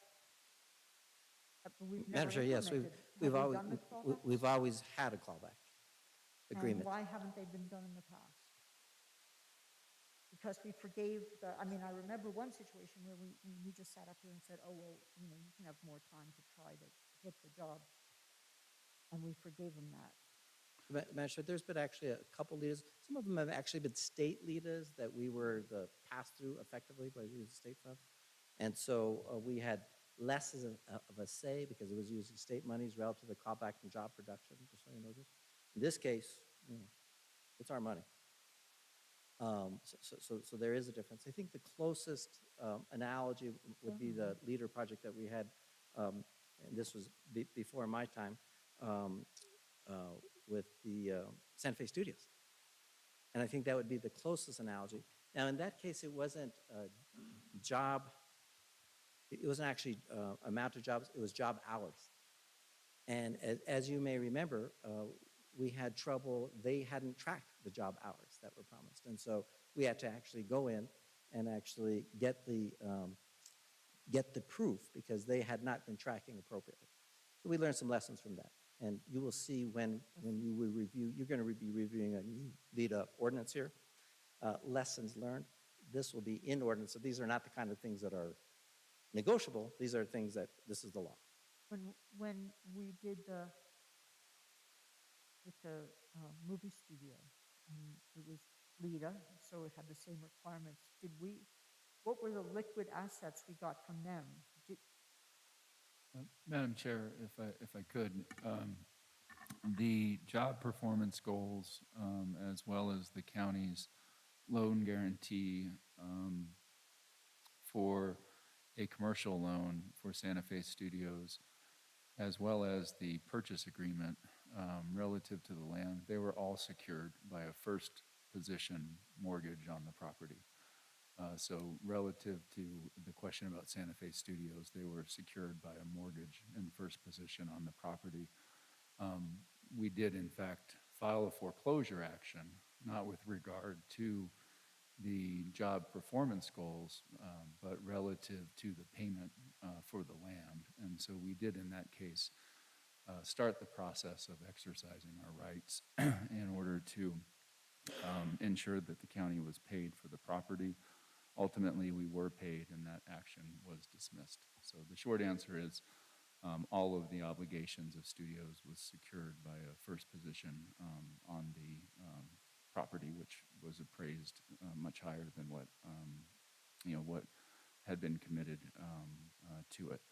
And that was the one point I just wanted to clarify in terms of the discussion, is that in my experience, at least at Santa Fe County, the substantive contribution, which is the jobs we're talking about, in my experience, those are actually secured as well. The clawback is part of the security. So it could be a mixture of things, but if we continue looking at Santa Fe Studios as an example, both the job creation goals were secured by the mortgage, which went to the $10 million that came from the state.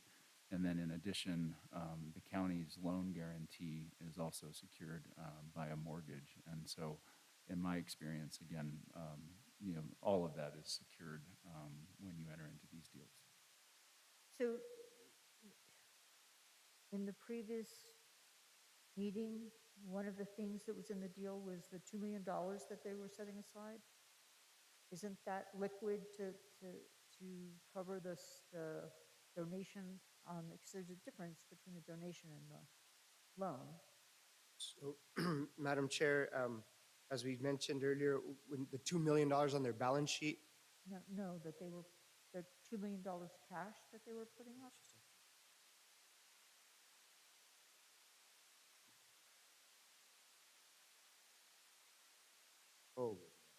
So the escrow that they're proposing is a 3-year worth of debt service payment based on the 30-year amortization. And there wasn't also a $2 million previously that was discussed?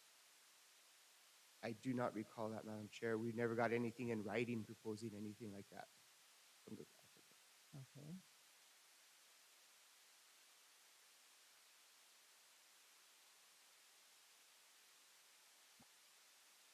And the agreement is tied to clawback, sorry, Madam Chair. Is that? Oh, no, that's, go ahead.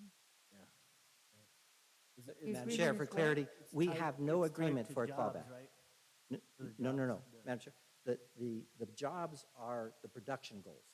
That's what we're getting back. We have no agreement of any kind for any dollar amount of any value for a clawback. None. I thought you said that earlier. Madam Well, Chair, Commissioner Garcia, yes, or there's no collateral to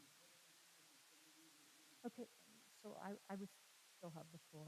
That, you know, part of it is, I feel like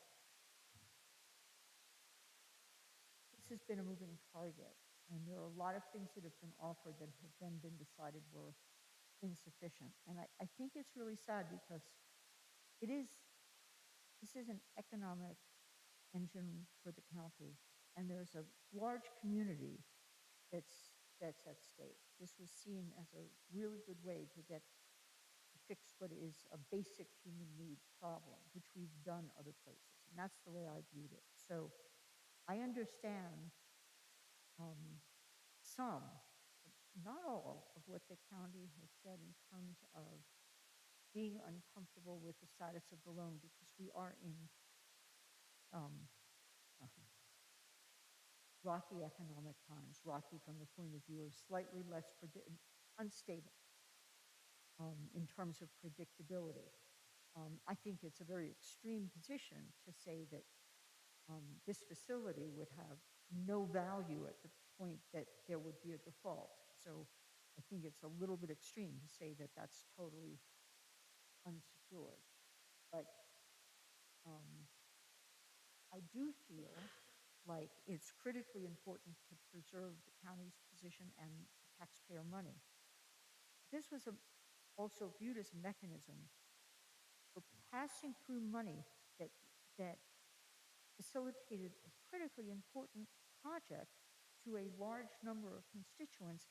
And we haven't really managed to do that. I'm very sorry to see that. This is an action item, isn't it? I would like to make a motion to deny, to publish title and general summary. Second. So I have a motion and a second. Is there any further discussion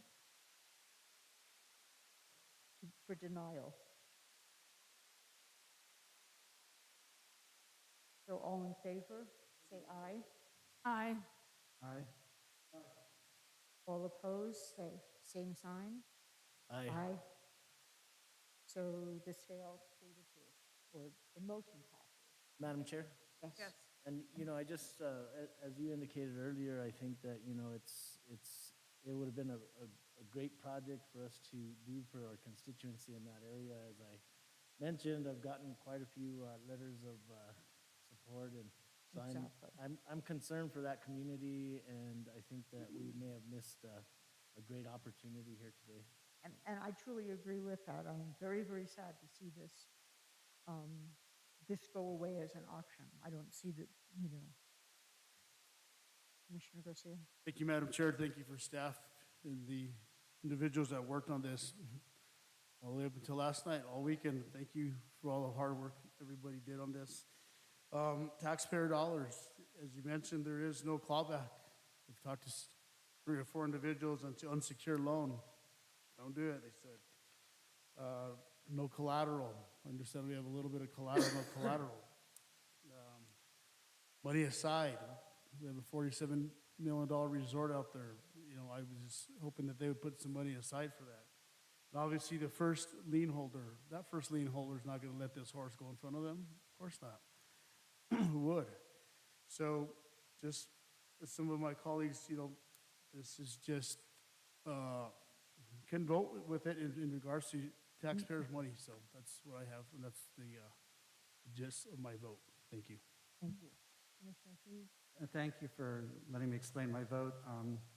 Yeah, I'm not voting against a sewage treatment plant for Tesuque. I think they desperately need it, and it should be proceed. I think I didn't see any way forward with this mechanism, so I hope that the community and Bishop's Lodge will pursue other options, and maybe mutual domestic was mentioned. Maybe that's possible, but certainly I hope that we can proceed in a different direction. I voted with Commissioner Hanson because I felt to table it would just drag this out to an eventual death somehow. So that's it. Thank you. Thank you. Was there any other comments?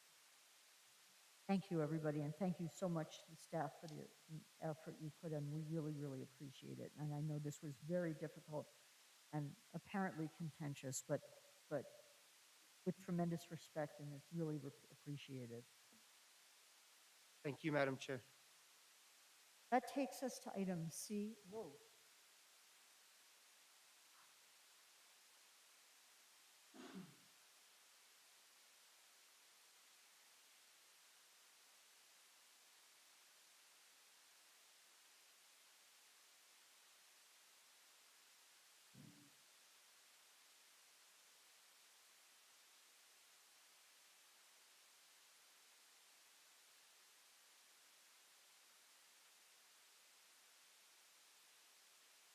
So that takes us to item C. Let me see if I'm organized in the correct place here, which is approval of Amendment 1 to an agreement with LifeLink, increasing compensation an additional $189,200. And we'll go right to Mr. Taylor. Thank you, Madam Chair.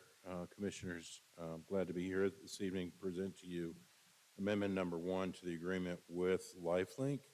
This increases their compensation an additional $189,200, requiring BCC approval. We're adding the additional money for an expanded scope to add an additional navigator to deal with the criminal justice portion of behavioral health. And with that, I can stand for questions. Thank you. Are there questions on this item, guys? Yeah, Commissioner Garcia. Thank you, Madam Chair. Mr. Taylor, so the approval that we did several months ago, few months ago in regards to the purchase of the lamplighter, does this have anything to do with that new facility? Madam Chair, Commissioner Garcia, I do not believe it does. No, it does not. No? Thank you. Thank you, Madam Chair. Move for approval. Second. So I have a motion and a second. Are there any additional questions or discussion? If not, all in favor, please say aye. Aye. Aye. Any opposed or abstentions? Thank you. Is Mrs. Yeah. Yeah. Rachel, do we go too fast for you there? It's like we just ran right past you there. Madam Chair, Commissioner, I'm very grateful for the vote. I do want to say just a few things from the Community Services Department. We actually have worked with LifeLink for some period of time now, and the program that they are in the process of creating provides navigation services and support for people that are leaving the Santa Fe County Detention Center. So we have been impressed with the quality of the service that they're providing. We are boosting that up because we believe that we can reduce recidivism in the jail process through this program. And so we are eager to have them present to you on the kind of services that they're providing, but I did wanted to give a little bit of detail to what the Santa Fe County program, what Santa Fe County is funding. Yes. Yeah. Thank you. Thank you so much. Yes. Madam Chair. Yes, Commissioner Hanson. So Yes. Thank you, Commissioner. Thank you, Madam Chair. So thank you, Rachel. I think LifeLink is a really important organization and something that has served our community. And the fact that we don't have halfway houses or we don't have any of those kind of services, they are providing something really valuable to people who are leaving jail. And I am really grateful that we are doing that, because I think that is one of the ways that we can really lift up our underserved population. And I look forward to speaking with you more about how we can work with them.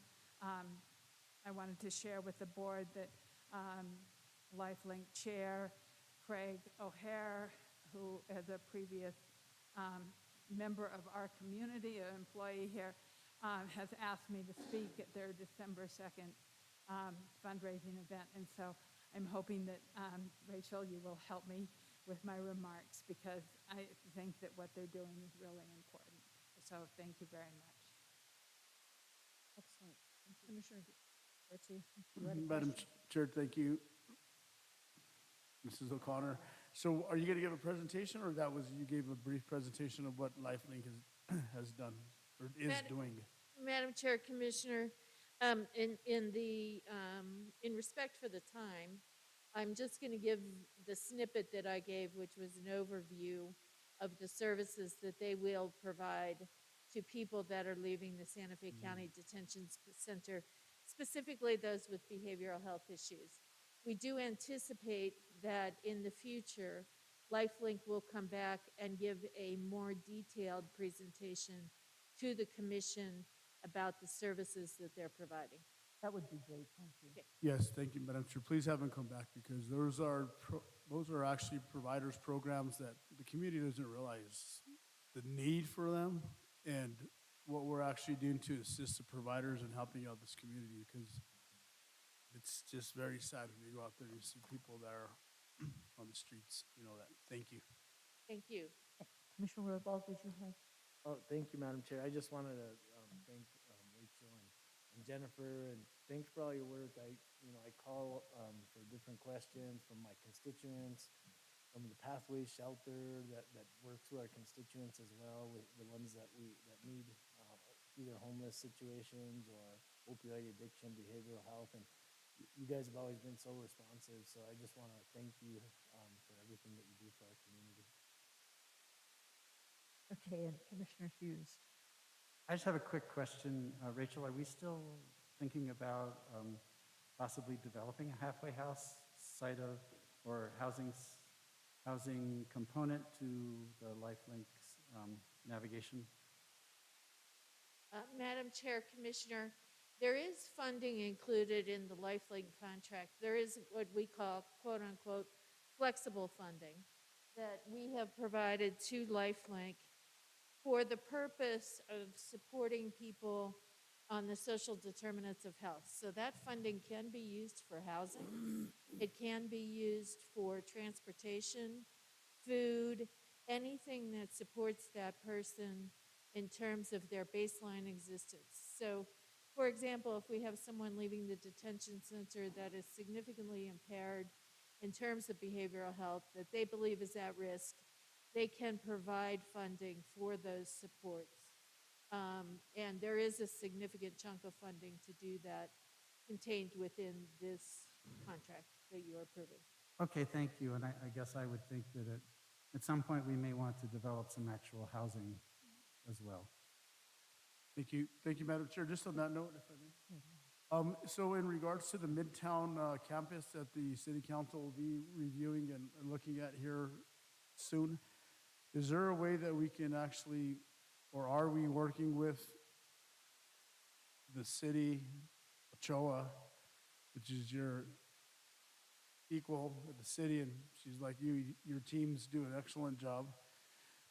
So is there a way that we can actually help in providing some of this money to, I don't know, to, yes, I do know. Sure. To the Midtown Design Project, or for programming to assist the city, because what 75–80% of those individuals are located within either the city of Espanola area, now in the Edgewood area, and definitely on the south side of the city limits. Madam Chair, Commissioner, the city Community Services Department and CSD at the county work closely together on these issues. And we have a number of joint projects right now that provide support to vulnerable populations. So people, whether that person is homeless, is coming out of the jail system, has significant behavioral health needs, we do try to dovetail our activities so that we are not overlapping and can find the broadest reach for the monies that we have. Okay, thank you so much for that. Thank you. I think if, that would take us, if we might be able to do it fairly quickly. Let's see. Doesn't that take us to E, or have I skipped something? Oh, no, that takes us to D. We have 3 more. E is approval of an amendment between Santa Fe County and Walton Corbin, and I'll go again right to Bill Taylor. Thank you. Thank you, Madam Chair, Commissioners. Before you today is an amendment number 8 to the agreement for engineering services. This increases their contract an additional $254,182 for additional engineering services to include project observation, administration services, the extension of that's required to meet the need of the department. They are at a capacity limit on providing those services, so we are amending, using the contract with the engineer to provide those services. The initial contract did not include those services, as we were in a better position to do the project observations. So, staffing-wise, correct, Madam Chair. That's correct. Staffing-wise, this is going to help the department complete the project and reach substantial completion for the project. So with that, Madam Chair, I'll stand for questions, and Mr. Dupuy is present for any questions regarding the project. Thank you, and thank you for being here so late, both of you. Commissioner Hughes. Yeah, thank you, Madam Chair. And since you did have to stay so late, I do have a question. So where are we in the project and what remains to be done? I assume that we are still actually delivering water from Rancho Viejo through El Dorado to Canyoncito or something like that. So there must be just a few things left to finish up. Madam Chair, Commissioner Hughes, we are currently trying to get all the conversion from the old meters that were servicing customers to the new meters, and the new customers are members of the association that were not previously served, so they didn't have an old meter, getting them connected with a new meter. And those people are in Canyoncito? Correct, and there are also homes along Old Las Vegas Highway. Old Las Vegas Highway. Okay, thank you. That's great. Are we losing people from up here? We need to retain a quorum at the Diaz. I'll move for approval. Excellent. I have a motion and a second. All in favor, please say aye. Aye. Aye. There any opposed or abstentions? It passes on a 3-0 vote based on who's present in the chamber at the time. Thank you. Now we go to E, which is approval of the New Mexico Food Security Grant Award Agreement. Mr. Taylor. Thank you, Madam Chair. Commissioners, before you are 2 agreements. One is a grant agreement from the state. Governor's Office of New Mexico made available $10 million for grant for funding for food to secure efforts around the state. The county was awarded $1,386,301. Along with that, inclusive from DFA, is also a lease agreement, equipment lease agreement with Food Depot to administer that food to the public. With that, Madam Chair, I'll stand for questions, and we also have Jennifer here, Romero, to answer any questions the commission may have. Excellent, thank you, and thank you, Jennifer, for being here. Questions, Commissioner Hughes? Thank you, Madam Chair. I just had a quick question, is that I'm sure this is a great idea. I know it is, but will the Food Depot be able to keep this going after the funding from the governor is used up? Is that, have they, or maybe they haven't indicated that, but if they have, could you let me know? Madam Chair, Commissioners, Jennifer Romero with the Community Services Department. The grant is mostly for purchase of items, so yes, they will be able to continue afterwards. Okay, thank you. I move for approval. Second discussion. Yes, under discussion. Thank you, Ms. Romero. So we're actually a pass-through for this $1.3 million. I'm sorry, can you repeat the question? So for this $1.386 million, we're actually a pass-through, then we actually give that to, once it goes out through procurement, it actually goes to the qualified vendor? Madam Chair, Commissioner Garcia, the money is to be used by the county to actually purchase the equipment, a trailer, refrigerator equipment, storage, that type of equipment that the county will do through procurement to purchase those items. Then we're leasing that equipment to Food Depot to utilize to administer the food. Thank you, Mr. Taylor. So once again, this is actually to purchase equipment that the county will own. Madam Chair, Commissioners, yes. The county that is will own the correct. trailer, will own the refrigerator, we will own, and where is the stuff going to be stored at?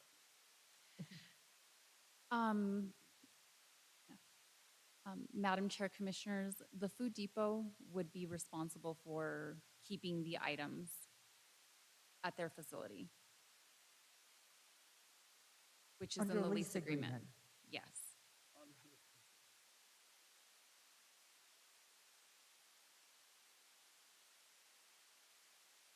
So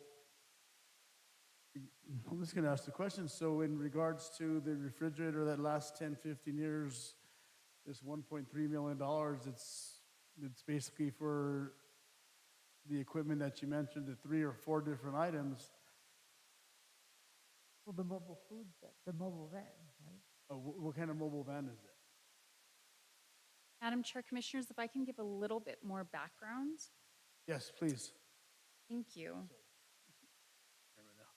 So in April of '22, the governor made $10 million available for grant funding for food security efforts around the state. Funding was made available on a reimbursement basis through June 30th of '23, and a local government had to be the fiscal agent.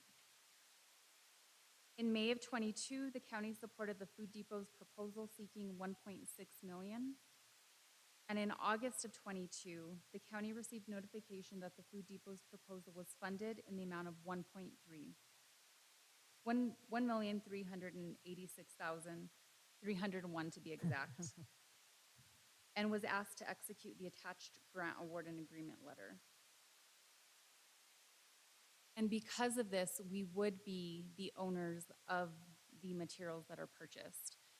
The proposal includes a 52-foot food mobile, and this is an expansion of their original food mobile that was created, I believe, in 2020 due to the pandemic.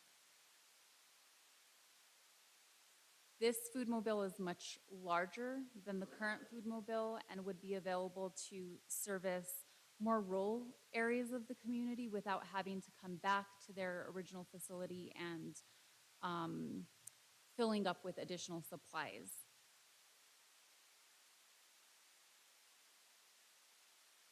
And the structure of the food mobile is also a little bit different.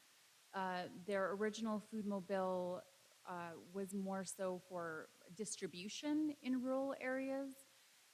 So individuals would line up and they would receive a food bag from the Foodmobile.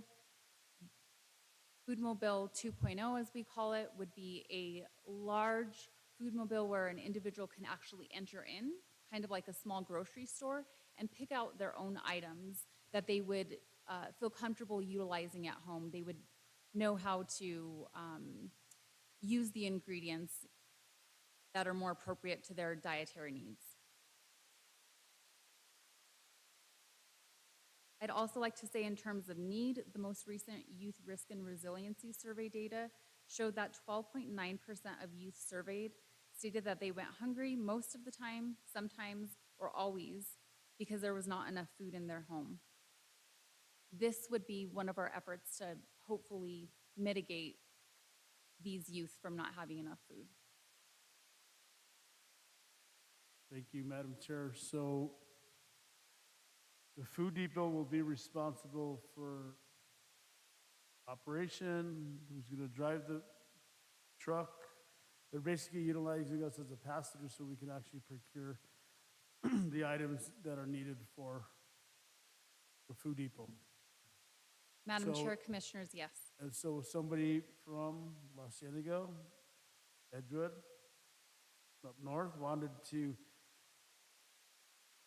talk with the they would have to talk with the Food Depot in order to get that truck delivered, or in order to get that truck there once a week, once a month, right? Madam Chair, Commissioner Garcia, I think the intention is to really hit the areas that are in most need. So if Foodmobile 1 can cover certain areas and with Foodmobile 1, and if that has enough capacity, that will continue on. Foodmobile 2 will be used for areas that maybe have more individuals that would utilize the vehicle, and in more rural areas of the community where it's hard to kind of get out there and come back to their original facility.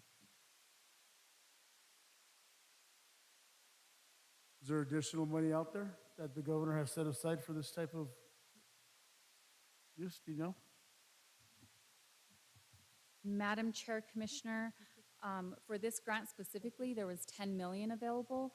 I believe the state is hopeful that we would reapply again in the future. They do plan to have another application process in the next fiscal year. Thank you, Madam Chair. Excellent. Is there other discussion, or what's the pleasure of the board? I already do? Thank you so much for keeping me straight. I have a motion and a second. All in favor, please say aye. Aye. Any opposed or abstentions? Thank you for doing this. This is actually a very exciting thing to go forward. Thank you. And that takes us to the final item under 6, which is reallocation, request for reallocation of American Rescue Plan Act funds for public awareness and public health related expenses for a couple of positions, which I imagine Manager Schaefer and John LeBlay are going to explain to us. Thank you, Madam Chair and Commissioners. I think that hopefully the background is pretty well laid out in the staff memo. Yeah. You know, on the one hand, the Board of County Commissioners did allocate $1.2 million in ARPA funds to public awareness and public health related expenses associated with COVID-19. In the event, we have not utilized much of that money for that purpose, and the Community Services Department does not believe that the current state of the COVID-19 pandemic will support significant additional expenditures of that kind. In terms of other needs elsewhere in the county, the fiscal year 2023 final budget included funding for 2 new FTE within the Santa Fe County Fire Department, an EMS quality assurance lieutenant, and a warning and emergency public information officer. You know, those funding for those positions were used to meet what was considered a paramount need of funding pay increases within the bargaining unit that were reflected in Amendment Number 1 to the CBA. Now that we've reassessed what's going on with the ARPA funds, we would just respectfully request that the board reallocate $800,000 in funds that had been previously allotted to public awareness and public health for purposes of the EMS Quality Assurance Lieutenant and the warning and emergency public information officer. We estimate that that should be sufficient to fund the positions through fiscal year 2026, after which point in time, another funding source would be needed. I'd be pleased to answer any questions, as would Director O'Connor and Interim Fire Chief Blake. Excellent, thank you. I know these positions were well justified previously, so I'm really glad to see them come back around. Are there other questions? Commissioner Hughes? No, I agree. This is a great idea. I move for approval. Second, just discussion, Madam Chair. I'm interested in that public information officer, but we can sit down at our standing and talk about it. Thank you, Madam Chair. Yeah, and just for the record, that's been something that's been on the books for quite a few years, and okay, so I have a motion and a second. All in favor, please say aye. Aye. Aye. Any opposed or abstentions? Great. That takes us all the way through 6. We've completed 7. I think we have been at this so long, it's been recommended that we take like a 5-minute break, and then we'll reconvene and pick up on public comment and executive session and the public meetings. Thank you so much. We'll be back in 5.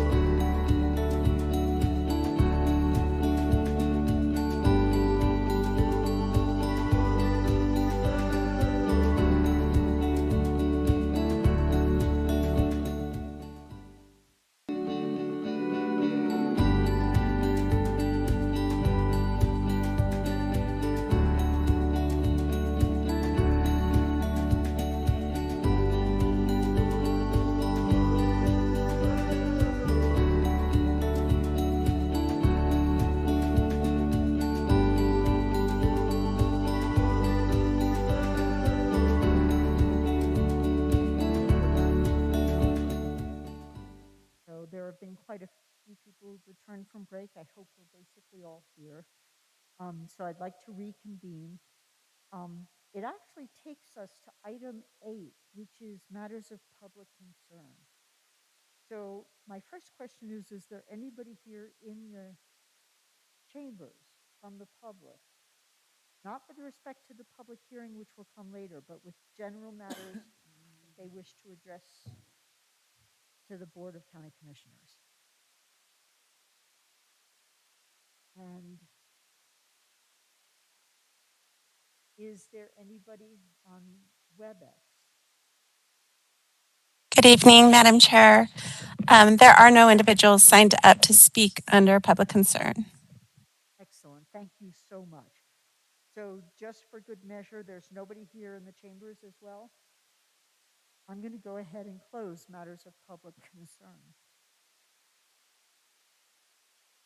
And I'm a little confused. That takes us to matters from the county manager. And we have 2 items, and I'll simply go to Manager Schaefer to present those 2 items. Thank you, Madam Chair, Commissioners. First, relative to miscellaneous and COVID-19 updates, I did want to reiterate that we will be attempting to complete a road improvement project in the Agua Fria area before December 30th of this year.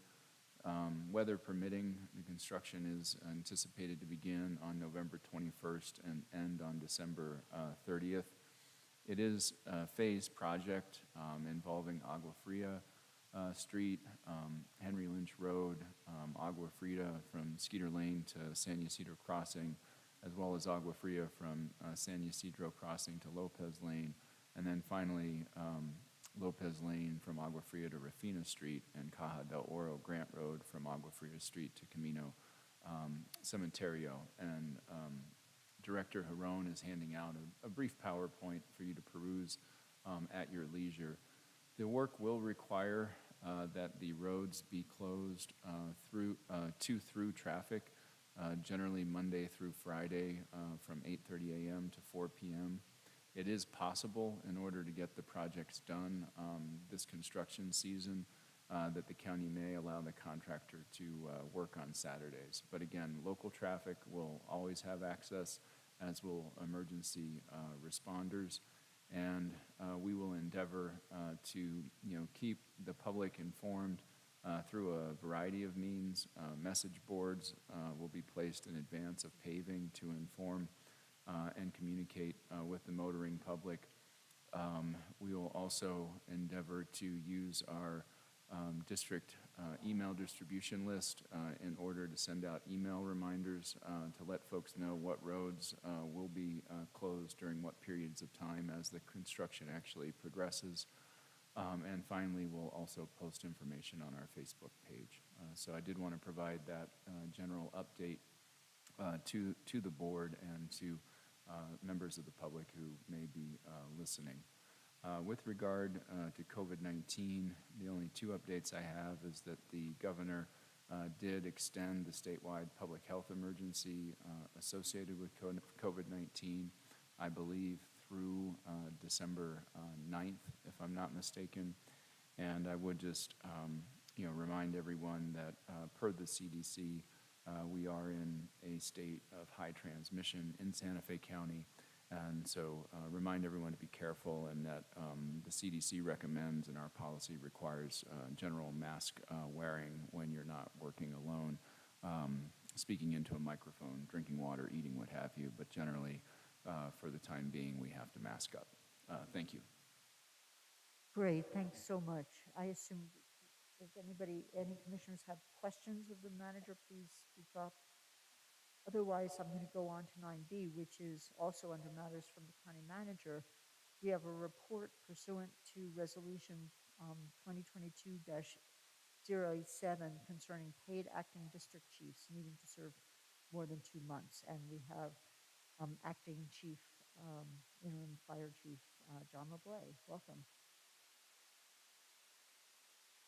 Good evening, Madam Chair, Commissioners. As you may know, we have 14 fire districts, 2 of which for some time now have not had a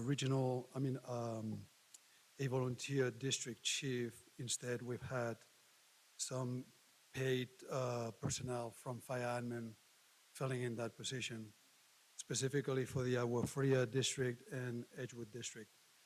As you also may know, in November, fire districts hold their nomination election, and then in December they have their election meeting. So we're hopeful that we will be filling those vacancies with volunteer district members. Captain Mike Fulner has been reaching out to the community and trying to get some attention from some of the members to step up to that position, and the same thing for Agua Fria. So we're hopeful that we will be getting both of those positions filled with volunteer members. One of the reasons why we've found ourselves in that position is due to the COVID pandemic. It became difficult to recruit people, to meet in person. Some people also, some of the district members left the volunteer fire department due to vaccine mandates. But overall, I think we're coming back and we're trying to strengthen our volunteer ranks moving forward by recruiting and retaining them, by making the process a little bit more efficient and more effective. So again, we're hopeful that we will be recruiting members for those positions. Excellent. I really appreciate that. It is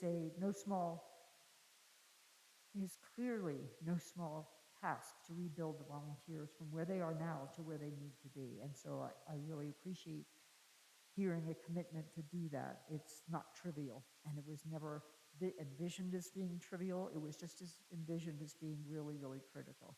And so I really appreciate you coming and reporting on these 2 districts. Absolutely. Are there any questions anybody has? I guess not. No. So, yeah. I'm sorry, Manager Schaefer, did you just give me the high sign? No, I was just going to say that obviously we'll report back after the November and fall and winter election cycle moves forward to inform the board when those positions are in fact filled with volunteers, or if we run into unexpected problems, we'll obviously report that as well. That's all I was going to add. Yeah, excellent. I was going to make that presumption and actually verbalize it. So thank you very much. Is there other stuff that you have, or? No, thank you, Excellent. County Manager Schaefer, for pointing that out on bullet 1 on page 3 of that resolution, where should a paid acting district chief need to serve in that position for more than 2 months, the county fire chief shall report this to the board at the next regularly scheduled board meeting. So we'll make sure that we report that should that take place, but we are hopeful that we won't have to. Yeah, it's an ongoing effort. We anticipate it being a really strong and also well-supported effort from up here. So thank you very, very much. Thank I guess you. that takes us to, that's fabulous. That takes us to item 10, which is matters from county commissioners. Commissioner Hughes. Thank you, Madam Chair, and I will be brief. I have no town halls scheduled until January, giving people a break over the holidays. I am the county's representative on the Regional Transit District, and I just wanted to mention that the Regional Transit District needs bus drivers. It's no surprise that we're all seeking employees, and were it not for the lack of bus drivers, they would be back to running all their routes, but Some of them are still on demand, including my neighborhood. So hopefully we're going to get some bus drivers as things go back more toward normal. And then I also wanted to mention that Commissioner Hanson and I, as well as Manager Schaefer and Attorney Young, were at a meeting about supporting the Coalition of Sustainable Communities in their efforts to create a green bank, which would, among other things, take advantage of some of the federal funding that's coming down due to the recent federal legislation for climate change.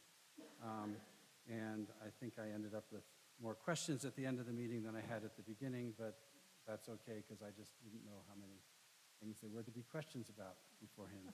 But as we learn more about this effort, and I certainly think we do want a green bank in New Mexico, I will report back. And that's it for me. Thank you, Madam Chair. That's actually good to hear. Commissioner Garcia? No. Commissioner Roybal? No. Great. That takes us, I don't have anything either. I'm going to move right on to matters from other elected officials.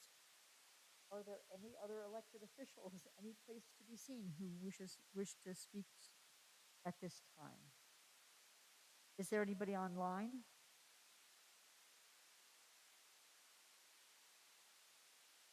Madam Chair? No, there's no one online to speak. Excellent. Thank you so much. So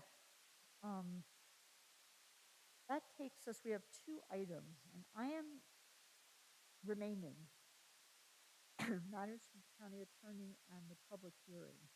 But I am guessing the public hearing is going to be shorter, both of them, than executive session. So I'm going to go ahead and go to, try to get this correct, go to item 12, which is the public hearing on the proposed ordinance amending the solid waste and recycling management ordinance. And Director Harron, and thank you so much for staying the course and waiting so long to get to this. Madam Chair, you're welcome. Commissioners, the issue in front of you is an ordinance amending Santa Fe County Ordinance Number 2014-10, Solid Waste and Recycling Management Ordinance, as amended by Ordinance 2018-7 to eliminate scheduled increases to solid waste permit fees. To give you the background, this has been before the body before. Title and general title and summary have already been in the paper on 10/31 of this year. But to recap, in January of 2021, the last solid waste increase contemplated by the ordinance number 2014 was set to take effect. That scheduled rate increase would have increased the solid waste permit fees as described in section 13A and B as follows. 12 punch permits would have gone from 110 to 140. 6 trip punch permits would have gone from 55 to 70. 3 trip punch permits would have increased from 2750 to 35.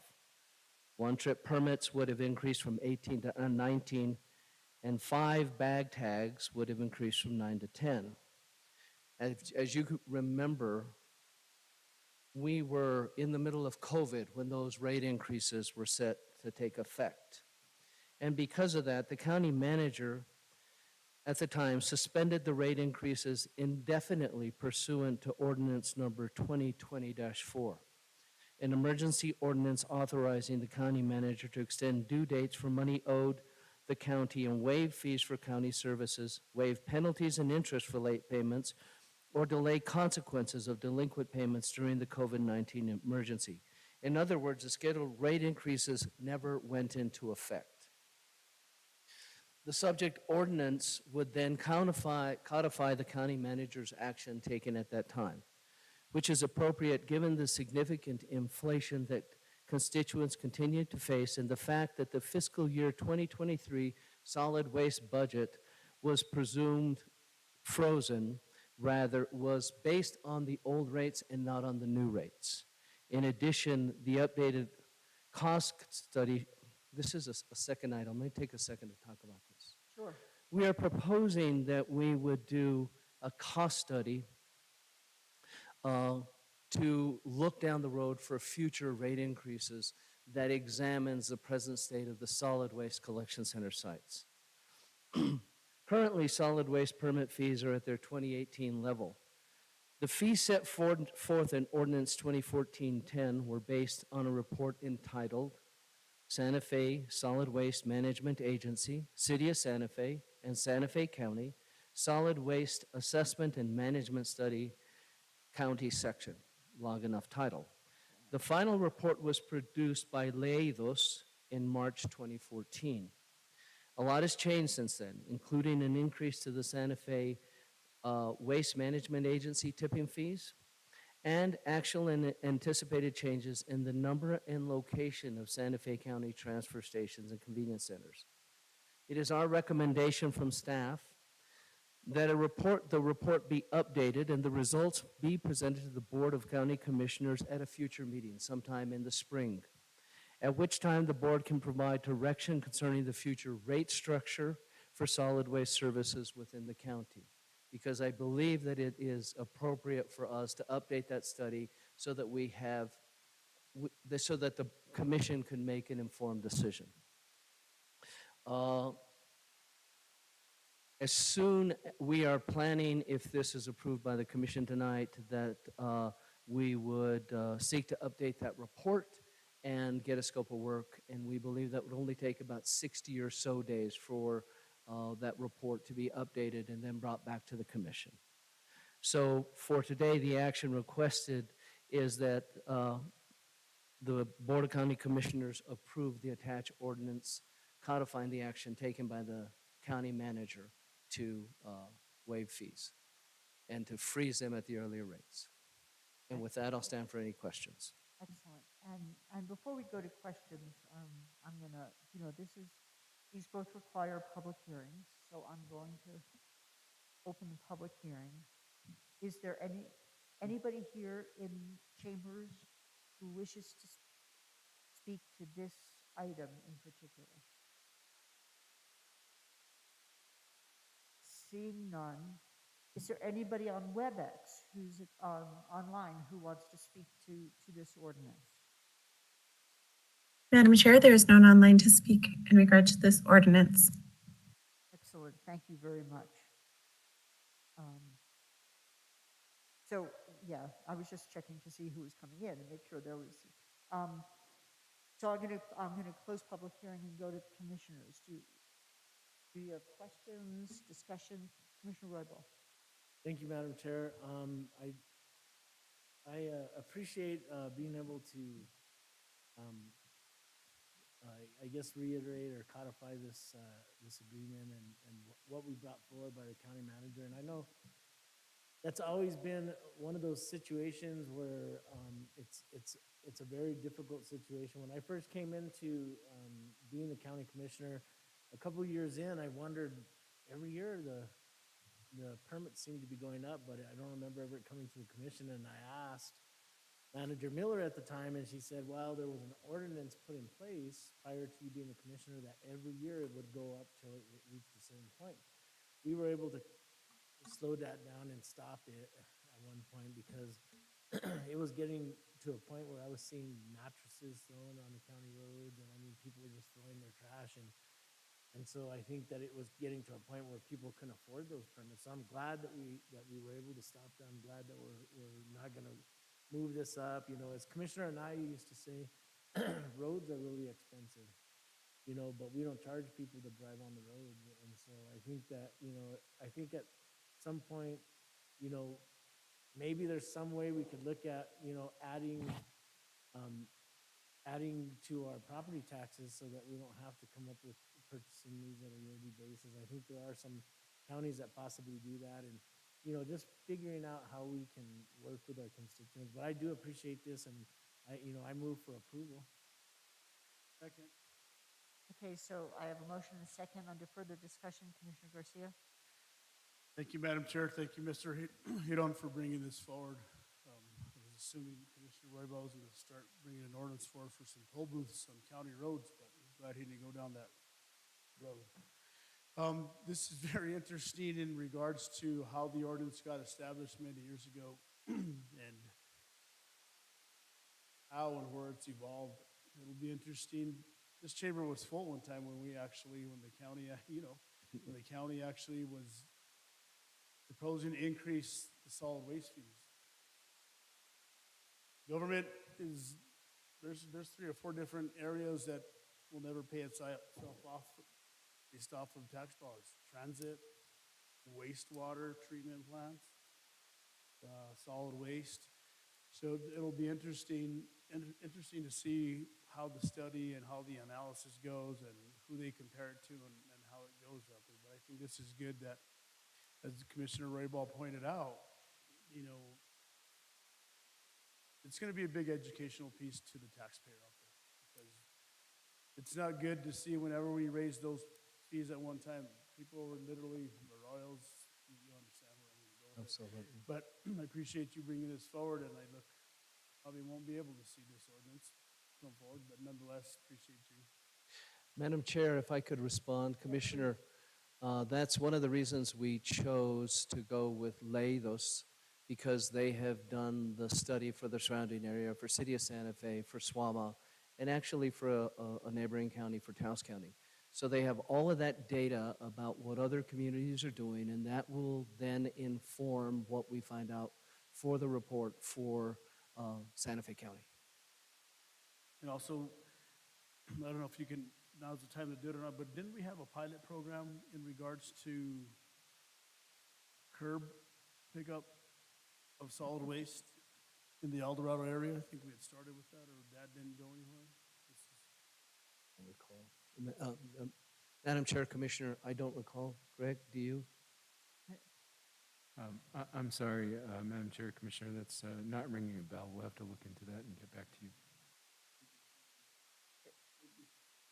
Thank you. Commissioner Hughes. Thank you, Madam Chair. I just wanted to say that I support the idea of doing the study. So, since you asked, I think it's a good idea. And actually, that was going to be my response. Thank you for bringing forward that idea and doing a study, because the old one is older and things have changed, like you said, and there's nothing like actually having some information to be able to work with. So what a concept. So at this point, if nobody has questions, what is the pleasure of the board? I made a motion. I missed it, and then I got a second, and then we had further discussion. I do remember. It must be getting late. I am so sorry. No worries. So I have a motion and a second. Erica, are you still online to be able to do a roll call? I am, Chair Hamilton. Oh, thank you so much for hanging in. You're welcome. Chair Anna Hamilton. Yes. Commissioner Anna Hansen. Excused. Commissioner Hank Hughes. Yes. Commissioner Henry Roybal. Yes. And Commissioner Rudy Garcia. Excellent. Thank you so much. So You're welcome. that passes, and I guess I need an ordinance number. That might be different. The ordinance number is going to be 2022-08. Excellent. Thank you so much, Erica. You're welcome. That takes us to item 13, which is the public hearing on the La Entrada final plat for Phase 1. And John Lovato, welcome. Thank you for making this presentation. Madam Chair, Commissioners, thank you. John Lovato, Building and Development Services.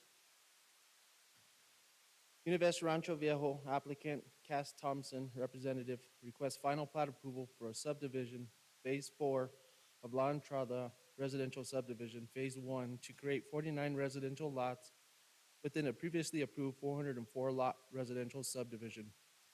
The property is located within Santa Fe Community College District, Planned Development District, between Avenida Comorados and Caminito de los Rositas, north of Rancho Viejo Boulevard and west of Avenida del Sur, within sections 19 and 20, Township 60 North, Range 9 East, Commission District 5. The chronological history of the project is as follows. On April 11, 2006, the Board of County Commissioners granted master plan approval for Rancho Viejo Village West for a mixed-use development, residential commercial community consisting of 1,250 residential units and 117,250 square feet of commercial space on 668 acres to be developed in 3 phases within Rancho Viejo. On September 12, 2006, the BCC approved La Entrada subdivision, Phase 1, which was part of Rancho Viejo Village West.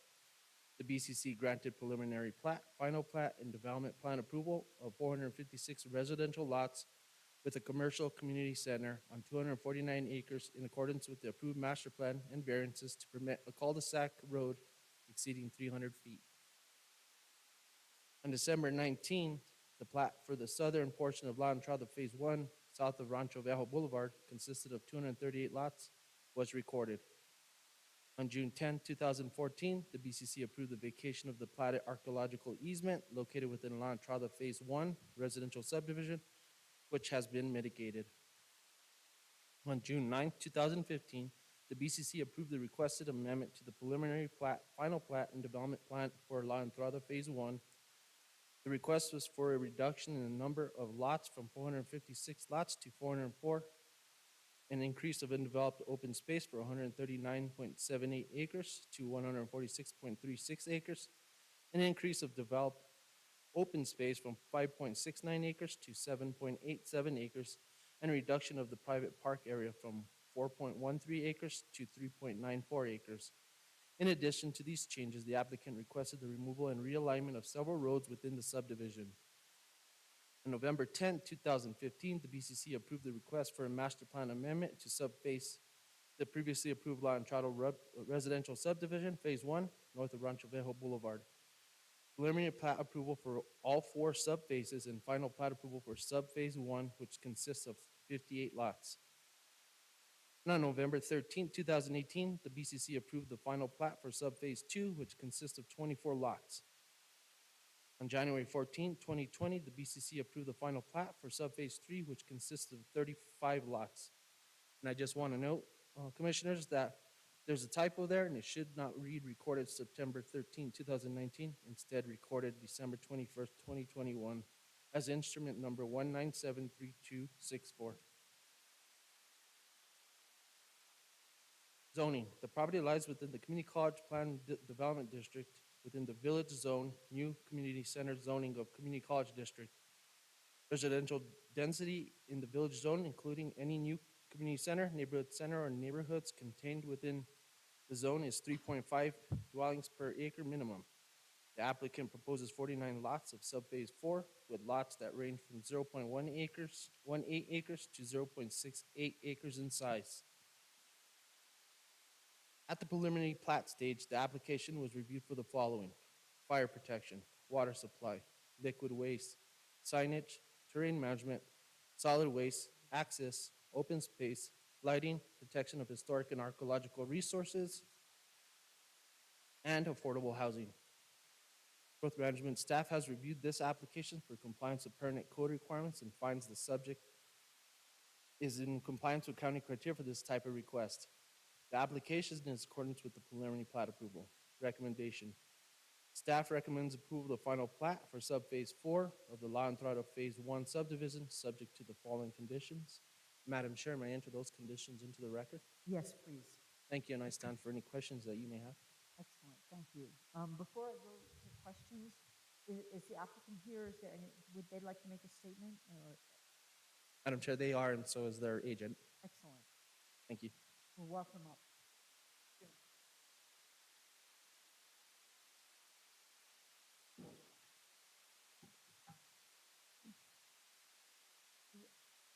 Yes, for the, do we need to have the agent sworn in? I know, public Yes, I believe that speakers- is the case. Okay, thank you. Can you do that? I do. Yes, I'm Colleen Gavin, 130 Grant Avenue. Madam Chair, members of the board, I know it's been a late evening for you, so we are in agreement with staff's recommendations and conditions of approval. I did prepare a presentation, but I will defer to your questions and conversation. And if necessary, we will pull up any type of relevant slide. That sounds great. Okay. I appreciate the approach and appreciate both staff and you all and applicants and bearing with us for what turned out to be a longer meeting. So why don't I, unless people have questions they feel should be answered before public comment, I would like to open public comment because that's obviously going to be brief. I'm going to go open public comment. Is there anybody, I don't see anybody new, but is there anybody here from the public who wishes to speak to this matter? Seeing none, is there anybody on WebEx who wishes to speak to this issue?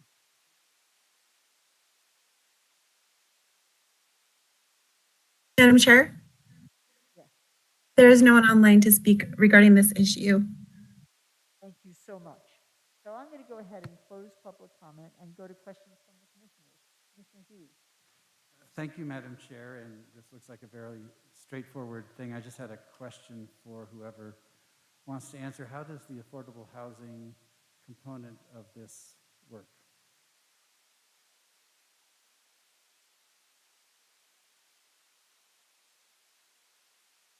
Madam Chair, Commissioner Hughes, the affordable housing was granted at the previous plat amendment or approvals within the approvals. And so what they've done is they've laid these out. And so far, 34 of the affordable housing units have been constructed. And there are several more that are going along, but as each phase moves along, they construct these in accordance with those approvals. So is the affordable housing part of the overall La Entrada, not necessarily part of just phase 4? Is that right? Madam Chair, Commissioner Hughes, that is correct. Okay, and then you said those have already been constructed for the most part? Madam Chair, Commissioner Hughes, about half of them have been constructed. Half of them have been constructed. Okay, Close to thank half. you. That Sure. was my question. Other questions? Commissioner Garcia? No, Madam Chair, just apologize for Mr. Thompson, actually for sitting out there for a little while. We got to hear some good, interesting cases. But just seeing the subdivision develop from Dinosaur Trail area, actually very impressed with your development and how affordable housing, commercial, and you actually keep an eye on everything that happens out there. So I appreciate that. Thank you. Yes, Commissioner Hughes. I'll move for approval. Second. So I have a motion and a second. Is there anything further under discussion? Seeing none, all in favor, please say aye. Aye. Madam Chair, just for clarification, would that be with staff conditions? Yes, yes, of course. Thank you. Well, wait, Yes, with, the motion is- yes, with staff conditions. And the second is with staff conditions? Okay, yes, I got a yes on that. So there's a motion and a second. All in favor, please say aye. Aye. Any opposed or abstentions? Thank you, and thank you again for waiting us out. I know it's late. I really appreciate everybody sticking around. So that will take us back to item 11, which is matters from the county attorney. Attorney Young, can you please lead us into what we'll be doing? Yes, Madam Chair, Commissioners, for tonight's executive session, we have limited personnel matters as allowed by Section 10-15-1 H2 NMSA 1978, as well as threatened or pending litigation in which the county is or may become a participant as allowed by Section 10-15-1H, and specifically including breach of a settlement agreement and related agreements related to annexation, executive management personnel issues, and then finally claim arising out of the adult detention facility. Yes. Thank you. And I believe that we have a potential action item afterwards, so we will be coming back out. Potentially, yes. We'll go ahead and reserve that option. Okay. But I estimate about 45 minutes approximately.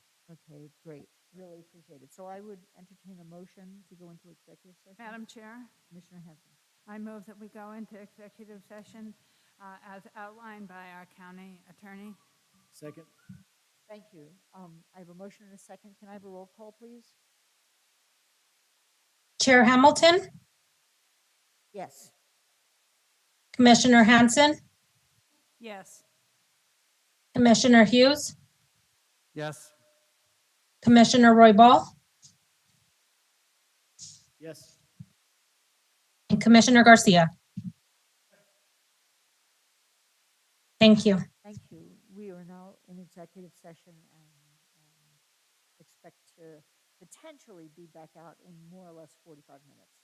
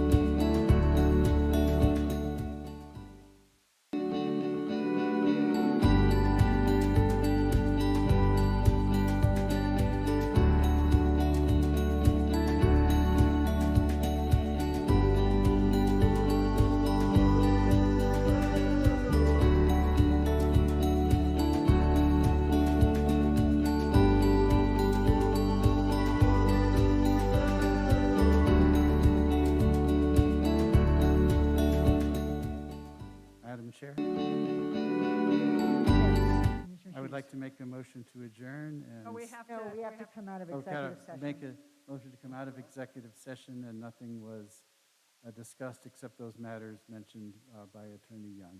And no decisions were made. No decisions were made. Second. Thank you. I have a motion and a second. All in favor, please say aye. Aye.